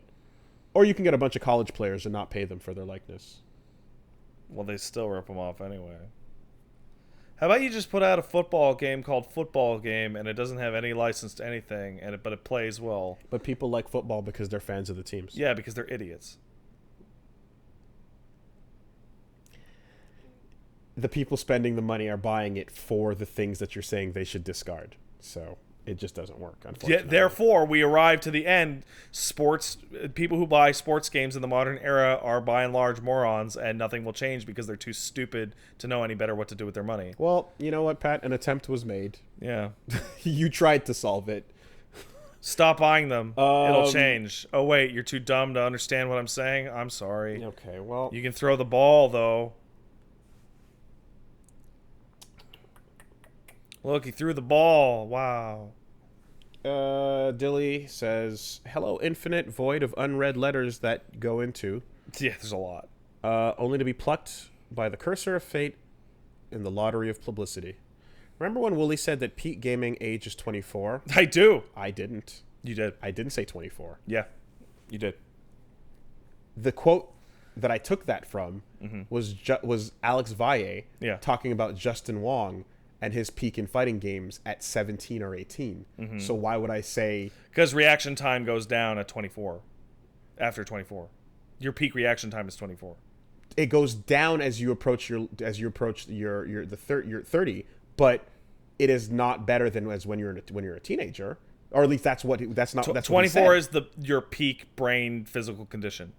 Did I actually say 24? It's quite possible that I said 24 and then you went I think it's quite possible that this is another one of those things that you said that gets attributed to everybody in the room. Well, because that happens a whole lot. Listen, a whole lot of people like to attribute things you say to me, and I fucking hate it. Oh well, hey, listen, I fucking hate it. Listen, that being in the room means I concur with whatever was said. Well, of course you do. Why would you ever disagree with me? I'm so smart. Anyway, the story that I know was Valier talking about Justin Wong and him having and the idea of your peak abilities being in your teens. Yeah. So like once you hit your 20s, you're already fucking but experienced though. So if anyone did say that, it wasn't fucking me. So please stop not distinguishing between us. Well, did you ever see that?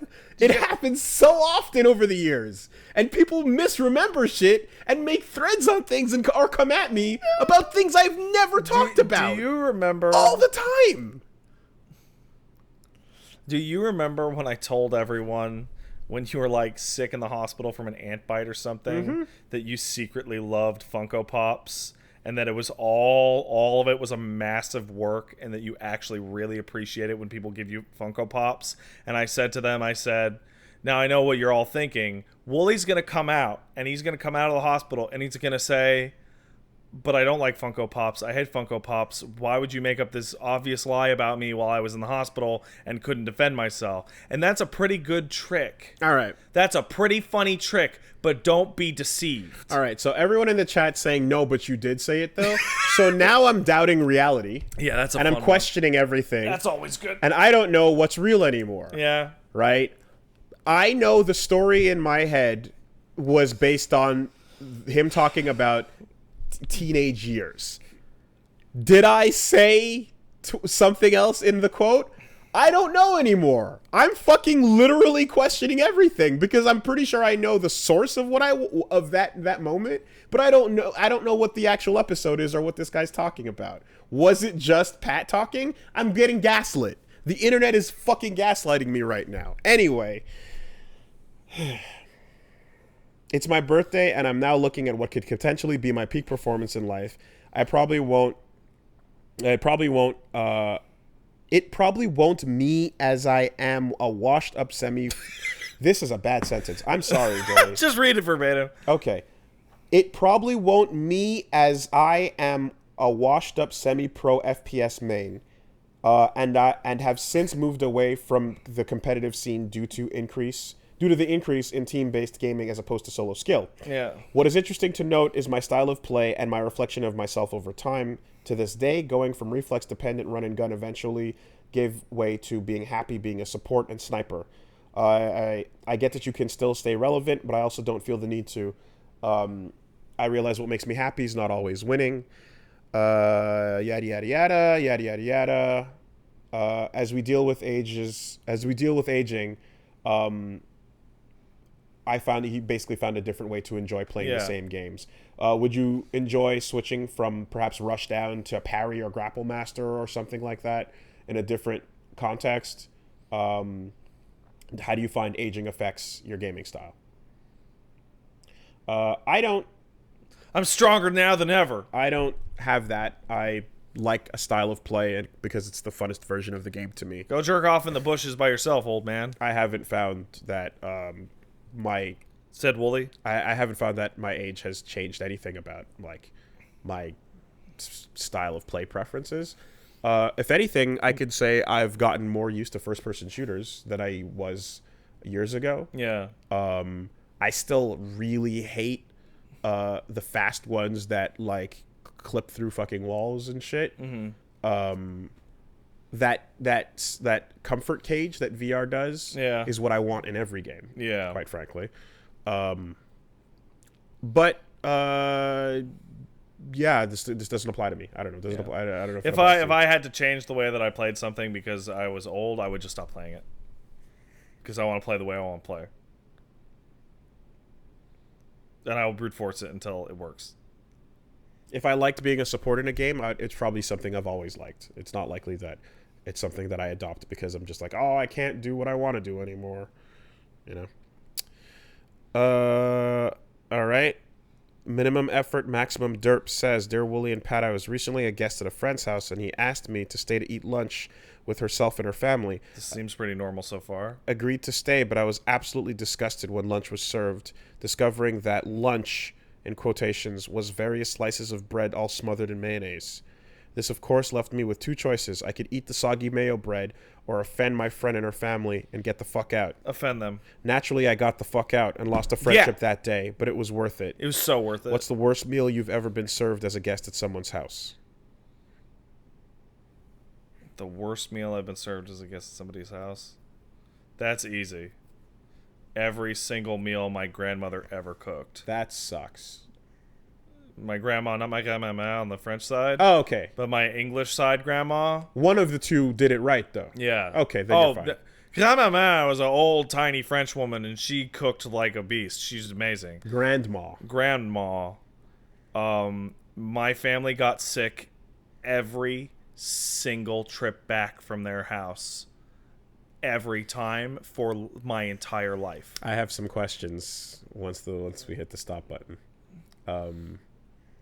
This is a woman who grew up in the cooking school of my mother asking her as a child, Mom, I don't think that meat is still good. It's green. And she said, don't worry about it. Scraped the green off and threw it into the oven. Malcolm in the middle. My milk is lumpy. Then chew it. Yes. You know what masks the taste of bad food? Onion salt. Just put more onion salt. I hate lamb now. When I was young, a friend of my mom's had us over. It was a pretty boring adult house that kids would not have any fun doing anything. Sure. So eventually dinner time came around and a big old bowl of egg salad was passed around. I had never had egg salad before. In fact, I don't care for egg salad. I've barely had any eggs before. Yeah. But I heard good things about eggs. A lot of people like egg salad. Never really just made them. But I was pretty young at the time, so, you know. That smelled pretty funny, but, you know, maybe that's just the way it's supposed to go. Yeah. Pretty slimy going down. But that consistency, maybe it was. Nope, that's not correct. I don't know what this is. I've never had it before. The consistency, the taste, the smell, this is not. I have had a single bite of egg salad, and I agree with you on all points. The texture is the worst texture. Later that night. Oh, yeah. Many vomits and shits later. Yes. I was food poisoned. Oh, proper food poisoned. And eggs can now go fuck themselves forever. Ah, I see. See, now it all makes sense. Because food repellent behavior is astonishingly fucking strong. Like, you put them in front of me. And you remember it. And that moment comes occurs. back at you. Yeah. I'm not interested. Yeah. That makes everything way more sense. I've explained it before. It's just that simple. I can't control it. Egg salad's bad. I don't like egg salad. That was my introduction. Egg salad's for, like, old people. To the genre. That is eggs. Yeah. That's a bad introduction. First impressions, lasting impressions. We're literally programmed as creatures to do that so that we don't eat things that'll kill us. Over and over and over. It's like tasty food makes me ill, but it's spicy food makes me ill, but it's tasty, so I eat it. Get over it, Wooly. Fuck off. What do you hate? Get over whatever your thing is. Get over being stupid, idiot. Ha! Nailed it. Killing him today. Oh, here's a question that's actually just talking about the lag discussion. So okay, we're just gonna skip that. Yeah, we already had that discussion. We've done that. And lastly, let's take one over from Mike. Hey there, Woolly Mammoth and the Mustard Goblin's loyal partner. Hey, what up? I'm currently unemployed and it sucks. Having a lot of time to kill between interviews and very little money, I got sucked into the world of absolute garbage brick breaker games. Hell yeah. Surprisingly, the gameplay in most of them is actually solid, while being pretty fun to launch a ball into a line of cluster of bricks or whatever, watch the chaos happen. The problem is these games are horribly ad infested, and some of the worst offenders are being ads after every level, ads after every life lost, ads after you restart a level because you screwed up, ads after the little X that shows up for 5 seconds. You have to physically hit the button. You can't just hit your back button. It does nothing. The same as above, but the ads go full screen and you can't hit back or home or anything without touching the screen. When you do so, it brings up the store page. Fucking ads that sound will shut off whatever music you're playing and not automatically start it back up when the ad ends. And unskippable 30-second versions of watch this player fuck up a puzzle solution so that I can say, I can do it better. It's easy. And then download the game to spite the shitty player in the ad. I've seen all of the above. Yeah. All of the above. Yeah. This is in addition to the various banner ads and ads on the level score screen and various other watch and ad to earn X reward in-game currency for power-ups, which I'm fine with, but in combination with the above ends up being awful and ruins the game experience for me. I'd love to hear you guys talk about advertising ruining good gameplay concepts and using this as a jump-off point to discuss the kind of monetization of free mobile games and how you think it could be done better. Wish me luck on my job hunt, Mikey Bear. Don't have free mobile games. The absolute worst offenders have got to be the games with demos. I noticed it start with tower defense games. Now it's all kinds of things that have either nothing to do with actual gameplay, like fucking homescapes and gardenscapes. Ugh, those fucking games. Yeah. Stupid, those ads. All right. Choose your own adventure ads that are basically a match 3 clone. One of the worst of the worst of the worst is the demo where you click one thing and that's the end of the demo. Adventure Communist, buy a single farm and the demo's over, but you still have to wait 30 seconds. And pretend demos where it'll set up a moving screenshot of gameplay. When you press it, it just opens up the store page. Yeah, listen, all right? As someone who's been playing a bunch of fucking Scrabble. Yeah. And I can, and like, you know, I jumped into the mobile game thing a bit there. That is a rife, absolute barren wasteland of garbage, because this is what happens when you create an unregulated, nonsense free game market and it's able to go unculled for years and years and years. It is grown into a twisted cyst. So that the things that started to happen on the Wii, when people started to complain about, what was the term? Shovelware.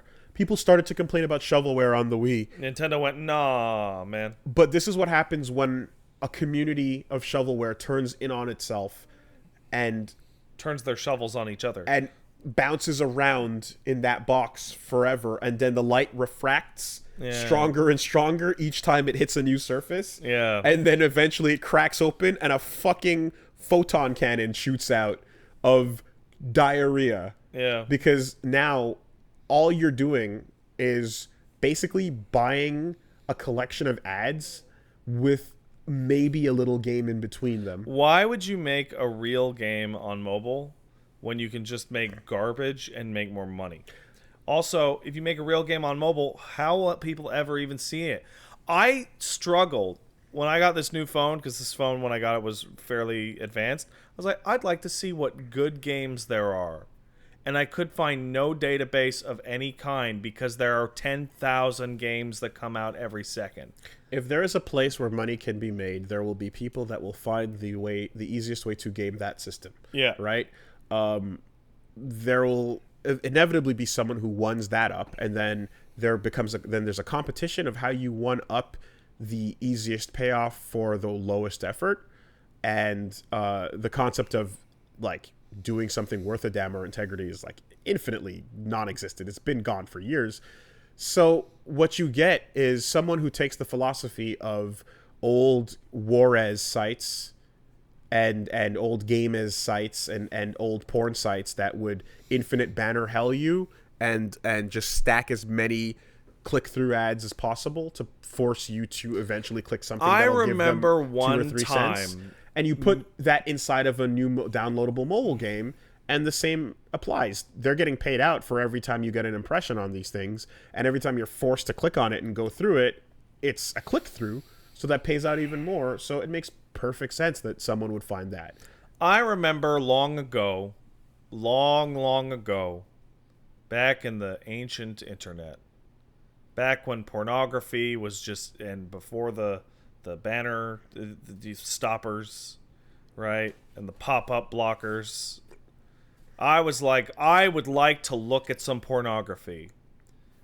And I discovered that it was so difficult to get through the ads that I actually left the situation going, I don't even want to look at the pornography anymore.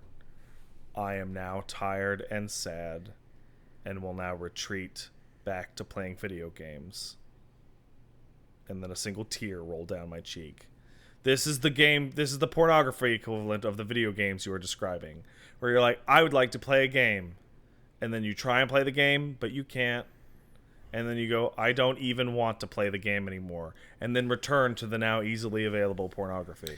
Yeah, the other day I talked about like how ads for these games are just lies and how and how hilarious they're it gets. so funny. And then people started tweeting some of the funniest ones out there.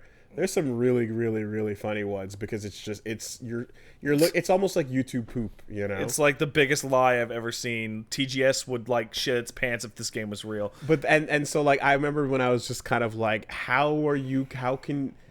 what is this world I'm stepping into? And it's like, this is a world of no regulation or rules. This is a barren wasteland. No rules. This is what happens when like the only thing you cannot do is like steal someone's money, destroy their phone, or show them porn. Are you sure you can't do those things? You cannot do those things. Are you sure? You cannot. No, you're not. Those iOS guidelines, back in when I went through them, they weren't very long. It was a very short. No, Willie, those are the suggested rules. Don't get caught. Yeah. It is really like. This is unfortunately, how do I put... Anytime an environment is left unto itself, this will occur, right? We've seen it infinite times on the internet. Like, anytime people can come in and do a thing, they're going to do whatever the fuck they want to do. They're going to do whatever they can do that'll help them get paid on it. Yeah. It happened with BBS, and then it happened with email, and then it happened with the internet itself, with browsing. Look at YouTube. Look at the fucking weird-ass fucking videos with the Spider-Man and the fucking Elsa.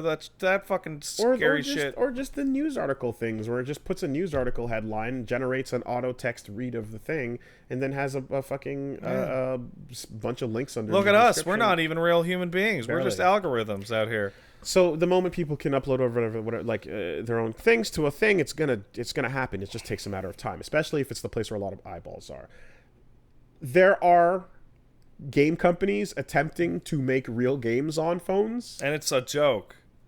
I mean, like some of them are good, but like the fact that they're trying is kind of a joke in and of itself. There's a Skullgirls Mobile out there. There's a Teppen out there. Yeah, I played Skullgirls Mobile. It's Fight at the Airport, right? Yeah, near airport, deadly airport.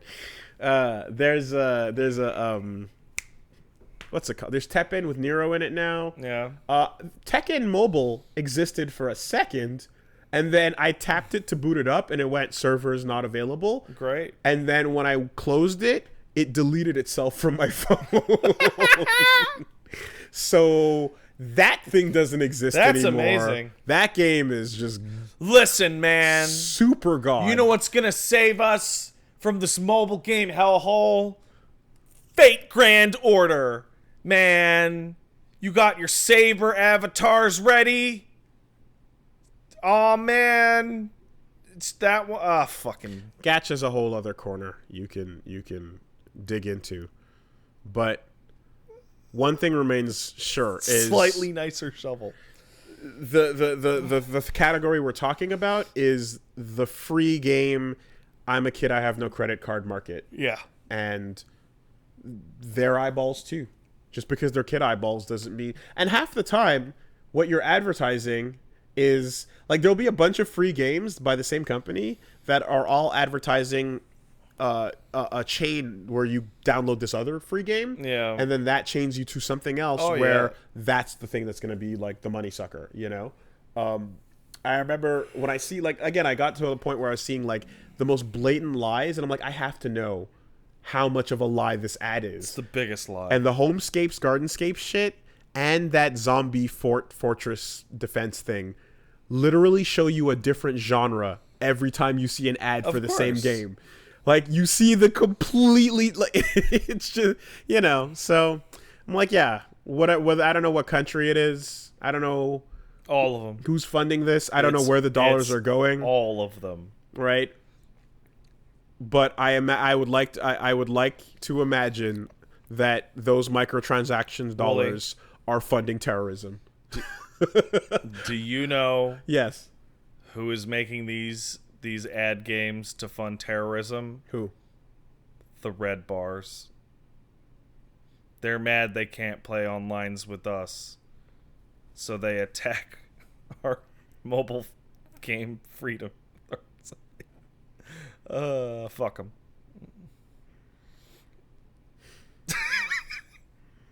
You trying to push I don't know what I'm some sort of like propaganda imagery? You're the one who said mobile games fund terrorism, man. Trying to create some posters in 40s style. Better dead than red. With really high angular whatever I forgot the name of the art style. This fucking yeah. All right. You see a community of happy people, and then one of them has like the symbol for a bad Wi-Fi connection. To report them secretly above their heads, and they're like trying to pull a gun out and aim it at a child. Hey, if you suspect your neighbors of packet loss, please report it to the Internet Bureau. The happy eye in the sky. Yeah. All right. Hey, Wooly, hey, you doing anything this week? Yep. I said it before. I'll say it again. Control, River City Girls, Blasphemous, Deus Ex Machina, God damn it. It's tough, isn't it? Damon Ex Machina, and Nino Kuni, as well as I'm hoping I can start putting out some of the Japan shit I filmed. It's gonna take some time to edit, but okay, no.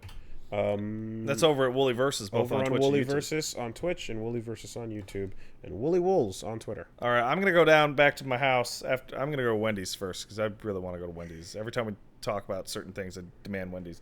But I'm gonna then at 8 o'clock. That's in an hour and a half. If you're listening to this live, I'm gonna start playing Blasphemous over at twitch.tv/angriestpat. Check that out. It's Catholic-y. Good sprites. Very good sprites. You see the first cutscene? It's just the trailer. It's fucking astonishing. He cuts like a goon's arm and then fills the helmet with blood.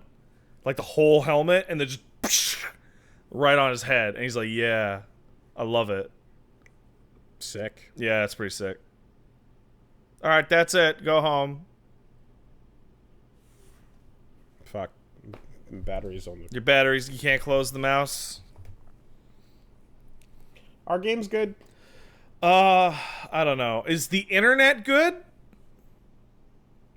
Yes. Yes. Then the game's good. Then game good? Yes. Just end the podcast. Just